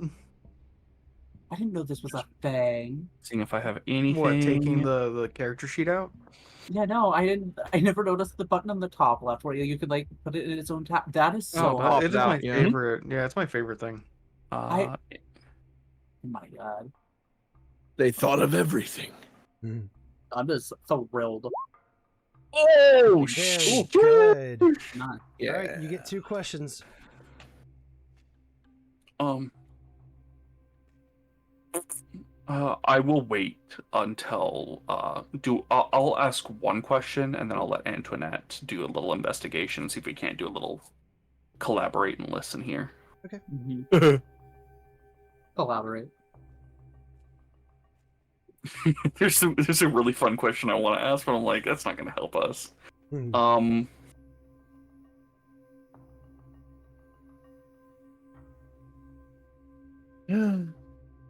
What's being concealed here? So you look the ATM over, and it seems to be in proper working condition. There's nothing has been broken, tampered with, or anything. You start looking around, and you find on the bottom side of the ATM, like the bottom right side, you see the name and address of Clant Financial Services and Trust. Oh, this goes deep. Okay. Oh god. Okay. Oh wow. And I can only use this here. I can't hold on to it for later. Okay, I will hold for Antoinette. Right. And I'll have one more question I can use. Honestly, I was looking at the magic options, and I think you might want to just go ahead and ask that question because I don't really have a way to, like, I could banish a spirit, a curse from it. That's like probably the closest thing, but like I need to know everything about it first. Well, at my disposal, I have what happened here, what sort of creature is it, what can it do, what can hurt it, where did it go, what was it going to do, and what's being concealed here. And so I'm kind of trying to figure out what's going to be our best bet here. I wanted to ask what sort of creature is it. I mean, I think that's the closest thing you got to it. That's really the only thing we have. Yeah. I would just ask it. Because what can it do? It dispenses money. What can hurt it? I mean, bludgeoning damage, Baseball I guess. Baseball bat. Where did it go? Nowhere. What was it going to do? Give more money. What happened here? It gave money. So I'm gonna ask, what sort of creature is it? And maybe that's a question. It's through your professional opinion and everything that you've seen being in the agency. This is a plain ass ATM. Yeah. Okay. I feel like. Okay, go ahead. I was gonna say, in that case, I'm gonna try and withdraw some money. Oh. Okay. It sounds like Gil wasn't expecting that. No, that's fine. You put your card in the ATM. You punch in your PIN. It says that there's going to be a $3.50 service fee because you don't service fees, man. It's Because I'm out of You network. don't have an account with Clant Financial Services and Trust. You accept it. You say Clant, C-L-O-N-T? C-L-A-U-N-T. Oh my god, Clant. Oh, claw? Oh god. Okay, yeah. And so you punch in all that stuff, and how much are you withdrawing? The minimum. Okay, yeah, so $20. Yeah. So a $20 bill is now just kind of like halfway sticking out of the ATM.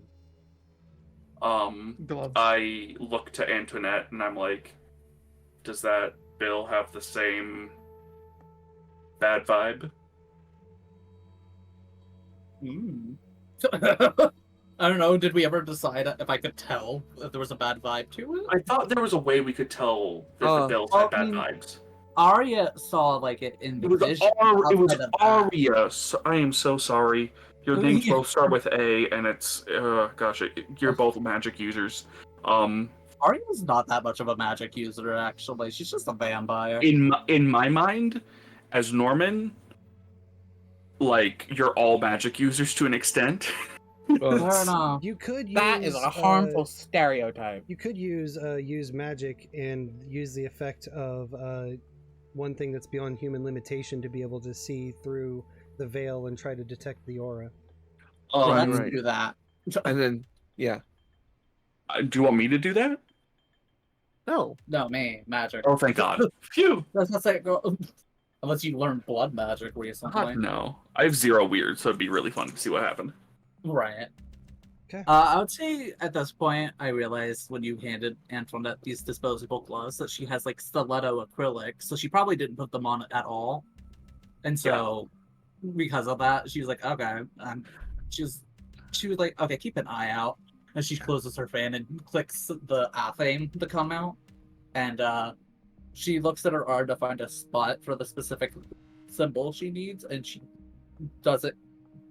She does it like quickly enough to be able to alter sensation again and be able to go to that realm again. So I just use magic. Yep.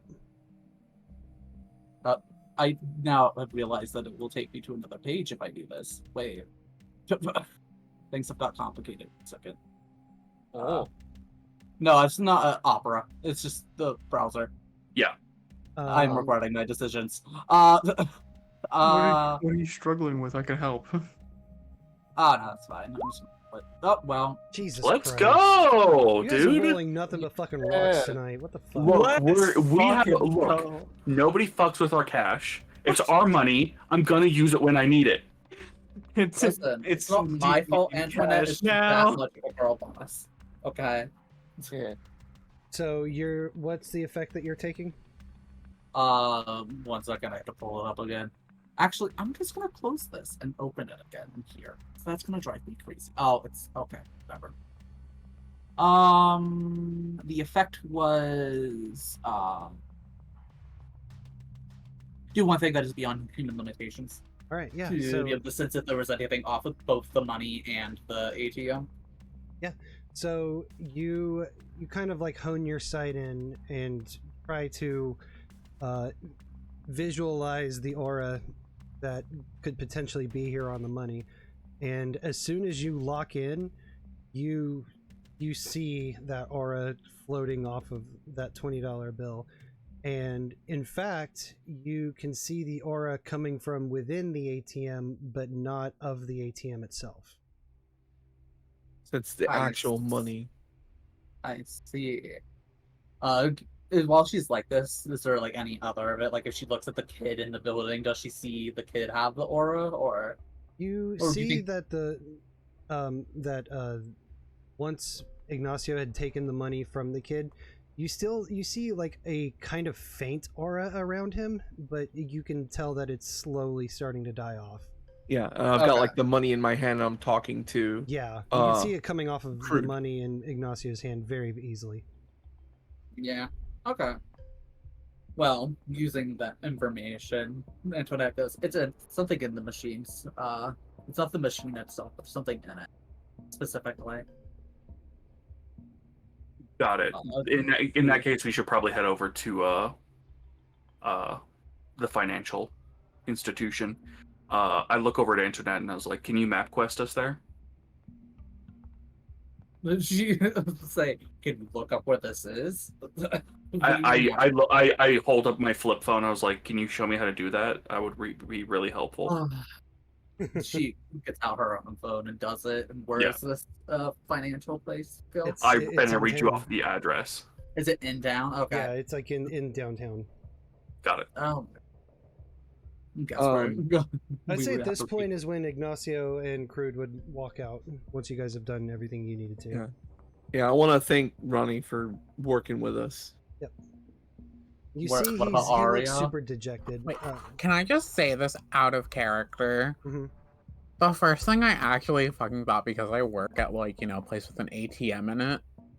I was like, oh, watch, it's not going to be the ATM itself. It's going to be the money inside. So now we're going to have to probably go to the people who supply the money because, you know, like every week the guy comes and opens the ATM and puts brand new bills in. And I was like, oh, it surely won't be that complex. Well, look at where we are now. Well, I thought it was a card skimmer.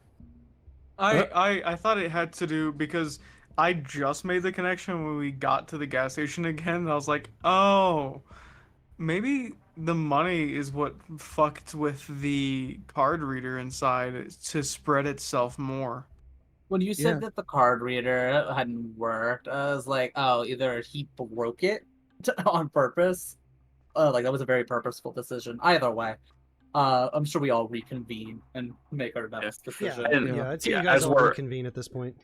And we're driving to the banking institution at this point. So, do we not want to try to do anything to fix it, the ATM? Like, should we make sure it's not like something I could banish? Or we get Crood with a bat and just go buck nutty on it. Yeah, I do have a bat. Breaking. Wow, yeah, I'm sure like law enforcement like that one. I'm pretty sure law enforcement has more important things to deal with than us destroying an ATM, like break-ins. I mean, can't you call it in and tell some person to just withdraw all the money out of it? Ooh, that's a I actually do have that. I do have that ability. I have a deal with the agency. I can request help or gear or making excuses for a failure. I roll with a plus sharp. You just tell them there's bad money that has weird stuff going on with it. Take it all out of the thing, and now we gotta go look for all this money. Well, didn't we find out it was something with the ATM? No, it's something the money within that ATM. It's not the ATM itself. So, like, we would have to open the ATM to see what it is specifically. Got it. This is why I was saying, shouldn't I try to see if I can banish a spirit or curse from the person, object, or place it in habits? Because that is one of my use magic things. Oh yeah. Also, then you said the name of the place. I mean, you told us it was on the ATM. Yeah. Being a really long-lived guy, what would I have to roll to like? Is that anything? Do you recognize the name? You got a or the raid institution. Oh, thank you for the raid. Don't go. Yeah. Pets, thank you so much for the raid. I appreciate you. Very much Wade. Wade. Wade Shadow Legends. Shadow Legends. So, Ignacio, Yeah, baby. You're wanting to draw a connection between the name? Yeah, like does the name mean anything?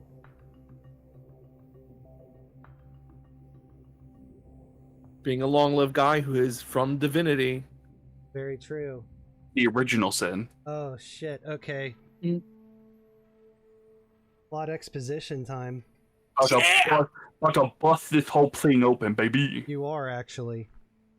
Yeah. Give it to me. Clont is the name of a demon. I suspected as much. And you know that Clont likes to prey on the greed of people. Greedy demon. So yeah, he's like, I know exactly what this is now. Okay, so the money perpetuates greed. So the money begets more hunger for more money. And he infected the money? Either they work at that institution, they've made it up themselves, they are just possessing the building, possessing a printing of money. I don't know, but he's involved in this somehow, and that is what, like this is like a sickness. It has to be quarantined now, essentially. In that case, with hearing this, I adjust the car again into drive, and I start driving us off to the financial institution. Yeah. Are you guys gonna do anything to the ATM first before you go? Yeah, I was before about we to go. say, actually, I would because I'm gonna use magic. I mean, at the very least, put an out of order sign on it so people won't use it. Yeah. And while you're doing this, Norman is loading up. Like, you say that, I'm gonna also pull out my magical bat that I've been gifted. I was about to say, I have the magical effect of trapping a specific person, minion, or monster into something. Maybe we don't want to cause a big ruckus and then go to a place that might have gotten the attention of that. I feel like they would probably notice if their ATM got fucking destroyed. Yeah. I think for now, we unplug it, put a sign on it that says out of order. That at least will keep people from taking more out of it. Can we hide it? It's probably very heavy. ATMs are very heavy. I'm gonna use magic, Gil. Yeah, go ahead. Do the thing you want to try and do. We load it into the back of the van.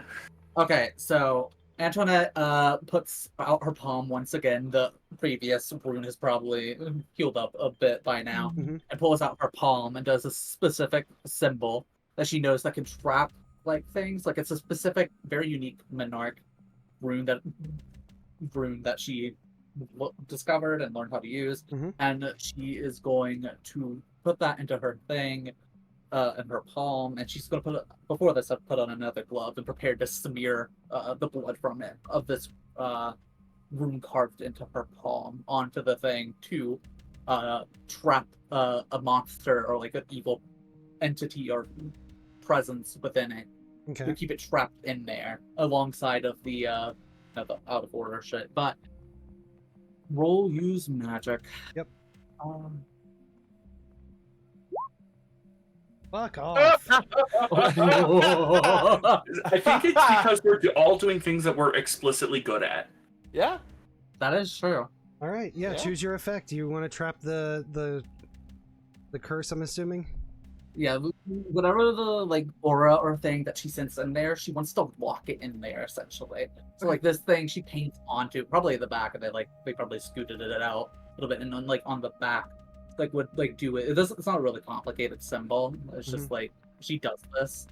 Like the other symbol, she needs to like trap it in there and then scoot it back. Right on. And then goes to the car. That should trap it in there, hopefully. Okay.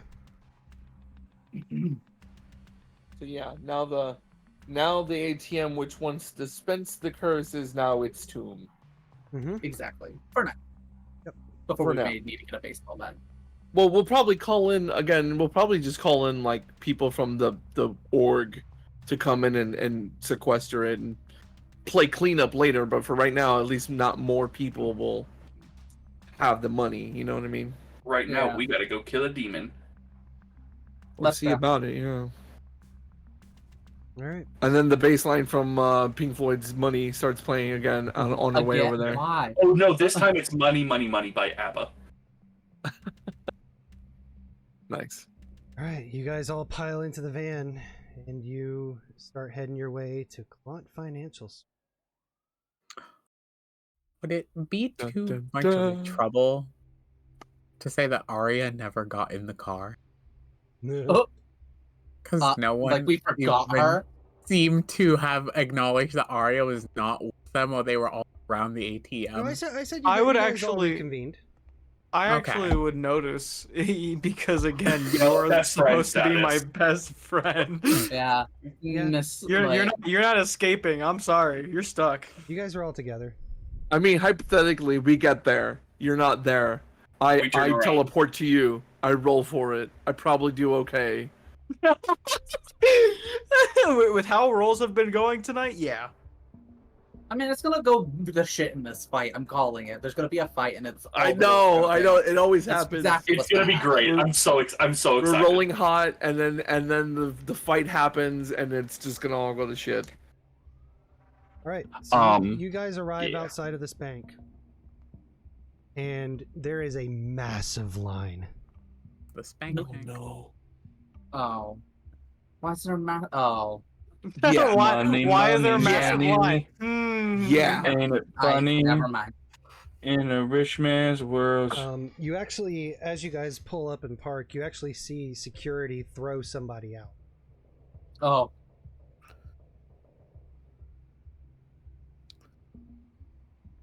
Who did they throw out? Do we recognize them? No. Damn it. Do we recognize any of the people in line? No. Pardon me, Aria Goswick of the Goswick family. Move out of the way, peasants. She pushes through. Before we go in, I kind of want to get a hold of Norman. You can do that. Aria's doing the princess thing. But Norman, I'm like, you have to get on the horn and start calling in the cavalry. They have to quarantine this whole town. And they have to get all those bills. We have to get to the bottom of this. Actually, that's a really good fucking point. Norman is going to. You're gonna be on call overdrive. I'm actually so fucking nervous for this role. This is a big one.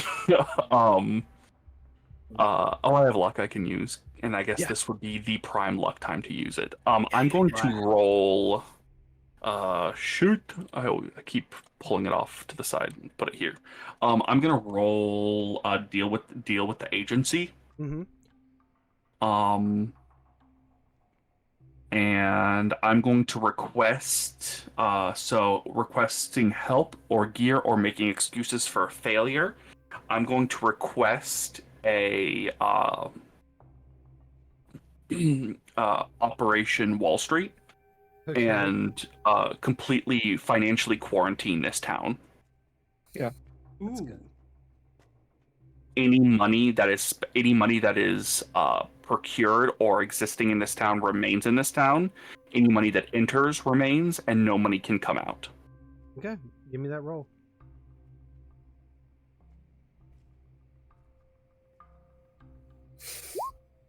I knew it. Motherfucker! I'm spending my luck. Okay. Of course. Naturally. Make sure you mark experience, but yeah, you do. You get the help. Get on the call, play in this situation, and you get the help that you request. What level demon? What level what's the danger? What's the danger levels? Yeah, for Klon, like what level demon is he? Nothing too OP, but also not one that you want to fuck with solo. Right on. Okay. Let me at him. Right. The financial freeze is in place. It's our job to go in and eliminate the entity. I came up with this myself. I've been workshopping it this entire mission. We actually need to eliminate the root of all evil. Oh jeez. Yeah, we're working hard on that one, huh? Tomato. So you guys are still outside of the bank, except for Aria, who is attempting to push her way through the crowd. Wait, I want to go inside too.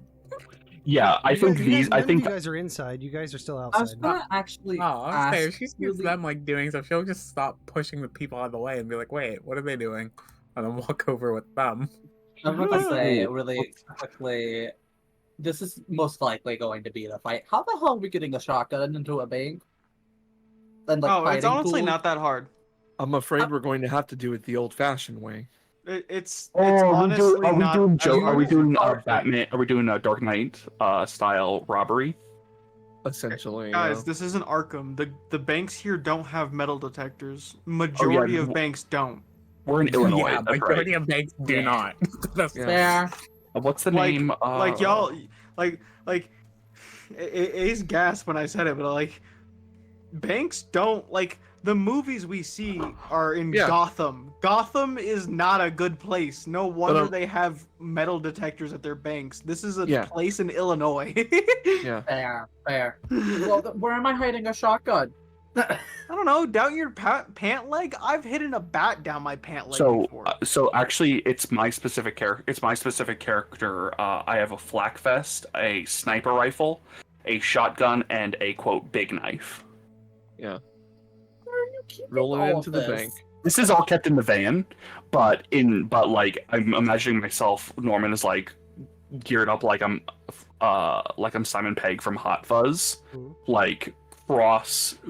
shotgun and sniper rifle cross the back, knife in one hand, and some other random thing that I find in the van in the other hand, and I'm just fucking Rainbow Six Siege ready to go. You know what? Antoinette has a sawed-off shotgun, and she keeps it in a girly purse. There we go. Say Aria keeps her .38 revolver on her garter. I can actually fit my baseball bat down my pant leg. Okay. Yes, I can do that because I've done it to a Best Buy before. I've walked Weird into flex, a Best Buy but okay. with a baseball bat. And no one knew until I took it out. Anyways. Is that a bat in your pants? Or are you just excited? And only then did I get arrested. And only I then didn't get arrested. I didn't. Because I was too Anyway, fast. I ran. I thought I'd bring up the weapon thing before we Yeah. go in and possibly fight a demon. Oh, Yeah, definitely yeah. fighting a demon. Yeah. All right. So you guys are all getting strapped to run into this bank. Yeah, essentially. Okay. So quick question for you, Gil. Can I not have the 50 BMG revolver? If you're planning on hiding that, also thank you for the It's raid, Dawn. Dawn. Gosh, I've always Welcome Hey. in. But Yeah. please, Whoop, Hey, whoop. welcome, Don. Thank you for the Heck raid. Dawn. yeah. I mean, I Um, can definitely hide it. It's a 50 BMG revolver. It'll Oh. fit perfectly fine. What about But you don't Whether have I'm it. allowed to have it? No. Yeah.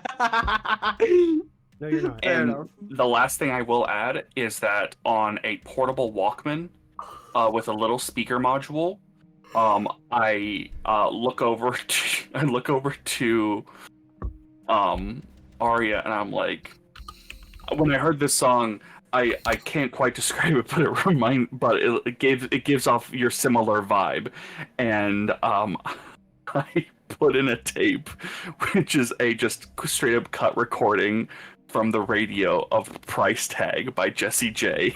Oh my god, love it. All right. Now I So- have to listen to that. Wait. That's It was great. either that or Rich Girl by Daryl Hall and John Oates. Well, It was a really hard one. I feel like it's more "Bitch Better Have My Money" by It's Rihanna. Better Have My Money is very good. It's very A lot of Antoinette, songs about money. saying that. Yep. We kick down the Focus door, up. guns blazing. No, we have to like get in, get all the blank employees to stop what they're doing. Because we This don't is a know whole who lot. or what or where this thing is, and then we have to look for it. Basically, Payday 3. Let's do it. This is a holdup. Leave the money in the register. Yeah, exactly. Nobody touch any money. All right. Before we go in, actually, can I do a preemptive use magic skill? Is that a thing I can do? Yeah, you can. You guys, Okay, you, because, you like, guys you know, have I time to do something. I was asking because I wanted to be able to do the same thing I did at the ATM, but before I go in. Like, it's there, and I just need to do, like, a single line, and it's done. Okay. But, like, I feel okay, like with the runes, it probably wouldn't start healing unless it's actually a finished rune. So she could totally just walk in with, like, a bunch of cuts in her palm, and when she needs to just, like, knife one line and use the spell. You know what? Sort of thing. I'll allow that. I think that's fine. Lit. One moment. Where's use magic? Okay. I explained it.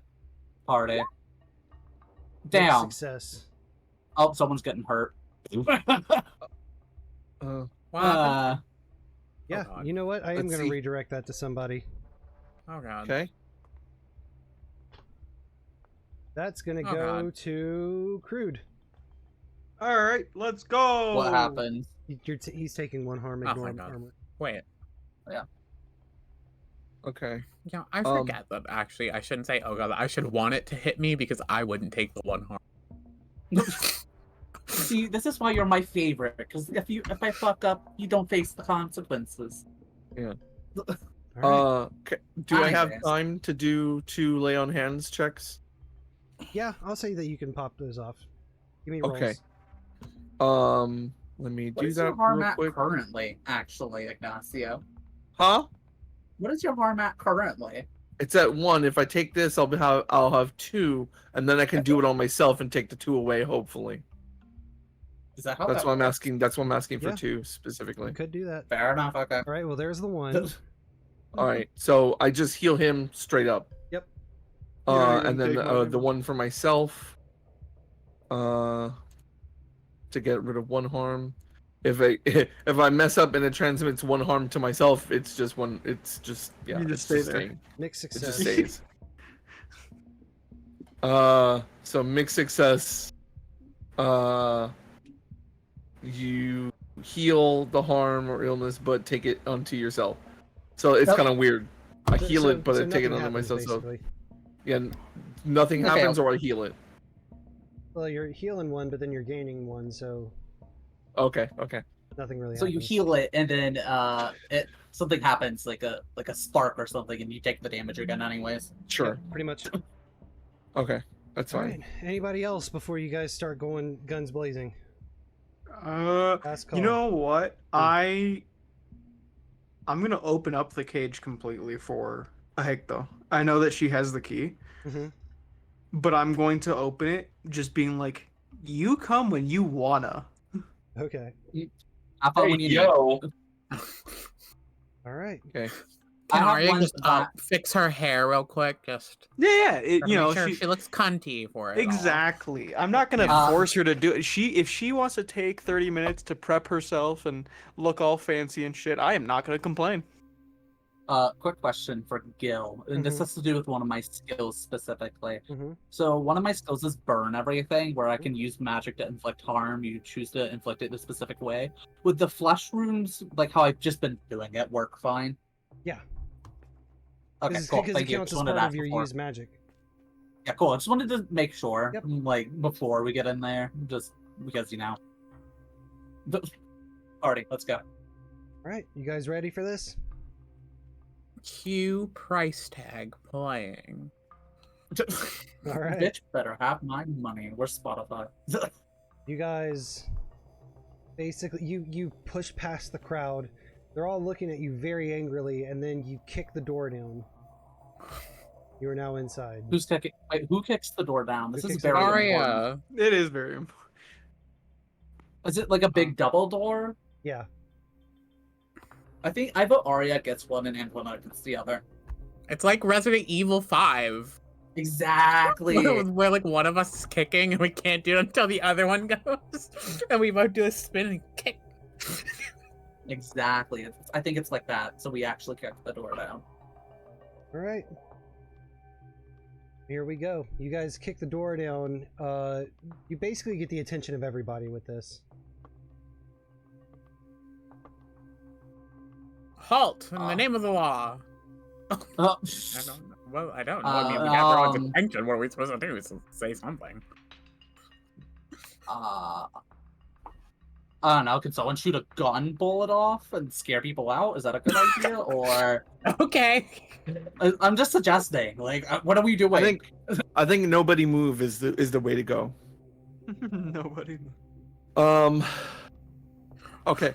So sorry, I had to go to the bathroom and come back because I just couldn't hold it anymore.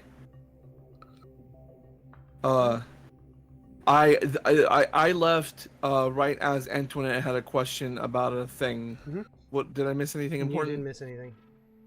We kicked the door open. Yep. And now we The are door's been standing there kicked with open. everyone staring at us. Yep. Okay. Nobody move. Yep, exactly. Okay. All right. This is a holdup. Yeah. Hold everything up.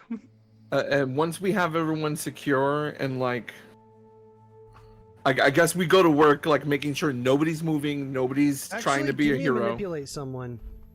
Okay. Who's Oh, best for that? Well, you Who's said best you for have that? to do it. I have to do it? Yeah. 'Cause you Can said, I you help? said that nobody Can I- moved. I guess I'd I like to did, help. didn't I? Yeah. Somebody wants to help, they can help. Somebody else want to help? Oh, Crood helped out with a success. Okay. We don't. I guess it's. I their spirit. I It doesn't slammed matter. my bat into the ground Awesome. to help. Oof. Got it. All right, yeah. So everybody in the plus one bank was needed. freezes. Down on the down on the ground. We're not here for your money.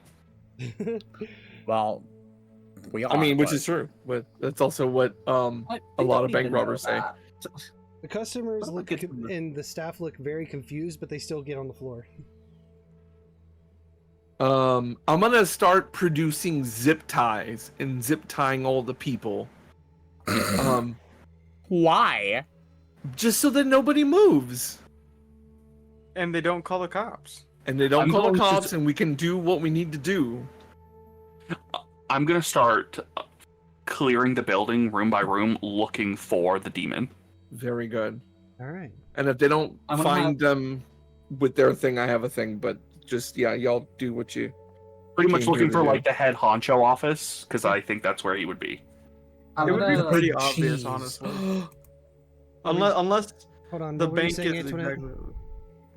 I was saying I'm gonna go with Norman and finish that rune on my hand to be able to help see things better. Yeah. So like, second that we're starting to walk off, she clicks the athame out and finishes it and sees the aura thing again while moving. Yeah, It's so a little disorienting, I'm sure, but so the aura comes. You start looking for the aura, and you see that it is in all the ATMs, not from the ATMs themselves, but inside the ATMs. You see it in coming, kind of peeking out from behind the registers up by the counter. And then you just see this massive amount of the aura, like it seems like it's seeping out like smoke coming from the vault. Gotcha. So you're moving with Norman. Norman, you're going through looking for the offices. You do find the office for Ignatius Clant. Oh, but such Well, a there you go. casual, not demon name. And you see that it is empty. Fuck. The vault's radiating with the I was aura gonna from the say, let's move to the vault. light. Okay, well that's what we did, and I guess we're going towards the vault. I don't know what everyone else is doing. Let's do them first. Yeah. But Birb, you were going to say something? Oh, I was just gonna say, if it's like a normal bank, unless it looks exactly how this bank does, the head honcho office is gonna be very obvious. Yeah. You doing something? No, I'm not doing anything. I'm good. I'm I'm just standing gonna. there while we're. I'm making sure everyone isn't doing anything suspicious. Okay. Aria? Well, Aria just can't be left out, and seeing Antoinette and Norman heading towards the vault, or the safe, or the vault, or the vault. You were just with us, essentially. Well, she would be like, "Oh my god, hold up!" I'm like, Wait, and like shaking her hand while running after them, or with the pistol. Like, one moment, please. has her little handkerchief. Hold on. She's running up because she wants to be there. Not even just she just wants to be there just in case, Yeah, just like to be they're involved. going there because that's where it's all coming from. Strength in numbers, people. Yeah. Mm-hmm. We make it to the vault. Does anything stop us? No, nothing stops you. Ignacio, are you doing anything else? I want to finish working the lobby, get the employees, and then I kind of signal to Crood to maybe join them. I finish up there, and whenever I seem to have gotten everybody. I don't see the head honcho is not out here in the people, right? Right. Like, there's not a guy who's like obviously has a name tag, right? Or No, you don't see what you would think would be the guy.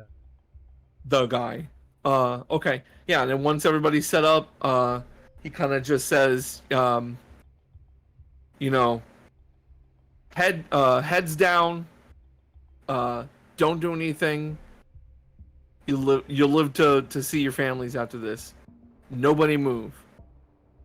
And then I dip around like a little corner and I teleport immediately to wherever they are. I can teleport to a person. Yep. Hi. Yeah, so you we're basically, for sake of convenience, you guys all make it to the vault. Yeah. Okay. Bad Vic Well. is ready. So I'm assuming a bunch of cursed monies in there, and probably something else horrible and terrifying. How do we open the vault? Is it locked? I'm assuming. Yeah. In the words of the great Yzma, pull the lever, Antoinette. I don't think it's that easy, but is it? Wrong lever. I mean, don't they want the money to be distributed? They wouldn't mind it to be stolen, because they operate on greed. Maybe, I don't know. Is there Is there an oddly convenient lever that can be pulled that would correlate to the opening of a vault? The no, handle. Well, I mean, we could literally just try the handle Yeah. and see if it just opens. I guess we'll do that. You grab the handle. Can I? Yeah, and Yep. you start trying to spin it, and it actually starts Jiggle. spinning. Oh, dude, I'm so smart. Oh, please. Not a lever, but it's a lever in our heart, Mopsy. So you start spinning the locks and bars away, keeping the vault door in place. And then once the wheel stops spinning on its own, you see that all of, like, the machinations have made it to where you can pull the vault door open. I guess everyone should get ready, huh, with their weaponry and such. Mm-hmm. I say as soon as we have confirmation that the person inside is Clont, open season. Mm-hmm. Okay. All right. Oh, okay. I mean, what Mopsy? I was just like, oh, okay. Oh, just okay. Okay, I thought you were just going to say something. Well, no, it's just open season up in this shit. Well, because if I take any damage, I'm gonna try and get that back by draining that bitch's life force. So. All right, let's go. All right. Let's do it. We open the door. You open the door. Open your door. You open the vault door, and you see standing literally on the other side, almost like he was waiting for you. It's Clont. And What's your name?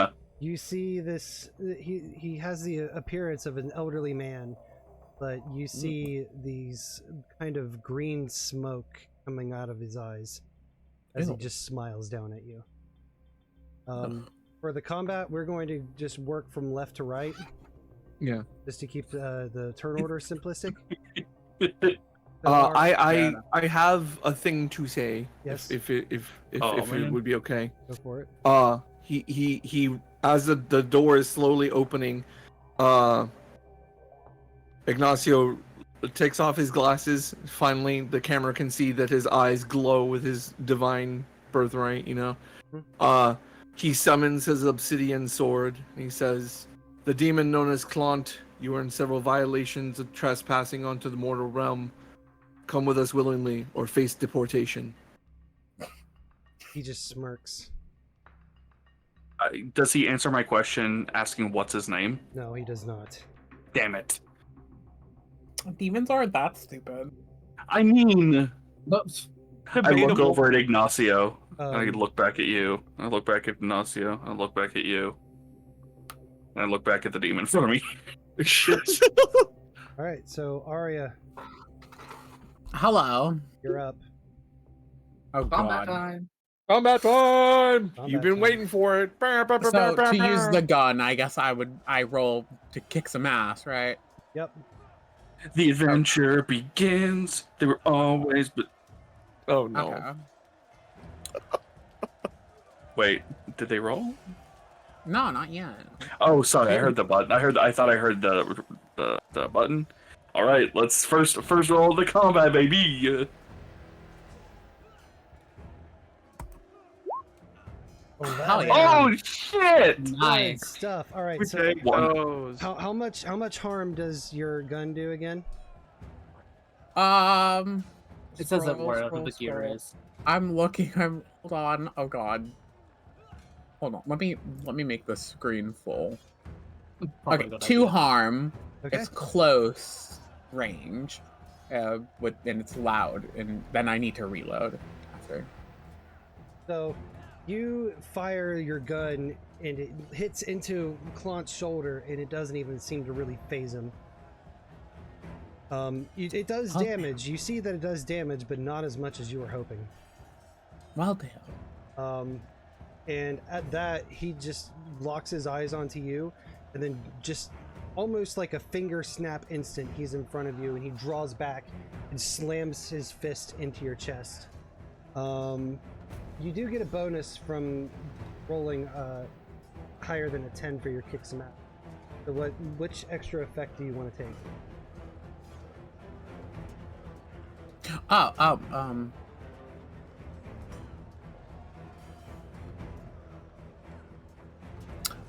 Honestly, I'll do that I suffer 1 less harm. All right. Yeah. So on top of my immortal, I will suffer 2 less harm in total. Right. So then you are going to take 1 harm from his punch. Well, that would have done some damage, dear Christ. Okay. All right. And like I said, since I don't roll any dice, anytime that you guys do anything towards him, that's when he acts too. So essentially, he gets, 5 attacks every round. I see. Yeah. So that was his against Aria. So now Antoinette. Ooh, fun. What range is he to me currently? If you guys are all standing shoulder to shoulder, he just basically kind of flashed up in front of Aria and drilled her in the chest. I would say that that he's pretty close to you. Close but not intimate. Yeah. Okay, cool. Just outside of arm's reach, I think. Gotcha, cool. I was asking that Good before thing I'm I not figure out what in the hell I'm arm's doing. reach. I'm in bat's reach. None go. So true. I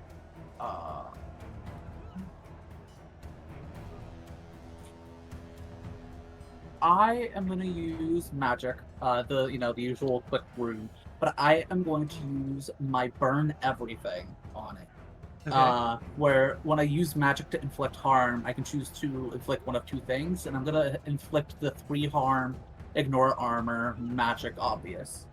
So you're going to do it just to him? Just to him. Okay. All right, give me your use magic roll.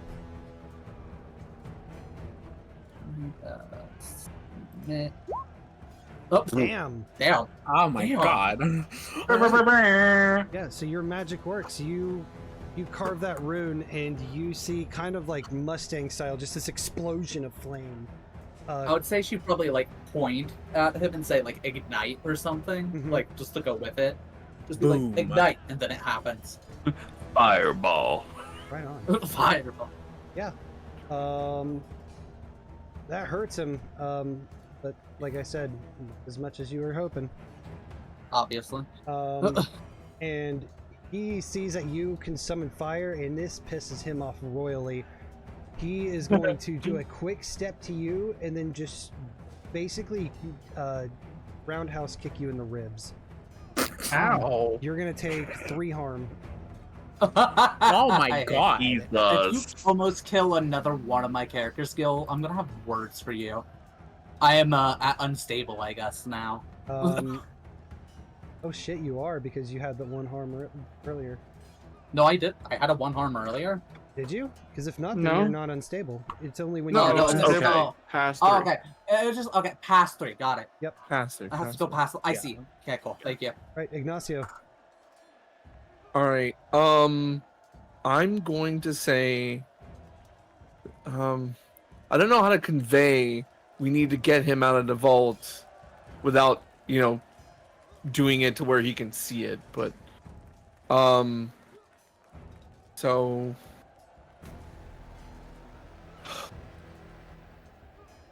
All right. I'm just gonna try my best to get his attention. And the way to do that is to attack him with a holy sword, I suppose. Yeah. 3 harm, hand, fire, holy. Right. I'm gonna do my kick some ass attack, and hopefully I get it. Let's see it. Come on, what's it doing? Oh, I know what it's doing. Hang on. It summons that extra thing. Okay. Ooh, failure. Ooh. I will definitely spend the luck on that. All right. So choose your extra effect with your attack. How much harm does your thing do? 3 harm, and it's holy. I don't know if that does more to him. He's a demon, and it also is fire. I don't know if that does more to him. The holy certainly helps. You do your full damage to him. Doing full damage. Okay. I use the luck, and I also mark an experience. Yep. The extra effect I want it to have is you force them where you want them. So Okay. he he stabs him and kind of whips around and then uses the sword to kind of fling him sort of out of the vault. Okay. So you plunge your blade into him and you start to spin him around to fling him out of the vault. He grabs onto the blade, catches himself on his feet just outside of the vault, then pulls it and basically does like an extended suplex to you. So you are going to take 3 harm. Okay. Oh, and you already had a harm. Yeah. So how much did I take? 3. Which will I lessen that by 1. I have armor at least, so. Yep. So you should be right at 3, yeah. Right at 3, yeah. And as he gets hurt, he says, "Light it up and get out." And I hope you know what that means. Oh God. Oh, okay. Alright, Crood, you're up. I am gonna kind of go over to where he's at with my bat and a real nice grin on my face and fucking slam it into his spine. Rip it and rip it, baby. Kick some ass.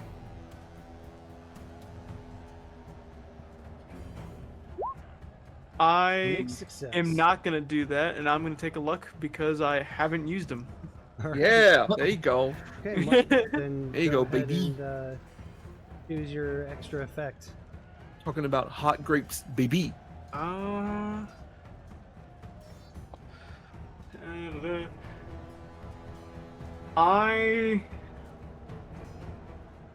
gonna inflict more harm. Okay. Solid. I'm gonna. Doesn't it bypass armor? So mine is magic, so it's not holy, which I don't think is gonna help on this. Magic Unfortunately, might help. It's important to let him just know it, just in case. Yeah.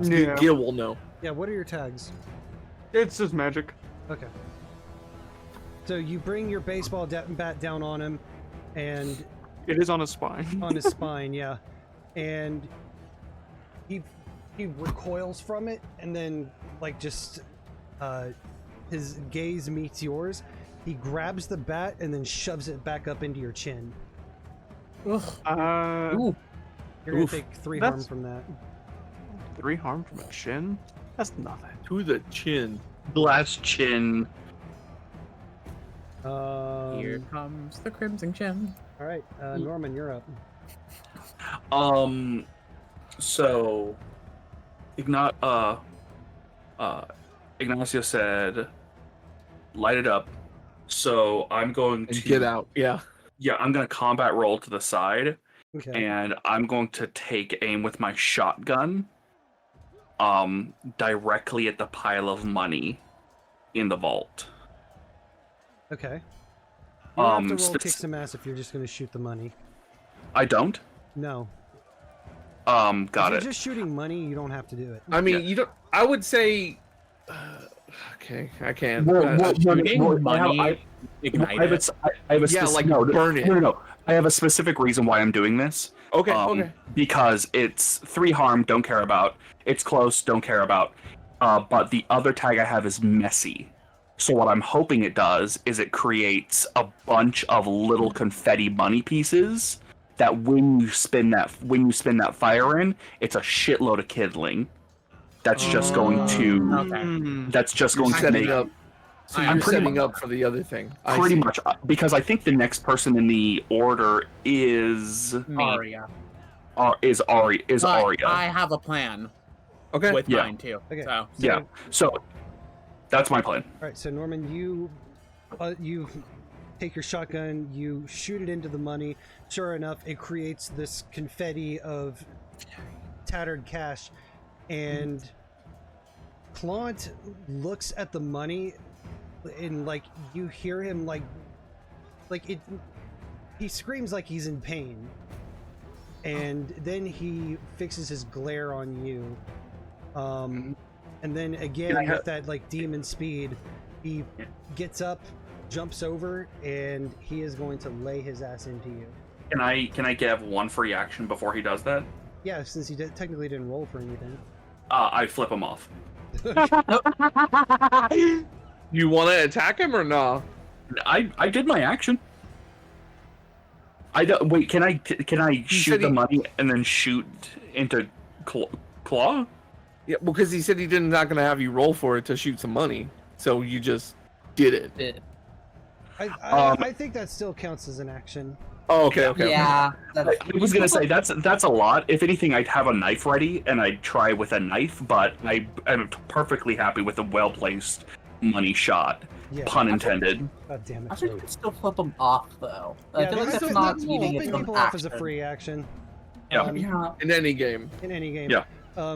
So you turn. In that case, can I also flip him off? And as you're flipping him off, it's like he disappears from the floor and instantly reappears in front of you, and he's laying a headbutt to you. Awesome. You're gonna take 3 harm as his forehead connects with the bridge of your nose. Actually, because I'm wearing a flak vest, not sure how that helps me in this instance. I only take 2 harm. It makes complete sense. Don't know what you're talking about. Yeah. It helps with the recoil. It was that spine damage that, you know. And that ends my turn. Yep, Aria. Okay. So I want to use the life drain, but that's intimate. Am I able to have Aria like get up on this bitch's ass and use it, or do I? Okay. So I roll kick some ass for that, right? Yep. Okay. So let's see.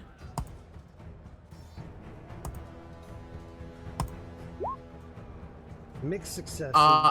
I'm going to use a luck point. Okay. Fair enough. Choose your extra effect. My extra effect, I already thought this. I'm going to gain the advantage, and I'm going to give 1 forward to Antoinette. Let's go. Very good. So you get up on this guy. What's your life drain look like? Honestly, I didn't think this far. What if you just punched him or like you like? It's a creepy quote. Honestly, It's a creepy because quote. it's Aria and I have to do it. She goes up, takes off one of her gloves on her right hand, and backhands him. Oh yeah, that's great. Yeah. And my life drain does 1 harm, but I have the extra to add 1 harm to a base. So 2 harm. You do 2 harm and you heal 2 harm. Which I only took 1 harm, so I healed 1 harm. All right. Antoinette, you're up. Oh wait, before it's Antoinette's turn, he feels the backhand and not even taking his eyes off of Norman. He just takes his elbow and crunches you in the nose for 3 harm. Ooh. My immortal, though, makes me take 2 harm. Correct. Aria's the tank, confirmed. We weren't Aria expecting just this. built different, quite literally. Like actually built different? Yeah. Alright. Antoinette. I wish Flesh Room did more damage, because now I'm sad, because I wanted to use it. But, like, burn everything does, like, more damage. Damn. What you were being set up to do. I Not know. Fail us now. I know. I'm just saying I'm sad. Well, I'm gonna do burn everything again. Okay. Are we all in the vault? No, you guys are just standing outside of it. Alright, well, I'm gonna have Antoinette walk up to the opening of the vault. Gil, curious question. Could I mix Flesh Rune and burn everything? Is that a thing I could do? I don't think so, Like, not because necessarily- it's a rote against your use magic. I'm using it more for putting it on, if I ever use this character again, I'm revisiting this. Burn everything, I'm gonna use it, but not necessarily towards him, but like, she takes the knife and does like a much deeper, like, carving into her own arm and hand. So it's like a long gash of like doing this sigil. And instead, rather than like point at him, she just swings her arm and a bunch of her blood goes on the money everywhere. And then she does burn everything rather than towards him. Yeah, well, burn everything is one of the things. Is the one that you did to Claude, but the other effect of burn everything is that you can have it be an area. Yeah. So I was saying, like, rather than, like, the spell just ignites her blood, so it's like Aria. Yeah. Like, let's do that as a use magic. Mm-hmm. Submit. Submit. Damn. Jesus. Hallelujah. Only advanced success were real. I feel like that's. Please continue. Yeah. Oh yeah, so yeah, she does that carve and then says ignite and then ignites the blood. Yeah. As the money gets set on fire, you see Klont actually once again scream in pain, and you see him step back, and you see that some burn marks are starting to appear on him now, despite not being targeted.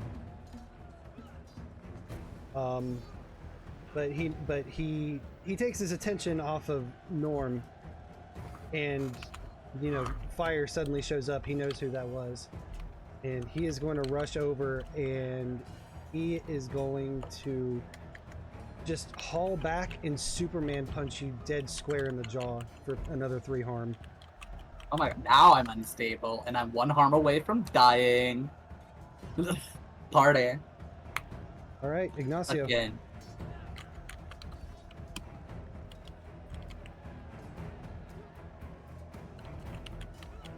Ignacio. Ignacio! TVHEADD. Dang it, I was muted the whole time. Sorry, I've been talking. I've been talking this whole fucking time. I don't know why. Sorry about that. Oh, good. So I want to be clear about who's in and who is not in the vault. So Norman shot it at distance with a 1 second. So Norman shot it at distance with a shotgun. Yep. Antoinette shot it at distance with a spell. Nobody else is in there currently. I will point out I am 1 point away from dying. I know. Just but saying. yeah, we can. Yeah, okay. Just I'm trying to focus eyes on the prize. Get this done, and then we can heal everybody. So. Can I close the vault and start burning the cash in there? Yeah, the cash in the vault is currently burning. Is burning. Yes. Will Yeah, continue to burn? Yeah. Okay, well then I'm not going to worry about that then. Let's then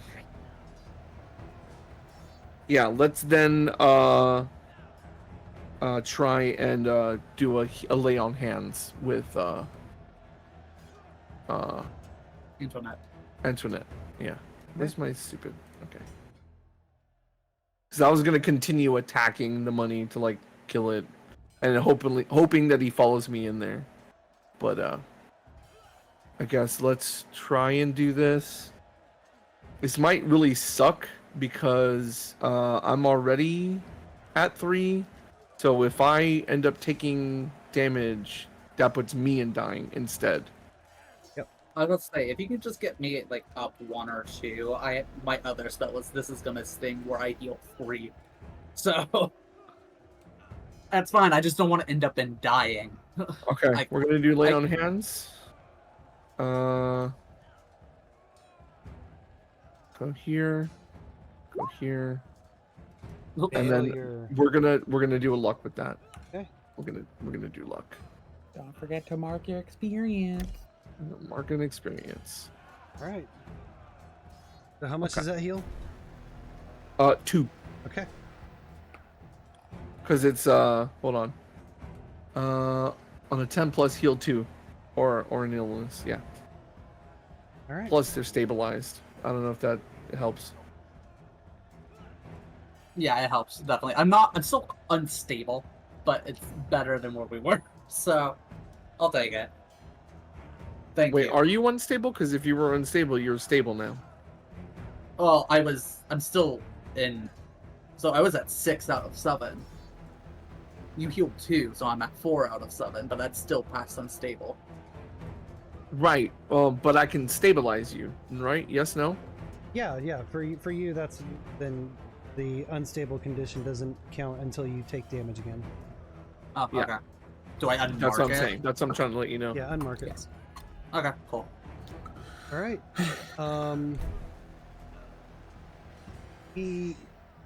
Font is looking super concerned now.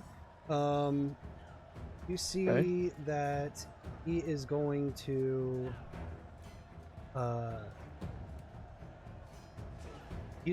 run kind of into the lobby a little bit to where the nearest fire extinguisher is, and he's going to grab it. To try and okay. But that's all he can do for right now. Crood.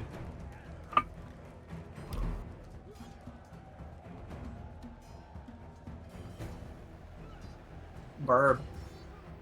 Here's what I'm gonna do. I'm gonna use Supernatural Guide and summon Let's a go. tentacle to restrict Let's this go. motherfucker. Okay.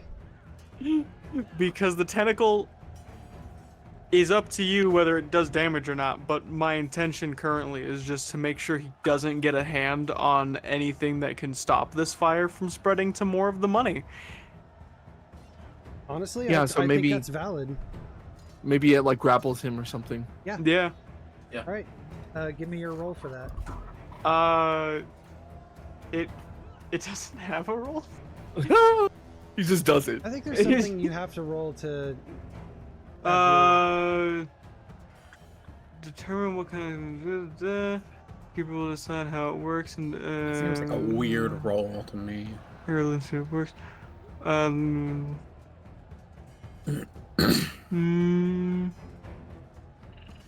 It doesn't have any specifics. It just says that whenever you would roll weird, I roll charisma instead. Oh, that's for something different. I'm just gonna roll this as a kick some ass roll. Okay. Okay. Fair enough. Boo. And instead of doing that, because I have, 7 or 6 more luck that I can use, guess what I'm gonna do, Gil? I know exactly what you're gonna do. All right. I'm glad that we're on the same page. All right. So the tentacle... I'm not even failing. I'm just wanting a higher roll. Yeah, you guys have barely failed all session. You haven't had to use your fucking luck. Yeah, I haven't used a luck point yet. I've used only 3 so far. I've used 2, and it's literally just to get slightly better rolls because I've succeeded. It's Well, just I've only used. I failed once, but I didn't need to use luck at that point. So the tentacle, you see that this thing just apparates, comes out of the floor. You see like these shadowy wisps come off of it, and it just wraps around and binds Clont. when it does that, I'm just gonna flip him off. By the way. Yeah. Clont is going to struggle against it, but he is pretty much immobilized at the moment. Norman. Nice. I'm going to grab my shotgun. I'm going to throw it backwards into the vault that is already on fire. And then I'm going to pull over my shoulder my sniper rifle. How far would you say that he is from me? Not far enough to warrant a sniper rifle, but you can still get it off. I'm not. So the thing is, I'm not shooting at him. Oh. I'm adding insult to injury, and I'm gonna shoot at the fire extinguisher. Oh my god. Oh my fucking god. Oh, that's good. Yeah. I think that's easy enough for you to do. You okay? Does it create a smoke screen effect so now he has bad eyesight too?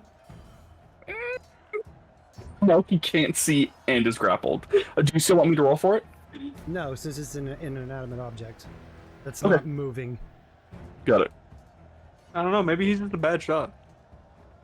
I mean, we could put something on this. We can make No, it no. No, it's my time. Come on, people, let's go. Come on. Yeah, so you shoot the fire extinguisher, it explodes. Yeah. Yeah, there's just like this white, the Okay. fire extinguisher shit all over. And the last thing that I do before I finish my turn is I reholster the sniper rifle and I go over to prepare to assist in closing the vault door again. Yeah. Very good. Oh, we need to look around and see if any of that other cash is in there and start throwing it in there. the thing. At this point, I think if we can just kill enough of the cash in the vault, we can kill the demon, and then we can have the rest taken care of or taken out of commission via fire methods. I think what needs to be taken care of is the guy in front of us. But that ends my turn, and I pass it over to Aria. Well, because this is something I just really wanted to do. We're gonna do some life draining again. Yes. So I roll for kick some ass, right? That's what I do. Oh yeah, I can.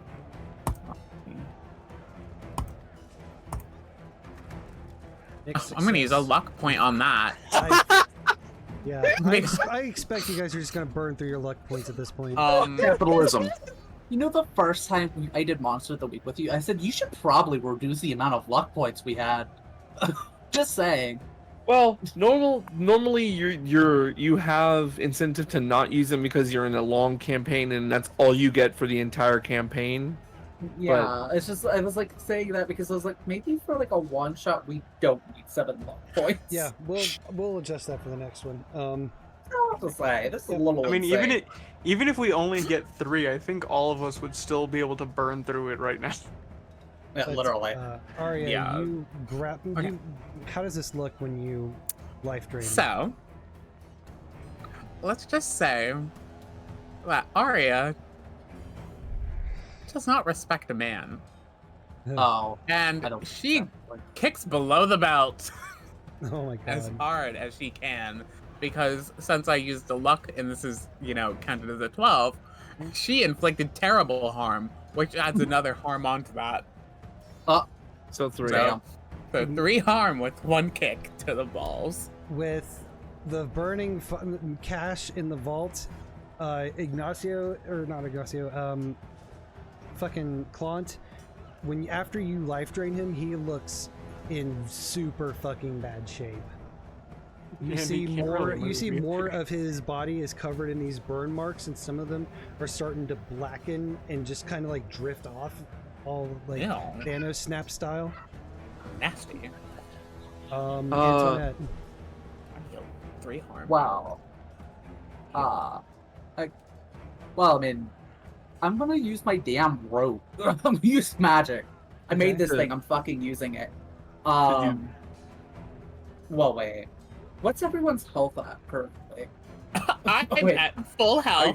I have 3 harm done to me. Same. Can't relate. He's bound, so. Listen. Sorry, I just had a question, and it's pertinent to you. I was wondering, is there a difference between us killing him now and potentially he can come back, or you banishing him to where he can't come back? Is that a thing? Do we know? You know what? This is a thing we could look at, because there's use magic and then there's big magic, which is different. Oh. So, where is it? Use magic is there. Big magic. So, use this when you want more than use magic effects. Tell the keeper what you want to do. The keeper may require, there's a whole list of stuff. So, keeper, what would I need to do to banish this evil or fully destroy it? So, banishing a spirit or a curse from a person, object, whatever, is under your use magic. If you want to banish a being entirely, that's definitely going to be big magic. I'm going to say that you're going to have to do some pretty rough harm to yourself, so more than your usual 1 if you would if you were using your rote. You probably have to burn 2 of your harm. Okay. You need at least 3 people to do the same. Aria volunteers as tribute as having max full health. Yeah. And you need...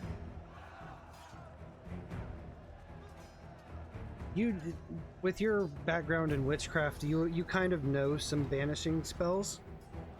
Okay. So you're gonna have to basically repeat an incantation. And it's going to take a couple minutes. Okay. At which point, Clont is going to try his best to fight out of the grasp of the tentacle. Oh, Fair enough. maybe just kill him then. What would I have to do big magic to kill him? Well, he's already in a very weakened state because his source of power is going up in flames. That's And he got kicked in the balls. So if I were to say flesh rune, which I still think we should probably make it do more damage than 2, because I have no reason to use it. If I were to use the flesh rune and do the 1 harm to myself and to use it on him, possibly a killing blow at this point. Yeah, I think that would be very fair. Alright, then I'm gonna do the flesh rune. Where I do a harm onto myself, so I'll probably be critical again. Whatever it is. Yep. And I have to roll it. If anyone wants to help me or help me out, that'd be nice. Doesn't matter if they have weird, it always relies on cool. I forget this. If anyone wants to help me out, I'll do it. I want to help. Aria's go for it. center of attention. Go for it. Fair enough. Dead by daylight. I'm gonna say. Jesus. Yay! Awesome. Okay. So, given that she knows that the body is weakened, and knowing that this is probably going to require a much more powerful version of her normal runes that she does, she gets Aria to come over here, and she's like, "You're going to have to stabilize me after this." And so she pulls the goat's blood ready. She pulls the athame out, and rather than going, she does these long designs in her own arm, and it's not just the normal 3 or 4 lines. It's a good probably 10 very complex long gashes of hit on her own arm. And by the time she's done, she looks at Claude, or whatever his name is, the demon, and with all the blood all over her arm, she points at him and doesn't even say anything. That's all she does to cast the wound. I'm gonna be honest with you. No matter what this is, I'm going to use a luck point if it's bad. So yeah. Hate to be a bearer of bad news. Yes, it was used. It's not even a fail. So you use your flesh rune, and as you cast your spell, you see these runes begin to appear all over Clont's body, and he's screaming, wailing in fear, terror, pain, and the runes, they populate in a way to where they begin to cover his entire body, but then they start to overlap, and pretty soon he is just basically a figure of blood while he is screaming. And you see him finally let out his last breath. His voice just kind of slowly trails into dry and dying wisps, and his body slumps, and you see the kind of the ash and Thanos effect. Just he starts peeling away. Yeah. And after about a minute or so of this, he disappears into dust and time. Awesome. Before he disappears to dust, I'm just gonna say get fucked. Number 1 victory royale. Yeah, Fortnite about to get down. Get down. I would say probably while he's doing this, she probably says, "May Monarch have mercy on your soul, because I won't." While this is all happening. So, yeah. So now there's a fire in the vault, and there's still a bunch of people who are on the ground, not moving, but very clearly panicked. Yeah, we should probably get them out, huh? Well, I should probably get first, which I could probably do that myself. I have the magic for it. You do also get the one bonus effect because you used the luck point, so it was overturned. No, that's not. Not kick ass. It's use magic. I don't get the bonus. I'm pretty sure. Yeah, no. No, use magic. When you use magic, if you roll up plus a 10, you get to choose the effect. That's effects were anything between 7 to 10. The only So, thing like- is, with a mixed success or a failure, I get to choose a glitch. Yeah, the glitch. It's like a negative side effect. Mm-hmm. Right on. So like when you took the 1 harm, when someone took 1 harm, that's a glitch because I got a got a mixed success. Like it still went off, but there's a downside because Yeah. magic is volatile. So now that the demon is gone, I think keeping the flames contained in the vault should be more or less okay, but we should still be able to get people out, I guess. Right? Yes, no? Gil, should I roll? I'm gonna use this might sting on myself. Should I roll for that? It's part of your use magic, so yeah. Yeah, that's why I was saying that. And listen, I'm not even gonna be like, yeah, full luck point. There you go. That works. So I removed 3 harm from myself. All right. So, What do you guys do next? You guys are kind of like in free room now. We just gotta start escorting. I'll start escorting people out. Okay. And I guess we can start So we need to making sure that the money one, gets maybe? burned, but Or is like that- doesn't go outside the vault, which is solid metal. So Does the enchantment on the money fade when the daemon dies? Oh, that's a good girl, I'm not having Antoinette carve on herself anymore at this moment. She needs a moment before checking that shit out. I feel this woman's Sure. health has been up and down all over the place in this fight. In that case, I'm doing reckless shit at this point. I'm gonna go grab a money. Oh yeah, we do. Barehanded. Wow. Oh, I see. Yeah. I have insurance. Okay. Yeah, so you start grabbing money. Ignacio, you're getting people out of the building. And yeah, so you see the money burning in the vault. Did you guys shut the door? No, I was getting ready to, but we took them off before. Right. Okay. But we can kind of. I'm hoping. What I'm hoping is, since it's a solid metal vault, that we can kind of do, I guess, a controlled burn. I don't know. Yes. Worst comes to worst, we burn the building down. It'll be fine. They can build a new one. Mm-hmm. They have insurance. I'm not especially not my worried if a bank burns down, but like, it'd be great to make sure all that money gets burned. Yeah, honestly, just close it and leave it. Stand by, I guess. So is the money cursed or no? You guys don't know. I asked if I could go in and grab a piece Before you close it. before it's closed. Well, the money outside of the vault was also cursed. We don't have to There was look at some, that. yeah. So we can just have literally anyone roll weird to try and ascertain whether it's true or not. Mm-hmm. Do you want me? How about I use the spell I used earlier to do it, but on someone else to see if they see I'll it? take it. Or Okay, well, the I'm- person who doesn't have any harm done to them. Aria. Hi. I was about to say Aria's literally right. 0 harm, healed up all my harm. Yeah, I was gonna say Antoinette probably a little side eye that you're not the one who's like bleeding profusely all the time. He's like, give me your hand. Like, take the glove off, give it. Or we already have it off. And she does the rune on it quickly because she's tired of this shit already. All right. And does a. Alright. I fucking knew it. I'm using the fucking luck point. Oh my god. Yeah, we're gonna nerf those luck points for one shots.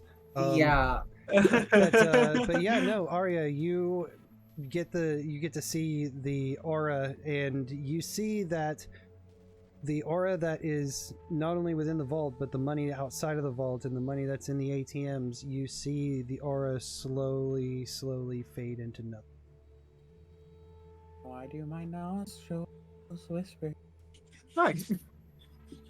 Not the You fuck guys Phineas do and hear Ferb in the distance police sirens. Oh, We God. should leave. Yeah, let's get going. I want so much fucking Gatorade after this. I'll give you one. Yeah, I give you one. I just produce one. I deserve a whole cow for what I And did. as we make our escape out of the bank, the Jesse J All About the Money from Pitch Perfect plays in the background. Jesus Christ. Ew. It's not about the money, money, money. We don't need the money, money, money. And that is a fitting place to end the session. Fantastic.